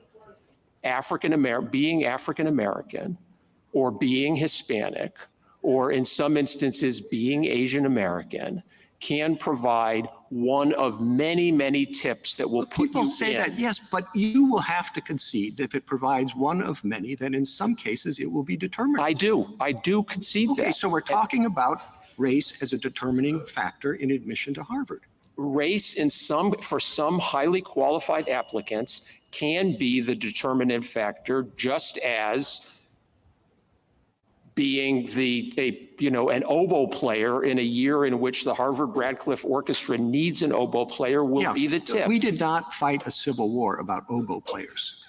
We did fight a civil war to eliminate racial discrimination, and that's why it's a matter of considerable concern. I think it's important for you to establish whether or not granting a credit based solely on skin color is based on a stereotype when you say this brings diversity of viewpoint. It may not bring diversity of viewpoint in a particular case at all. Well, number one, viewpoint diversity, while Harvard values it and seeks it, is not the only reason, by far the only reason for wanting a genuinely diverse class. We want a diverse class for backgrounds and interests and lots of things other than just viewpoint. If we were to use, for example, the example that has been discussed, I believe, for every other advocate that has stood up this morning, and asked, what about taking race into account if the student writes about it? The fact of the matter is Harvard is attempting not to have among a class that is diverse among many generations, a class that is racially diverse only for people for whom their racial identity and their racial experiences is of such compelling importance that they write about it, right? Your hypothetical about the Black student who may have very different views than the stereotype of what a Black student will have is in fact the subject that's discussed in the Khorana report. The Khorana report gave, in its analysis of the importance and dimensions of diversity, an actual example that came from Richard Light's book, published book, which had a particular class. It happened to have 3 African-American students in it. An African-American student gave an answer in a discussion, which another African-American student said, that is not my view. My view is quite the opposite. And a third one said, I wasn't actually going to say anything, but I have a completely different view. That was an incredible learning experience, not only for the non-African Americans in the discussion, but for them. And that's what Harvard is trying to get at. Thank I'm you, Mr. sorry Waxman. for taking so long. No, to I get appreciate your answers. Justice Thomas? Justice Alito? In Bakke, Justice Powell chose Harvard's admission program as a model, and that selection has had an enormous effect for the last 50 years. Harvard submitted a brief in Bakke along with a number of other colleges. So I went back and I looked at it and noticed that the brief talked about Harvard's program going back 30 years, but it didn't say anything about President Lowell or what Harvard had done back in the 1920s. So my question is, did Harvard sell Justice Powell a bill of goods? Do you think Justice Powell would have held up the Harvard program as a model, as an exemplar for the whole country, if he knew about the origins of the holistic program? Justice Powell used Harvard's description about its admissions process and the limited extent to which it was then and for the past 30 years had been using race as one factor among many to achieve genuine diversity in its student body. The Harvard brief, Justice Powell didn't take it or not take it because prior to the Civil War, Harvard College was a leader in encouraging diversity in its undergraduate applications any more than the fact that it had a terrible stain on its history 100 years ago. It was taken for what it was presented as, and it fairly presented how the Harvard admissions process worked then and works now. Justice Sotomayor? Counsel, there are two questions that I want to get to that were asked of you. The first was Justice Alito's about the poor personal rating. It seems to me that petitioner claims that Harvard's discriminating against Asian Americans because it uses subjective criteria that's affecting the personnel ratings. That's how I think I read his question, correct? So it's not that it's using race in admitting people, it's that it's using a corrupted personnel rating, correct? Well, I don't want to speak for Justice. I don't want to presume to speak for Justice Alito. I think it is fair to say that the criticism of the personal rating relates to the, quote, subjectivity that is involved really in all of the ratings, but particularly in the personal rating. Well, the evaluations that use words like not a non-leader, not caring, not whatever. Yes. Yeah. It applies to all races, correct? Of course. All races, applicants receive those ratings as well, correct? And I think what the expert was saying, the fact that you have these numbers, standing alone don't tell you anything, correct? You have to look at all the input that goes into why. Correct. Whether there was discrimination or not, correct? Correct. All right. So the numbers alone tell you nothing. That's right. The numbers can tell you. You can tote up 100,000 applications and look at what the first reader scored and measure it against declared race and come up with a feature that says, gee, across these 150,000, or in this case, 150,000 minus all the ALDCs, it looks like, on average, self-declared Asian Americans have this number and self-declared whites have this number. It tells you nothing about why that number was given any more than why. And I don't want to cut you off, but I want to get. No, and so it doesn't tell you why, and there was no proof to show why. District Court found that number did not prove discrimination. There was actual proof that it did not reflect discrimination. There was expert analysis on multidimensionality, and that looked at the non-academic index that showed that, for example, white applicants who got a 1 or a 2 on academics and Asian Americans who got 1 or 2 on academics, for whatever reason, the latter group got lower teacher ratings than the former. And same with guidance counselor ratings. It doesn't tell you why. It doesn't permit, and it certainly doesn't permit an inference that Harvard is discriminating. The district court could not have been more definitive about the absence of any racial discrimination or discrimination against Asian Americans than it was. A finding that the Office of Civil Rights in the early in 1990 also found. All right, could you deal with stimulation D? I think that you were trying to explain why the district court rejected that simulation.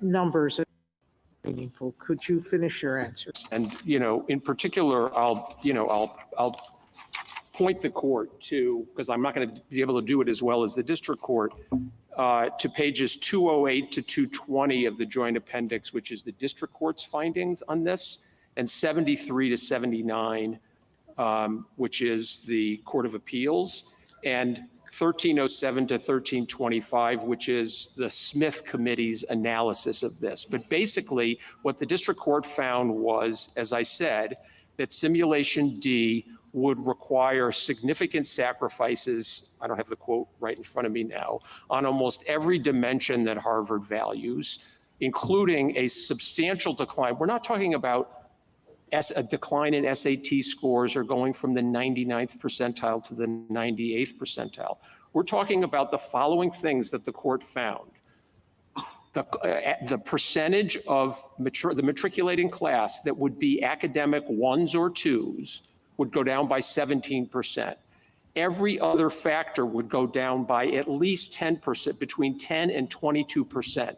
The number of matriculants interested in majoring in the humanities, which is a major tip that Harvard gives because of Harvard's recent inability to matriculate excellent students who want to major in the humanities, would go down by 14%. The number of African Americans admitted would go down from 14 to 10%.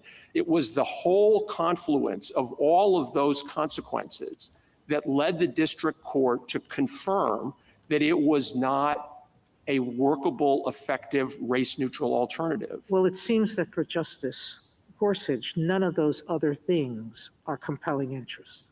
And how do we respond to that? He would say, I'm it's not nice sure that I'm you- ascribing that to Justice Gorsuch. But Well, but he seemed to say an art museum is not important. So if the matrix shows that those interested in the arts falls dramatically, that might be of concern to Harvard. I think it's valuable. it might very well be a concern. Would it lead a judge skeptically applying strict scrutiny to say, oh, it just doesn't work. You're not going to have an art museum, or you're not going to have a squash team, or you're not going to have, alumni contributions. It wasn't any of those things. It's a caricature to say that those were the reasons why this particular thing wasn't a race-neutral alternative. Now, I just want to say, if you think, notwithstanding the findings, that the district court and the Court of Appeals didn't properly apply the kind of strict scrutiny and narrow tailoring analysis that it should have, okay, that's a remand. I don't think the record will bear that out. It is not a reason to dispense with decades of constitutional precedent that has allowed all of these, what this court has properly considered to be a compelling national interest in having this kind of learning environment. Thank you. Justice Kagan? Mr. Waxman, there have been a lot of questions today, and I take these to be important questions about what is the end point. If we can achieve racial diversity through neutral mechanisms rather than through race-conscious mechanisms, we should. We've said that many times. So the question is, when can we say that we can achieve our racial diversity goals in that way? And I guess I have a two-part question and then an assumption that I want you to bake into the two parts. The first is, what is Harvard doing in an ongoing way to test whether that is true? And the second is, does Harvard see any progress along that dimension? In other words, I think it was said by Petitioners Council, oh, Harvard is doing, is putting is using as great a preference as it ever did.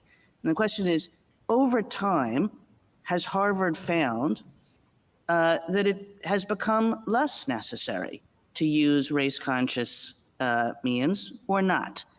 Here's the assumption that I want to have you baked into this, which is I take petitioners to be saying, and I think that this is an important thing, that it doesn't matter if some part of the reason for adopting race-neutral approaches is to achieve racial diversity. I think that they very clearly said that. I'm not sure I understand why, given their legal arguments, but I think that they very clearly said that. So assume that you can, sit down and say, we're trying to figure out what race-neutral mechanisms to use, and part of the goal is to achieve racial diversity. What is Harvard doing to answer that question, and is it any closer?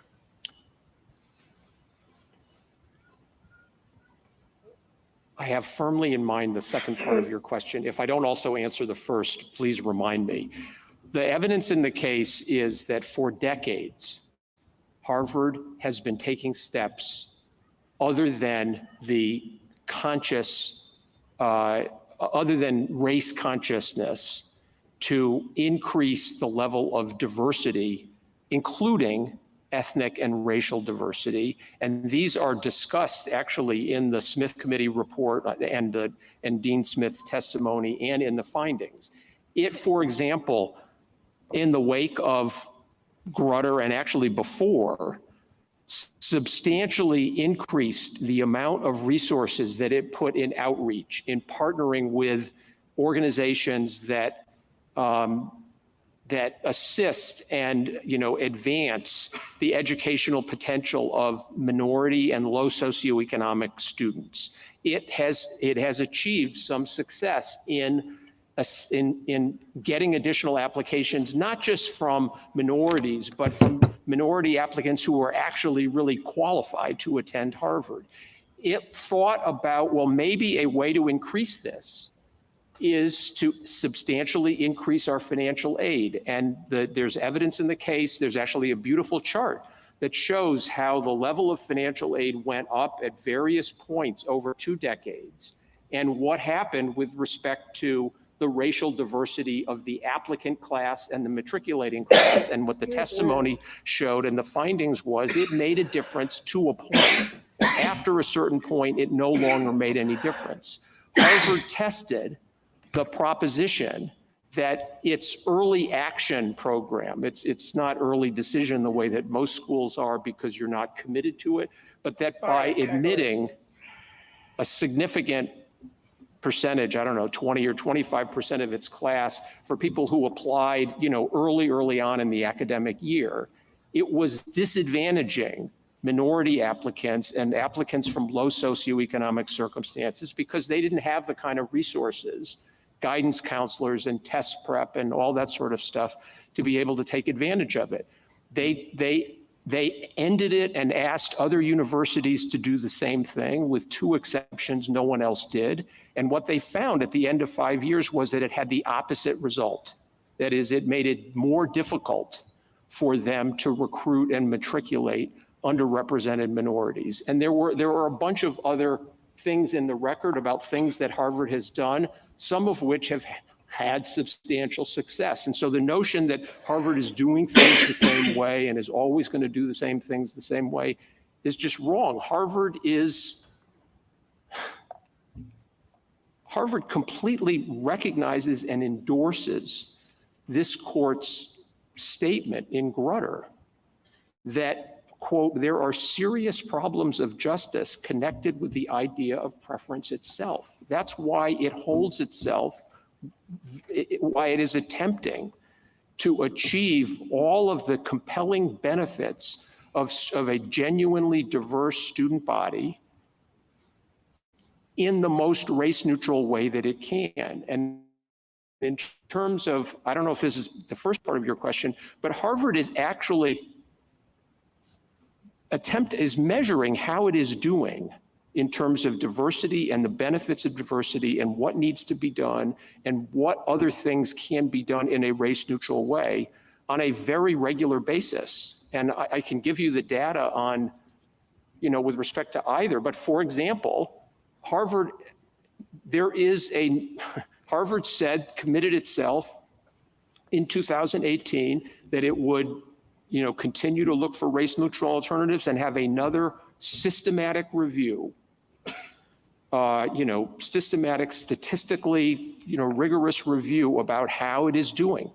That committee has been formed and has already met for the 5 years that will transpire next year. Yes, we are trying. Yes, we have tried other things that have helped. Are we there yet? No. And that's the reason why the 45%, the district court's finding of 45%, that's what it shows. It shows. Thank you, Mr. Waxman. Justice Gorsuch? Yeah, I just was hoping to get an answer to the second half of the question, which was when does Harvard anticipate this will end? Grutter spoke of it being a 25-year window, as you're well aware. Harvard could tomorrow do without federal funds and continue to discriminate on the basis of race however it pleased. I'm sure that would be a hardship. But what is Harvard's view on how long this will take? So Harvard, like the Solicitor General and like UNC, understood all 4 paragraphs of what Justice O'Connor wrote in her opinion and takes it to heart. What Justice O'Connor said was, it's been 25 years since Grutter. There's evidence that our society is changing. We expect that 25 years from now, the use of racial preferences will no longer be necessary. So Harvard agrees with that? And does Harvard agree with that? Harvard does not currently, based on its data, expect that in 2028, it will have been able to use only race-neutral alternatives. But what I do agree with, if I may, it's a real simple question. If Harvard doesn't have an answer, that's fine. But does Harvard have some view about when? Yes, Harvard's view about when doesn't have a date on it. Harvard takes to heart Justice O'Connor's opinion that, quote, in the context of higher education, the durational requirement can be met by periodic reviews to determine whether racial preferences are still necessary to achieve student body diversity. And we want to be put to that strict scrutiny test. Thank you. Justice Kavanaugh?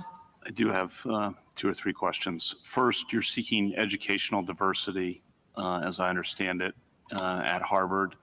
But my understanding, correct me if I'm wrong, is that you don't ask about religion and why the disparate treatment of religion and race. Would evangelical Christians, Catholics, Muslims add to the educational diversity at Harvard and other religious groups added the diversity, and why not ask about that?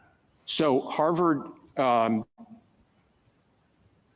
greatly values religious diversity. It is extraordinarily proud of the religious diversity. How can it track it if it doesn't ask about it? Oh, how can it track it? How can it track it in the admissions process? May happen by happenstance. I'll let you finish. Okay, Harvard is not tracking it in the admissions process other than to the extent that, and many students indicate what their religion is. Harvard has not thought it necessary, and so far as I know, nobody has suggested that Harvard has any need to provide a tip for religious diversity because the Harvard undergraduate population is so religiously diverse. There are currently 47 chaplains. That answers my question. Yeah. Okay. I just want to say that our ministry ministers to 27 different religious denominations. Right. It was a factual question. Second, I think you agree that the baseline in our precedents, operating within the confines of our precedents, as you want us to do, is race neutrality. And we've allowed, though, limited consideration of race in educational and higher educational admissions. As you've heard, 2 limits on that, as I understand it. 1, the adequate race neutral alternatives. 2, the durational limits, the 25 years or whatever durational limit you think works there. I just want to make sure you agree with how I set that up. In other words, race neutrality is the baseline. There are 2 limits on the consideration of race-conscious educational admissions at colleges and universities. Adequate race-neutral alternatives would be 1. A durational limit, 25 or something else, would be the other. Is that how you read our precedents? I read your precedent in that, I think you have other requirements too, which is it has to be flexible, it has to be one factor among many, et cetera, et cetera. But with I agree with your two categorizations, except that with respect to the durational requirements, we understand it to be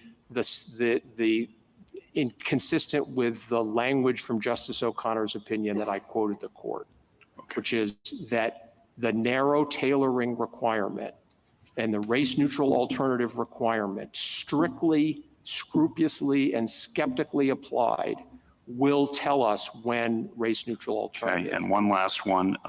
This picks up on Justice Kagan's and Justice Gorsuch's questions, I believe.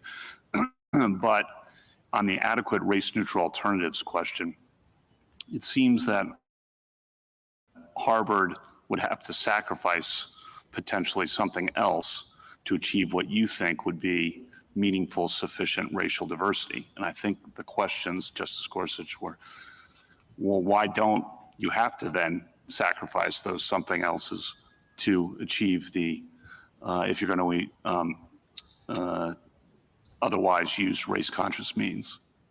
And there's no question that. In other words, I think that's a legal question we're going to have to ultimately figure out.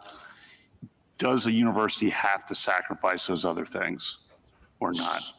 And so what this court's precedents say, Bakke, Grutter, and Fisher are, of course, there are race-neutral alternatives that may require some sacrifices. A university is not required to sacrifice, so much that it changes the essential character. I wish I had this court's own words, but I think that's the test, and that was certainly the test the district court applied. That suffices, and you answered it. Thank you.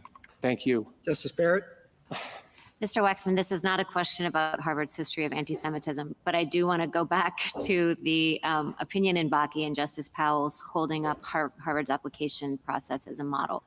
And then Justice O'Connor and Grutter again referred back to Harvard's admissions process. And I want to know whether Harvard's admissions process has meaningfully changed from the time that Justice Powell held it up. I mean, what Justice Powell found attractive about it, what Justice O'Connor endorsed, was the holistic aspect of it, and that race can be used as a tip. In its essence, is it the same? Yes, race can be used as a tip, as one of many, many, many tips in an effort to achieve diversity that is across many, many dimensions beyond ethnic. And so in the way that Harvard thinks about its admissions process, it is the same now as it was in Bakke. Yes, Harvard is, can I just give one sentence explication of that? What the Harvard Admissions Committee is attempting to do with the benefit, the luxury of a pool of applicants that is supremely qualified, is to bring together a class of 1,600 matriculants who are best, in the judgment of the admissions committee and the faculty that oversees it, are best able to learn from and teach each other as an organic whole. So my question is, we've been talking a lot about endpoint. My question is, so Bakke was, almost 50 years ago now.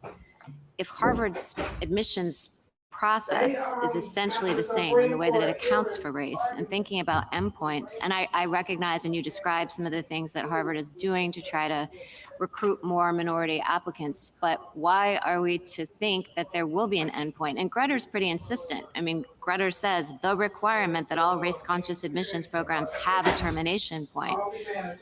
So there has to be one, and if it really hasn't changed much since Bakke. So the system, that is, we're taking race into account as one factor among many.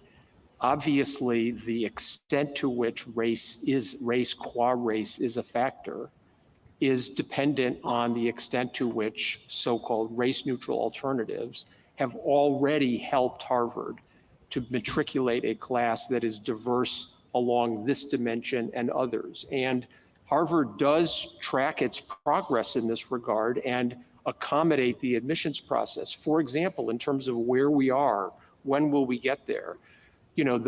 the record contains, any number of a faculty committee study, a working group, a task force, all of which made reports about this, but it also annually does a comprehensive survey of its graduating seniors and asks them questions that go to this. And the survey and the record on the benefit side, I think to Harvard's great satisfaction, showed that 2/3 of all of the seniors said that their Harvard experience strengthened their ability to relate to people of different races, nations, and religions, and 70% said that Harvard's experience had led them to seriously question or rethink their beliefs about a race or ethnic group different than their own. But that's showing the educational benefits of diversity, right? And it shows that in terms of, are we there yet? We're not going to achieve 100%. Honestly, 70% is pretty darn good. And it would not have been, at the time that Harvard wrote its brief in the Bakke case and at the time that Grutter was decided, those were not the statistics. So you think you're getting closer to a termination point? We are very definitely getting closer to a termination point, both in terms of engineering race-neutral alternatives, but also achieving a class that is diverse across religious viewpoint, racial, ethnic, academic, political. Yes, we are proud of the progress we made. As Dean Smith said, we still have work to do, including with respect to the way in which we treat students and allow students to interact with each other once they get here. Thank you. Thank you. Thank you, counsel. Thank you.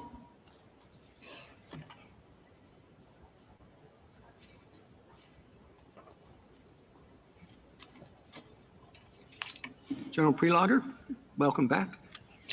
Thank you, Mr. Chief Justice, and may it please the court. The court has heard hours of argument on the constitutional issues in this case, and so I would like to take a step back and focus on the profound consequences of the court's decision here for the nation that we are and the nation that we aspire to be. Petitioner seeks a sweeping ruling that would harm students at schools and colleges throughout the nation. A blanket ban on race-conscious admissions would cause racial diversity to plummet at many of our nation's leading educational institutions. Race-neutral alternatives right now can't make up the difference, so all students at those schools would be denied the benefits of learning in a diverse educational environment. And because college is the training ground for America's future leaders, the negative consequences would have reverberations throughout just about every important institution in America. For the United States military, as I've explained, having a diverse officer corps is a critical national security imperative. For corporate America, diversity is essential to business solutions. For the medical community and scientific researchers, diversity is an essential element of innovation and delivering better health outcomes. Overruling Grutter would have devastating effects on our nation's efforts to move ever closer to a more perfect union where our nation's diversity is a source of its greatest strength. And I think the court should not take the destabilizing step of overruling precedent here. Justice Gorsuch, you asked a series of questions about race-neutral alternatives, and I want to offer the position of the United States. I think Justice Barrett, you also asked these questions about things like legacy, donors, children of faculty and staff. And I want to be very clear on behalf of the United States that if it could be shown that eliminating those kinds of preferences would actually enable a university to meet its diversity goals and to be able to offer the educational benefits of a diverse student body, then yes, we think absolutely that can function as a race-neutral alternative. And it's incumbent on universities to consider those kinds of options as they chart a path forward. And so I think to the extent that the court has any concerns about that or thinks that the lower court in this case did not apply that kind of standard, that would be wrong, because the court has made clear that strict scrutiny in this context is strict and that universities have to undertake continual obligations to search for those types of alternatives in order to be able to achieve diverse student enrollment without taking race into account. Grutter was about college admissions, but in your opening statement, it seemed to me you want to extend it to employment. Is that right? No, Yes. Justice Alito, I was Oh. trying to make the observation Let me shut that the experience of students in those 4 years of college have effects on the course of their life. Then why were you talking about corporate America? Because corporate America, like the United States military, relies on having a diverse pipeline of individuals who had the experience of learning in a diverse educational environment and who themselves reflect the diversity of the American population. We're not asking the court to extend Grutter in any way here. We're only asking the court to reject petitioner's request for the court to overrule that precedent, because I think it would have these destabilizing ramifications in just about every important industry in America. General, if we were talking about the 25-year mark, so let's imagine we fast forward and it's 5 years from now, and we're considering whether to. Same question: would it be overruling Grutter at that point to say this is the end point? We're at 25 years. No more race consciousness in admissions? I think it would if this court based that decision on the nature of the compelling interest here. I just don't think it's a tenable way to read Grutter to say that the court was suggesting that 25 years from now, poof, the interest in diversity in higher education is no longer compelling. That is and will remain a compelling interest. And Grutter observed that over time, it would be possible for schools and universities to achieve that interest without having to take race into account. And I understand the concerns, Justice Barrett, that you've raised, Justice Kavanaugh, that you've raised about the fact that the arc of progress in society has perhaps been slower than the Grutter court imagined. I think if this court has those concerns, it could emphasize that the narrow tailoring requirement remains very strict in this case. Universities should be held to a high standard and a heavy burden to explore those alternatives, to put into practice the race-neutral alternatives that currently exist, and to try to get to the point that the Grutter court imagined and that we will eventually reach as a nation where it is no longer necessary to take race into account. But what if the structural barriers, there's not a remedial justification on the table here. Our precedents rule that out.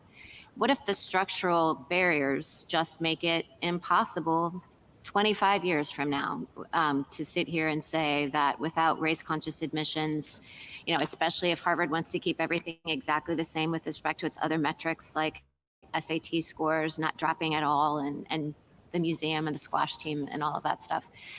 What if it's just impossible? And so what if Grutter was grossly optimistic in what it thought was achievable? And perhaps, Grutter, as we've talked about earlier in the argument, emphasized the risky and potentially poisonous nature of race classifications. What if there's no endpoint? Could we still say that there's a compelling interest in the educational benefit of a diverse classroom if it comes at the cost of something that Grutter itself recognized was very dangerous and corrosive to society? I do think that, yes, the compelling interest would still exist there. I recognize the force of the point that there are structural barriers that can impede progress, but I think it would be wrong to suggest that those barriers are going to exist in perpetuity in all places and with respect to all schools. The states are not similarly situated in this regard. There are 9 states, as petitioners emphasized, that have barred the use of race in college admissions, and many of the universities and colleges in those states have been able still to achieve enrollment of diverse student bodies. And I think that it's incumbent on every college and university around the nation to study from and learn from those examples. And it's not accurate to say that if we look forward into the future in 25 years, still at all places throughout the nation, it will be necessary to have race-conscious admissions.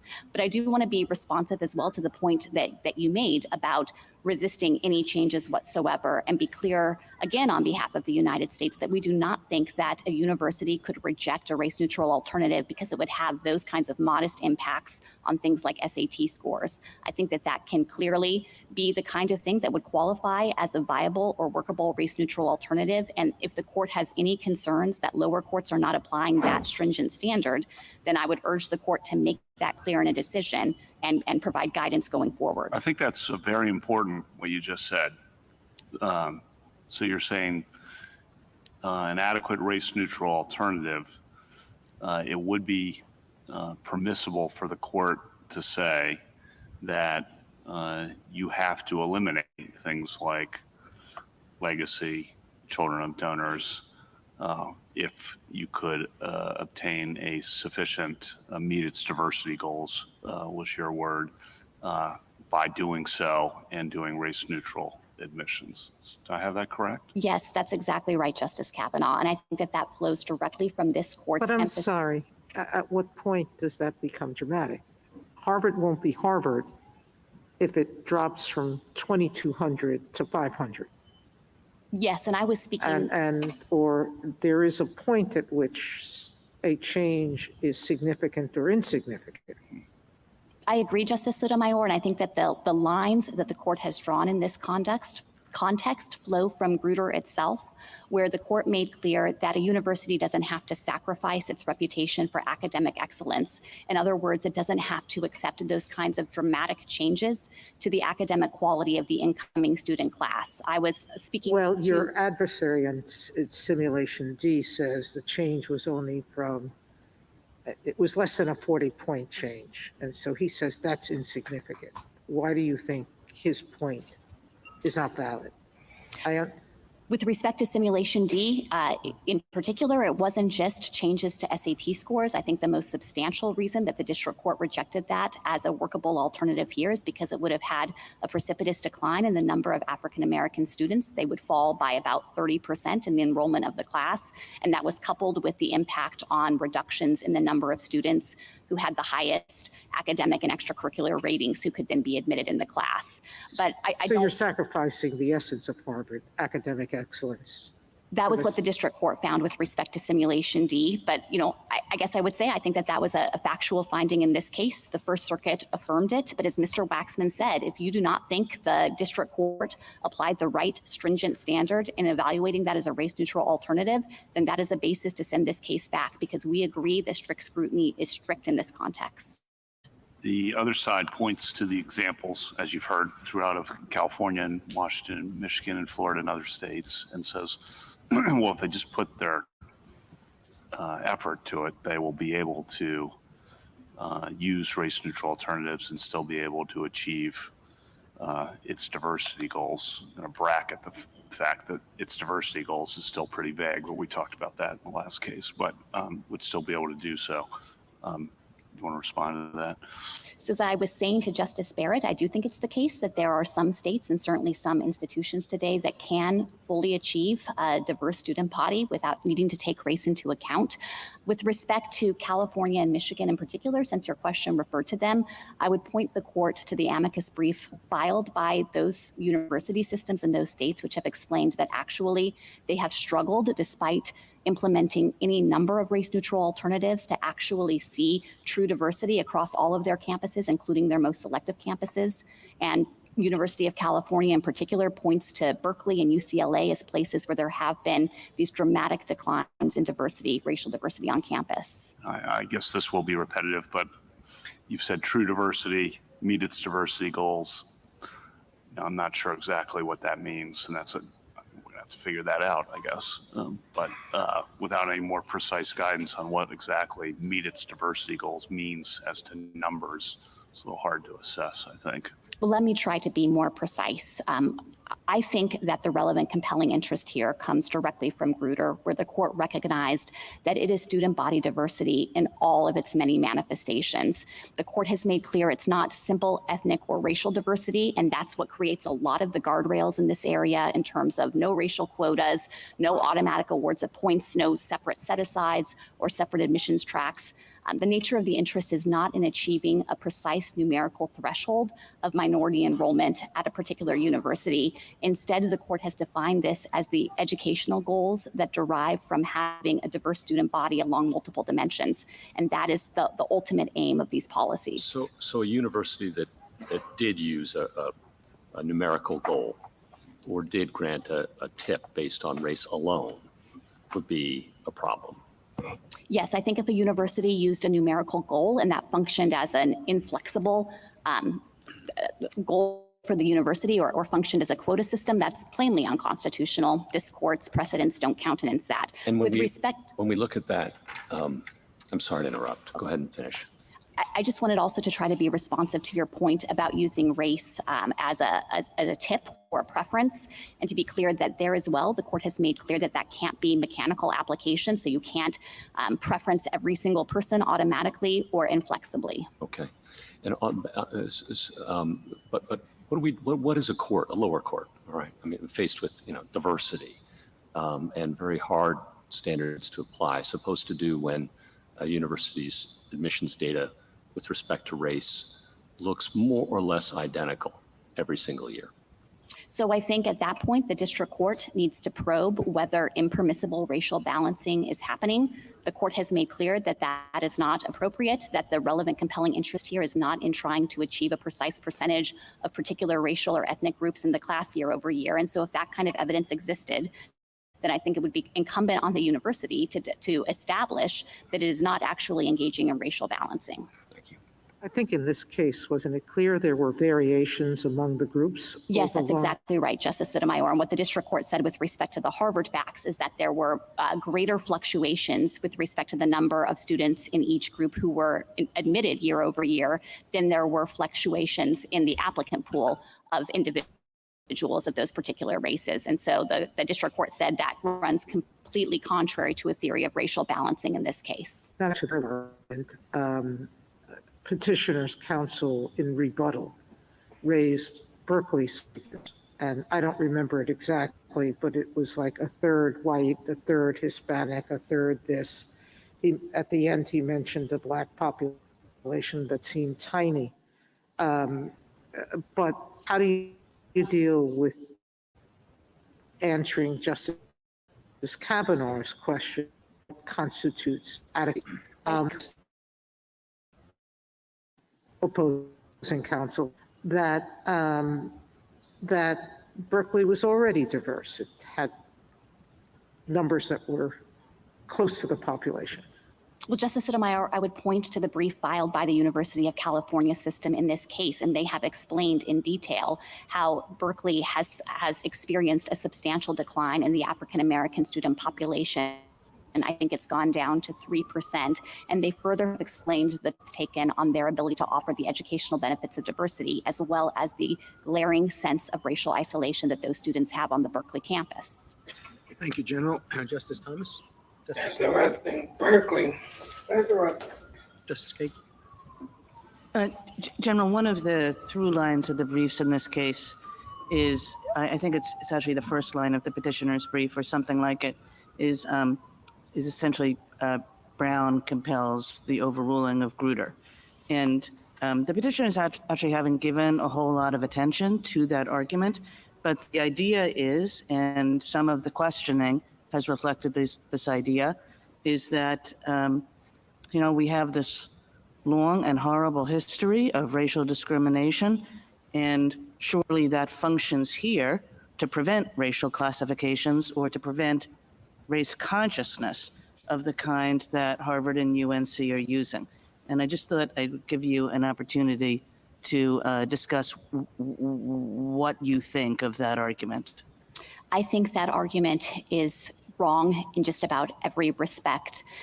There is a world of difference between the situation this court confronted in Brown, the separate but equal doctrine that was designed to exclude African Americans based on notions of racial inferiority and subjugate them, which, as this court recognized, with school children affected their hearts and minds in a way unlikely ever to be undone.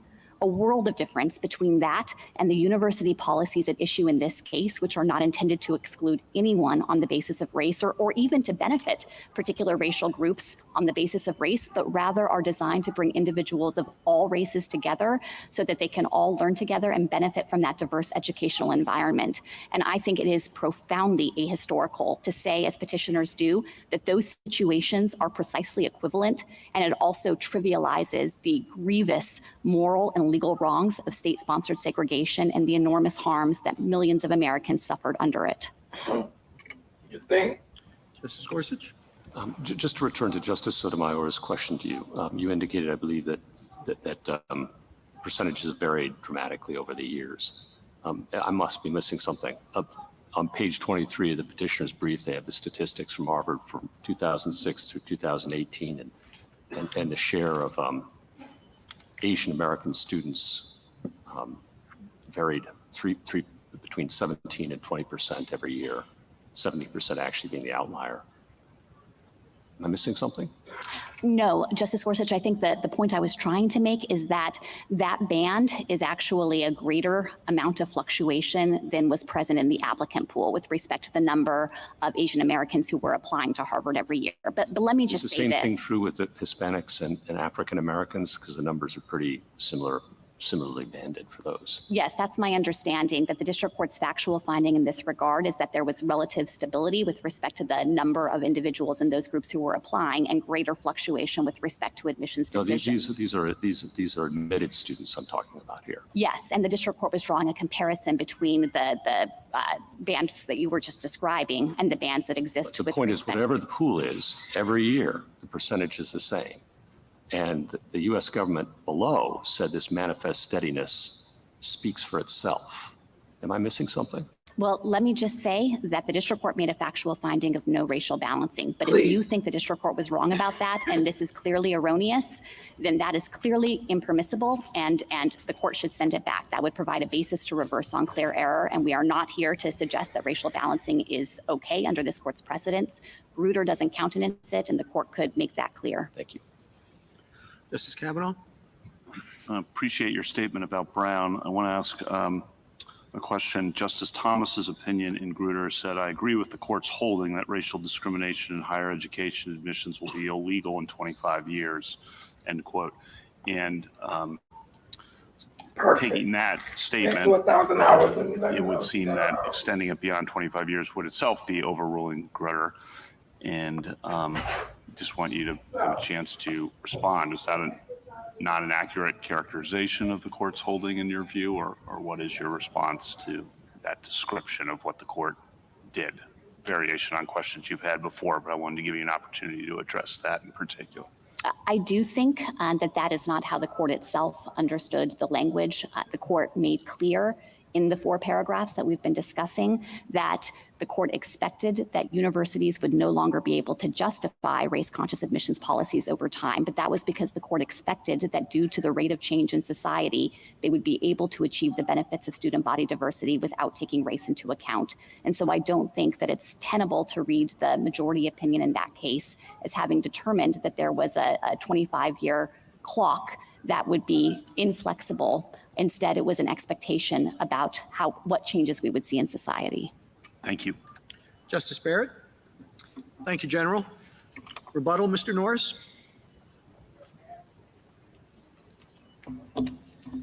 Thank you, Mr. Chief Justice. Just a few points. First, I think what's lost in the United States argument, in Harvard's argument, and in Grutter itself is that racial classifications themselves have harms. They stigmatize their intended beneficiaries. They increase racial consciousness, which delays the day in which we can move to true racial neutrality. And they cause resentment by treating people differently based on something they can't change, that's cosmetic, and that's irrelevant to their ability to get educational opportunities. The court said that in Adirond. It said it in Shaw. It said it in Croson. Harvard doesn't challenge any of those precedents. Secondly, race-neutral alternatives. There were a few pleas for a remand that I heard from my friends, but it's hard to take those seriously when Harvard thumbed its nose at Grutter for 14 years to not consider race-neutral alternatives one time until 3 years after we filed a lawsuit against it. I understand Mr. Waxman to say he'll no longer defend his legacy preferences, but now what's at stake in terms of race-neutral alternatives are a slight decline in profile ratings, which Mr. Waxman said are not that important to the admissions process when he talked about Asian Americans, a 3 percentage point decline in people who want to major in the humanities. Students change majors like they change socks. I mean, speaking from experience, there will be people who think that they're going to major in the hard sciences, then find themselves majoring in the humanities. That's not the stuff of strict scrutiny.